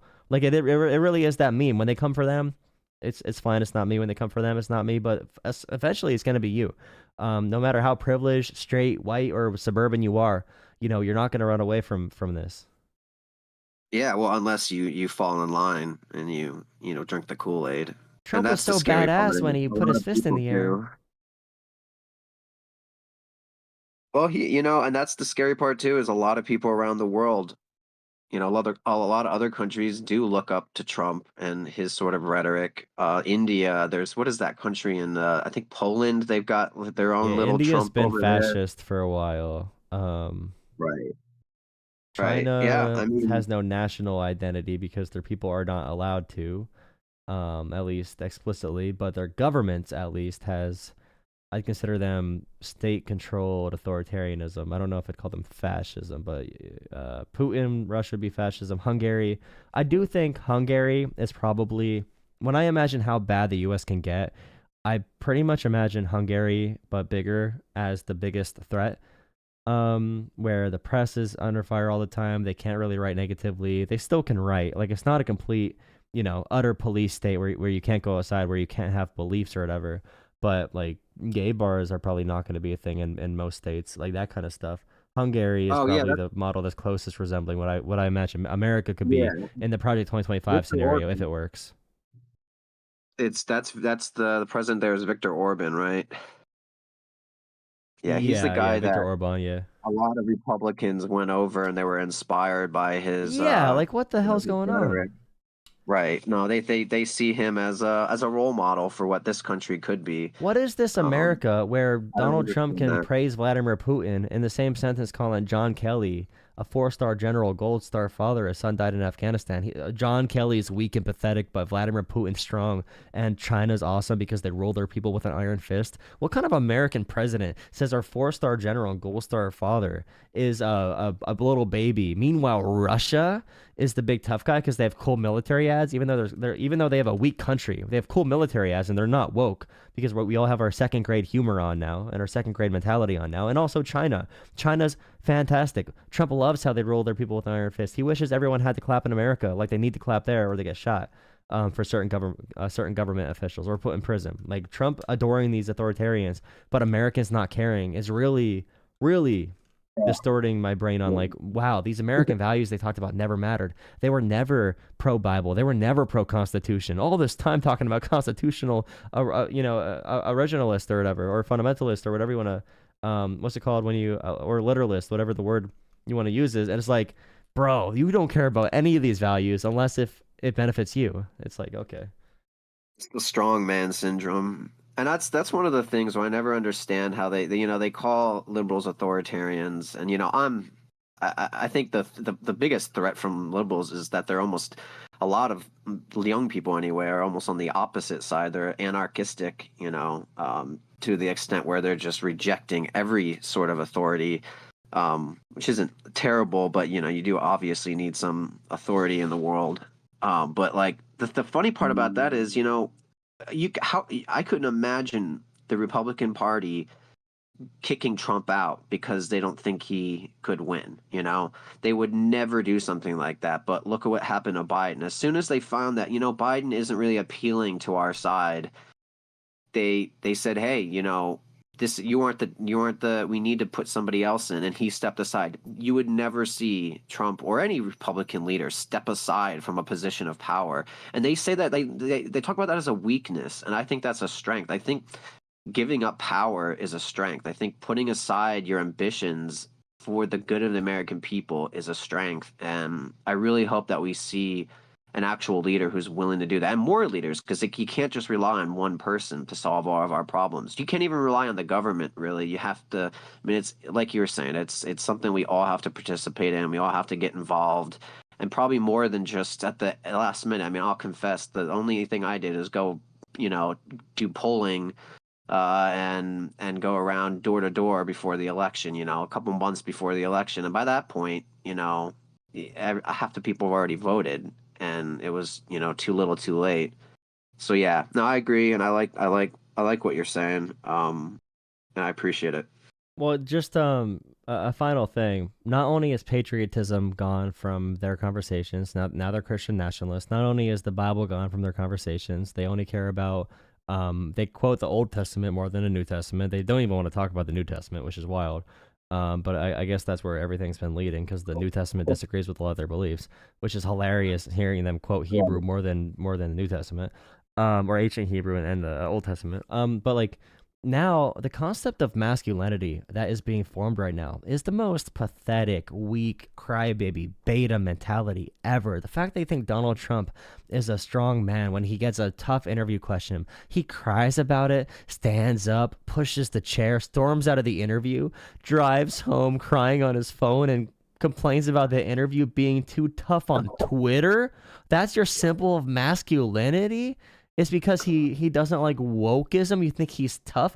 This tiny hand, lotioned, pampered baby bullshitter who made his money off reality television and scamming people and branding deals. He never actually owned a business. He never actually owned even a hotel. He bankrupted every business he actually did try to run, other than real estate, branding, and reality television. This same guy, the most weak and pathetic example of a man that you can possibly imagine in human history is Donald Trump. The only part of masculinity that Donald Trump has is insecurity, is pure, unbridled insecurity. He cannot handle criticism. He cannot take anything into account, as being his fault. He cannot take any responsibility for literally anything in life. In fact, not only does he not take responsibility, but the entire world is against him.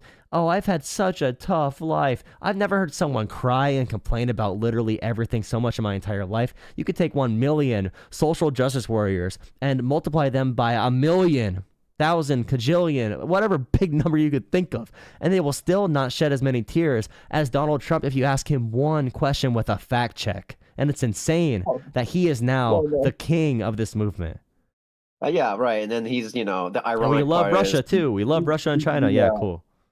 he's the symbol for the middle country, the hardworking farmers and the people who, are thick-skinned and stick their guns and are fiercely independent. And so while he's had to have his entire family around him to support every move and validate all of his insane beliefs. Yeah. I would understand it if this were someone down the street, a plumber, a pipe fitter, construction, oil, I don't know, whatever job you could think of, a police officer, whatever you want to talk about. If this was someone from a working class community and he said some weird things about immigration, but people looked at him and said, you know what, he understands me, I would actually understand that. I would get that a little bit. But Donald Trump literally sounds like the kid in the movie everyone hates. That one stuck-up kid like, well, this is so, it's not fancy enough.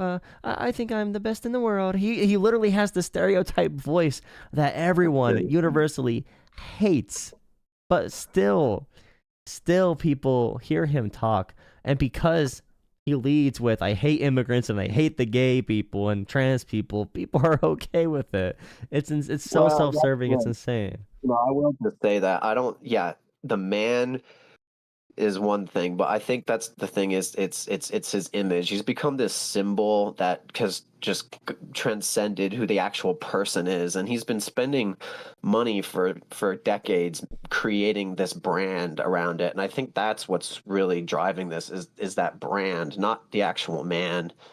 And somehow we got to figure out to chisel away at that brand and really just show people who the actual man is behind it. But it'll probably never happen. The men I talked to that voted for him, the big consistent factor among them is they are all very insecure. They are the same people that feel like they need to yell in the gym. They feel like they need to have the biggest car. They feel like they need to show aggression to be powerful. The concept of discipline has been completely lost. Discipline is a key feature of what of masculinity, having any discipline. And there's a couple quotes about just like being able to do something but not doing it. Like a very strong man has enough discipline to know when to do something or when not to do something. They learn how to fight so they don't need to fight. They learn how to use a gun so they don't need to use a gun. They learn how to do all of these things so they could be in control, so they could be a strong center, a strong foundation. But this is someone who has openly denied that. And that's one of the most important things about being a powerful father and leader is the people around you need to rely on you, not be afraid of you, not know what you could do next, leading through fear is weakness, because just because they're afraid of you, it means you are not a good leader if you need to lead through that. It's not leading through strength. It's leading through this guy is insane, and if I don't act a certain way around him, he's gonna throw a hissy fit and start crying. And that's the thing. Everyone around him is afraid to upset him. That's why he gets their, well, I wouldn't call it loyalty, but you know, whatever. They refuse to cross him, and that's, I mean, that's a whole nother, you know, thing that I probably don't want to get into. But all the people in the Republican Party that for time after time they had chances to stand up to him, impeachment after impeachment after, you know, he did this after he did that, and they just, you know, especially what's the little McConnell, you know, he had all these chances. He could have, you know, refuted this guy who had been pushing him around for you know, a career that he had been building for years and years. Now look at where McConnell is. You know, the second McConnell did anything he didn't like, and I can't remember what it was, he did something that really pissed him off, and then Trump just basically just, oh, McConnell is worthless. And it's just funny to see, you know, all these guys and these politicians. You know, I think that's another part that it really appeals to the Republicans is these long-term politicians. He pushes them around, and they see that as like sort of a positive somehow. And I don't know why, because for decades they were rooting for these same people, and it's kind of ironic too. Yeah, But and I'm reading comments. I know the comments don't matter because it's YouTube Shorts, but just the idea, oh, he never cried before. They probably don't know. They probably don't have the emotional intelligence to know what crying is. They think crying is like literally shedding tears, but you can shed tears and cry less than someone who's completely stoic just by the way you're actually acting. I feel like the substance matters so much, but I just hear, oh, he went on the Joe Rogan podcast and talked for 3 hours straight. He deserves a participation trophy, right? They're talking participation trophies. Like I'm not doing no participation trophies about how long you can talk on the podcast. And I'm, again, another thing, patriotism, religion, participation trophies, Russia, all these things. The Republican Party is now in favor of the wrong side, of the opposite side of what they claim to be. yeah, it's just that weird 180 that happens when you turn toward something different, like a well, I don't want to say fascism because that word's just covered in other meanings, but we're definitely changing. I mean, yeah, authoritarian. We're moving toward that strongman sort of government that it's all went around one guy. And then what happens if he, you know, he's what, 78 years old? He's going to be the oldest president when he is sworn in. Of course, you know, Biden was the oldest sworn in president before him, but you know, we're just beating records every election, it seems like, with that. Like, I mean, the dude realistically could pass away during his term, and then what are we left with? I mean, nothing better, really. Well, that's why Elon Musk wants to be close, and all of them. They want the cult to transfer onto them once he's gone. But I mean, it's never about, whenever there's a leader like that, a cult leader, you have to examine cults, you have to examine religions, how they form. I'm sure you could take a whole 2-year course on this stuff. And I'm probably gonna do that on stream one of these days. Right now, I'm having these streams to build up my audience. And it's working very well. I've been getting 700 subscribers a day, which is insane growth, especially for my size channel. If I can keep doing that through the inauguration, I project that it should have around 20,000, 30,000 subscribers. Definitely around 25,000 subscribers. And after that, I'm going to start really going deep into more of the, more of the substance. And all of this, and my big thing is strategy and communicating. So I hope that when people are watching me, they're learning more communication strategies, because I do have a lot of training in this field and a lot of understanding, especially with growing. I grew up in a really bad area that was 99% white and 80% Trump voter, and fell apart from a lack of manufacturing, old coal town, that kind of thing. So I do understand and sympathize with that background. So hopefully some of the messaging approaches I use can be effective. But yeah, I hope to see you around. We have a Discord, everyone else in the chat as well. This is where we're talking right now if you want to hop on.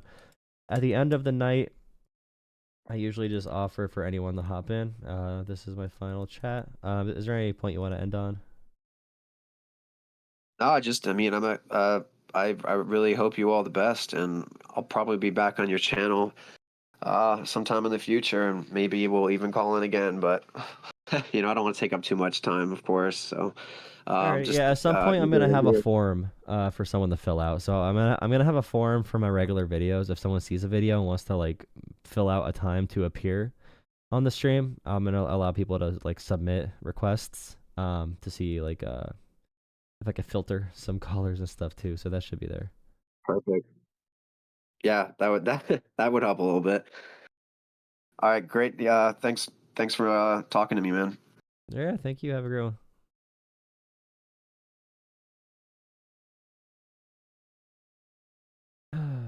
Thank you, Sprig. I forgot that was a feature. Thank you. Is 10 seconds enough or should it be 5?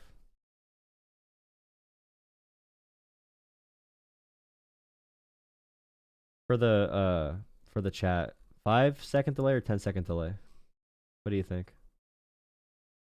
Thank you, Sprig, for the $2. Tell me that. I'm back after cycling videos. Somehow back here. Scott, what are you doing? So when I suggested that, it was because Cam was saying it because of all the bots that we had, and he was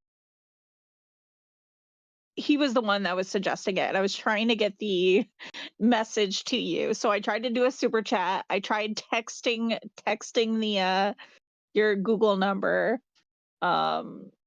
That's what I ended up Just seeing because is a you Google number. yeah, like there were like 40 accounts posting the same awful thing. So like Oh, all of yeah. us so there was like 6 of us mods like all trying to block delete them and block them and report them. It was nuts. Yeah, I did not think I would be at the point right now where I would need 8 mods at a time. But I mean, at that point it's kind of it was too many cooks in the kitchen just cuz like so many of us were like hiding people, and then when I would go and hide people, I would accidentally unhide them because somebody else had already hidden them. yeah, well, that's good. Well, we were at 1,200 viewers for a solid 20 minutes earlier. So at that Oh point, yeah, it yeah, was I like saw definitely that. needed it. It's not gonna be all the time, but definitely No, that it's was working. just wild. And it's like you were talking about having, there being bots in the chat. Like all these people that come in and they just post about MAGA and Trump and like the little flags and stuff like that. They're not bots. They're just people scrolling through that just wanna bait you. Like it's fine. But these were like it was the same spam message. Yeah, I saw the messages. It's not fun. Oh, that was nuts. It's gonna get even better. Can't wait. Mm. Why is Caveman never here when I need him for leaving the stream? Because Tom is Maybe streaming. Caveman. Maybe I'll get Tom. Maybe I'll just raid Tom. Did you see something? So I think it was Alley Cattails posted something in the Discord earlier. She had recorded and posted a little thing of Tom was live streaming your stream and calling you his protege. What? Wait, is that a Yeah. thing in here? I don't know. You'll Oh, have to yeah. go find it. I think it was in general discussion. Wait, let me see. By the way, anyone still watching? We're just hanging out right now. I'm probably done taking calls. But thank you all for hanging out and subscribing and all that stuff. Let me see if I can find this link. Oh. But like at one point, weren't you mentioned like giving possibly giving me like ultimate YouTube control, so like I can flip between subscriber only mode and like would you be able to do that so that I can put things on like time like slow-mo or something like that? Yeah, I'm sorry. I just watched the clip. Yeah, I don't. That's funny. Yeah, one second. Do. Yeah, I'll make you the special one. Yeah. Okay. And then I'll just, if we go like subscriber only mode or whatever, I'll just like say if you're here, or I'll switch it myself for that one. But as far as like the slow thing, I feel like that matters a lot for that. I don't know. Yep. I think 10 seconds is good. Yeah. I mean, it'd be fine. Like 10 seconds would be fine. Or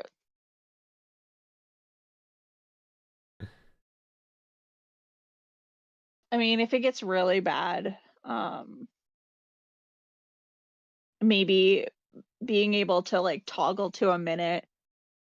Neither one of them could Because add. like somebody was, going through the letters of like different slurs too. Yeah, Or those sorry, are, the same the end slur, but yeah, they're cringe. They don't have. They're so cringe. Cringe. All right. Anyone else in chat have anything to say? And I did.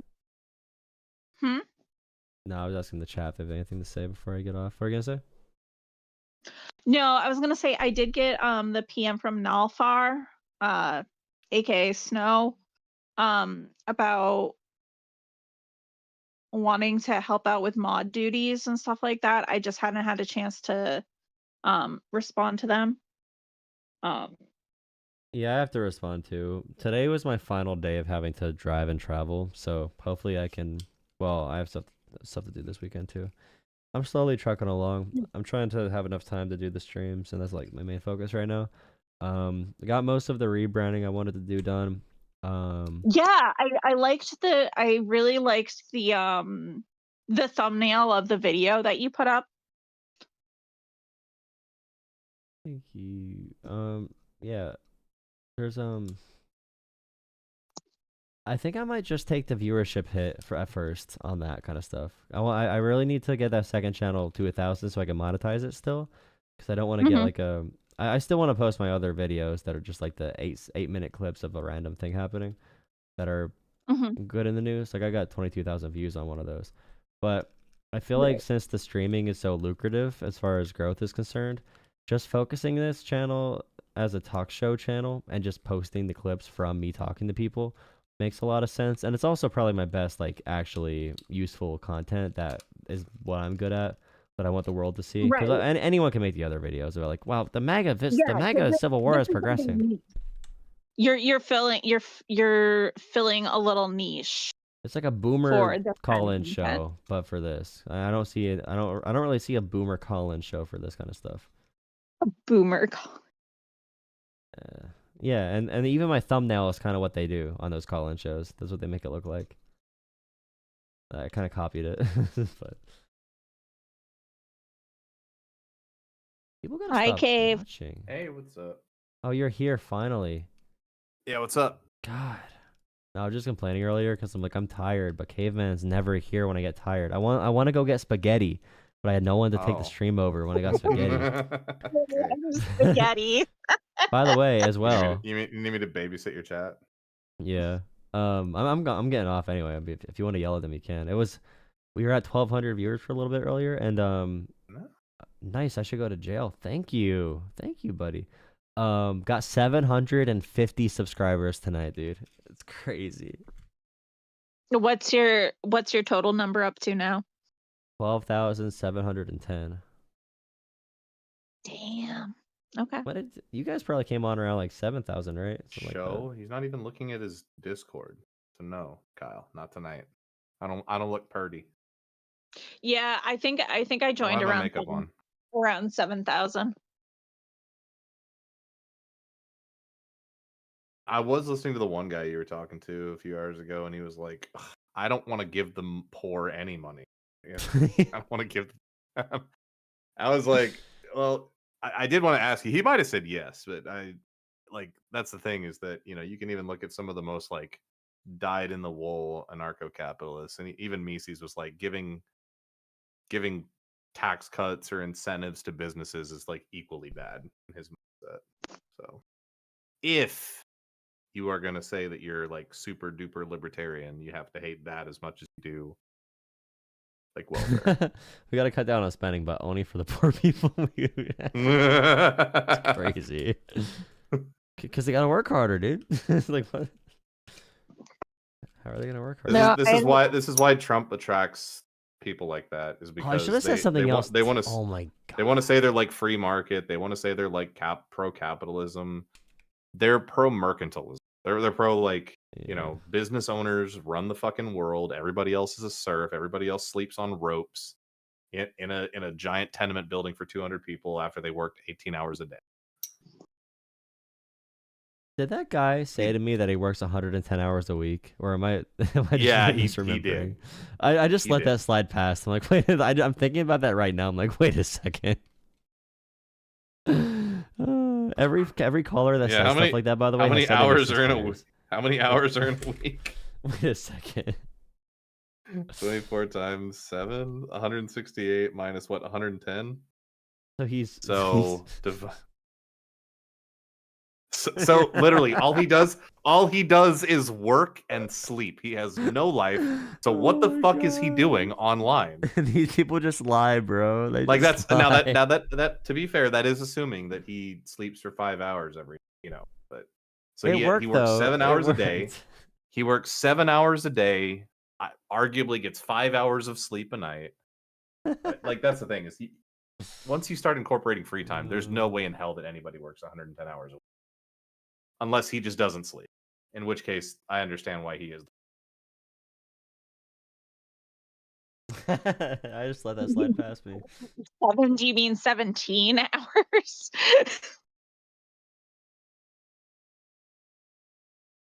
Yeah, maybe. Oh man. No, but he said like what? Did he say 70 or did he say like 110? I thought it was like 110. Well, no, you said working 7 hours, but that would be more like working 17 hours. Yeah, no, that's I mean, I literally just crunched the math. So I was like, there's 144 hours in a week, or 168 hours in a week.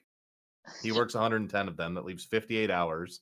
Which, if you divide that by 7, it's just over 8 hours of sleep a day. But that, like, clearly, he's not just working and then going to sleep. He's not I don't think he's a pod person. He works 100 plus hours a week. He lives at work. Yeah, he literally his office is his bedroom. I mean, but yeah, maybe he's just like Trump and is living off of 3 hours of sleep. Or like crazy, me, bro. Huh? Who's crazy? The right wing online, like the left wing online, talking crap to someone is like, you're racist, but the right wingers are like, you are a threat to this country and should be in jail, you pedophile. It's like, bro, like, that's crazy. It's almost like that's like every accusation is a confession, because who are the biggest pedophiles in this country? Protestant Christian pastors. I work a construction job and get off to DoorDash. Not even Catholics. Not even Catholics. That's not how you say that. Quick draw. I work a construction job and get off to DoorDash on the side. That's not how you say that in 2024. You don't get off to DoorDash. You get off and work at DoorDash. Or work for DoorDash. Dude, I'm gonna have to start working for DoorDash again. I work for DoorDash. Ironically, all the time. Until YouTube. I mean, like it really wasn't. I couldn't keep up with it, only because I've got really, really bad night vision, and people don't have like lights on outside their houses, and I could not see house numbers. That is the only reason why I stopped doing it. It's because people are assholes when they order DoorDash and don't put around $25. What? I make around $25 an hour doing it when I do it. Yeah. But that's at peak time though. I mean, I did it back. Gosh, I think I did it before COVID. No, I did it No, I did it about 4 If years it ago. was if it was Biden versus Trump, I would definitely vote Biden. If it was Biden versus DeSantis, I'd probably still vote Biden. If it was Biden versus Nikki Haley, I'll admit I'll give that a wash. Oh man, gosh, so my governor was on Dana Bash the other day, and even Kyle Kalinske did a freaking segment on it because he was just glazing Elon Musk. Sununu he's the governor of New Hampshire, and like there was something she was asking him about.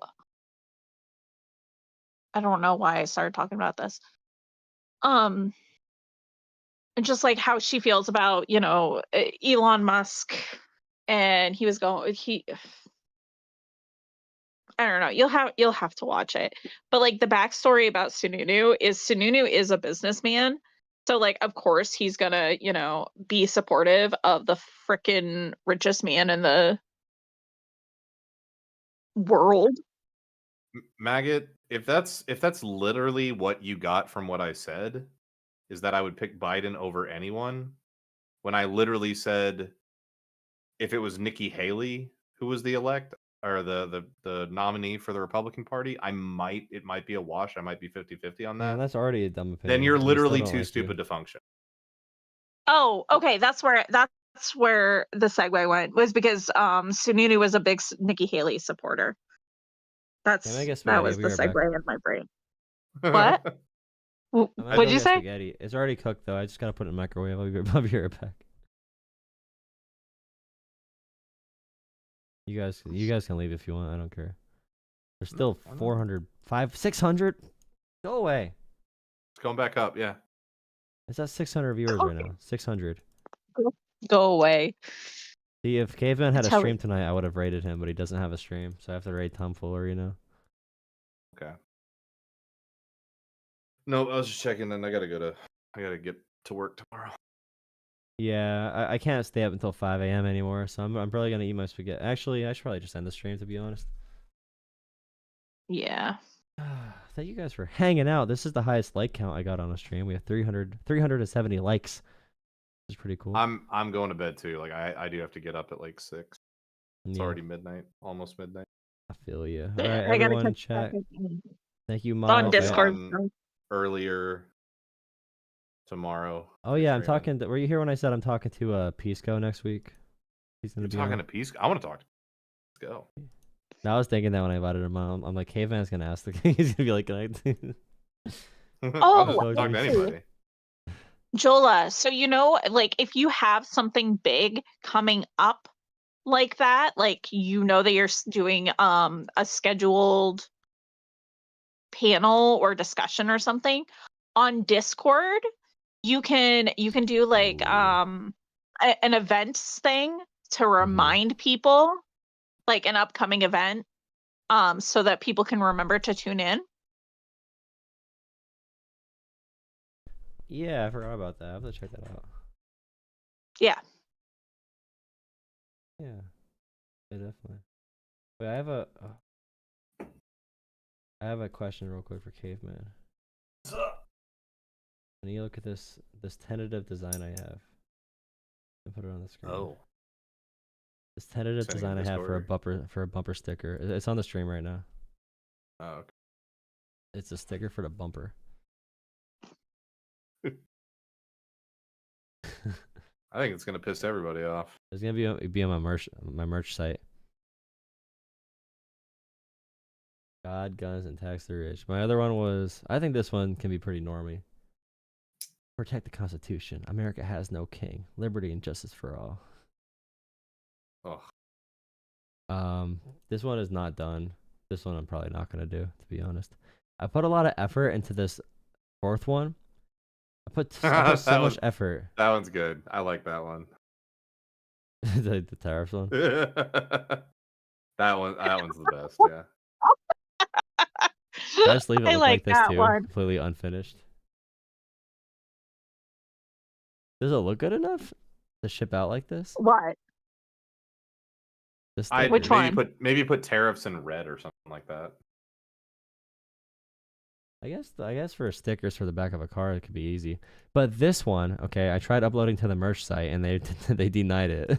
I put so much work into this and they just said no. True, John Smith. You unassuming, common named person, but still, I like it, John. I put so much effort into this, dude, with all the Photoshop, and they just said no. I have to I really need to get the word around that if you think you're like pro free market and you're also in favor of Trump's tariffs, guess what? You're not pro free market. And then I literally had people say, "Duh, there's a difference between the domestic market and the international market." No, it's all the market. Our companies trade with other countries. We buy products from other countries. We buy goods from other countries. Oh, you guys mad that I made a Trump Epstein picture? Are you mad that I made a Trump Epstein picture? No, I could not find a company willing to print this. I could not find it. I feel like this was sell though. I feel like it was sell. I tried so hard. Let's not forget Trump handed American wheat industry to Brazil. True. All right, everyone. I'm gonna log off. Thank you guys for another stream with Jola Talks Politics. Sonic the Hedgehog. Thank you guys for hopping on to say hi real quick. Yeah. Thank you for thank all the mods. All right. Good night. Good night. Good night, guys.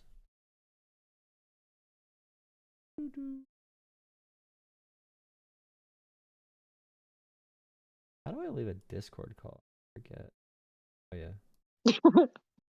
I actually forgot how to leave a Discord. User settings. That's not how you do it. I should be. Wait a second. Okay, I give up. Whatever. I don't even care. I don't even care. Okay, I'm gonna stream another person. Or I'm gonna wait, can I do this? I was gonna raid another person's stream, tomfoolery, but I don't know if it's gonna give me the option. You know where I do streams? Stream raids? Oh, there you go.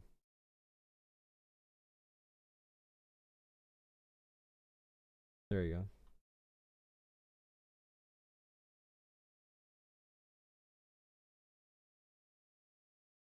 Give num. All right, guys, have a good night.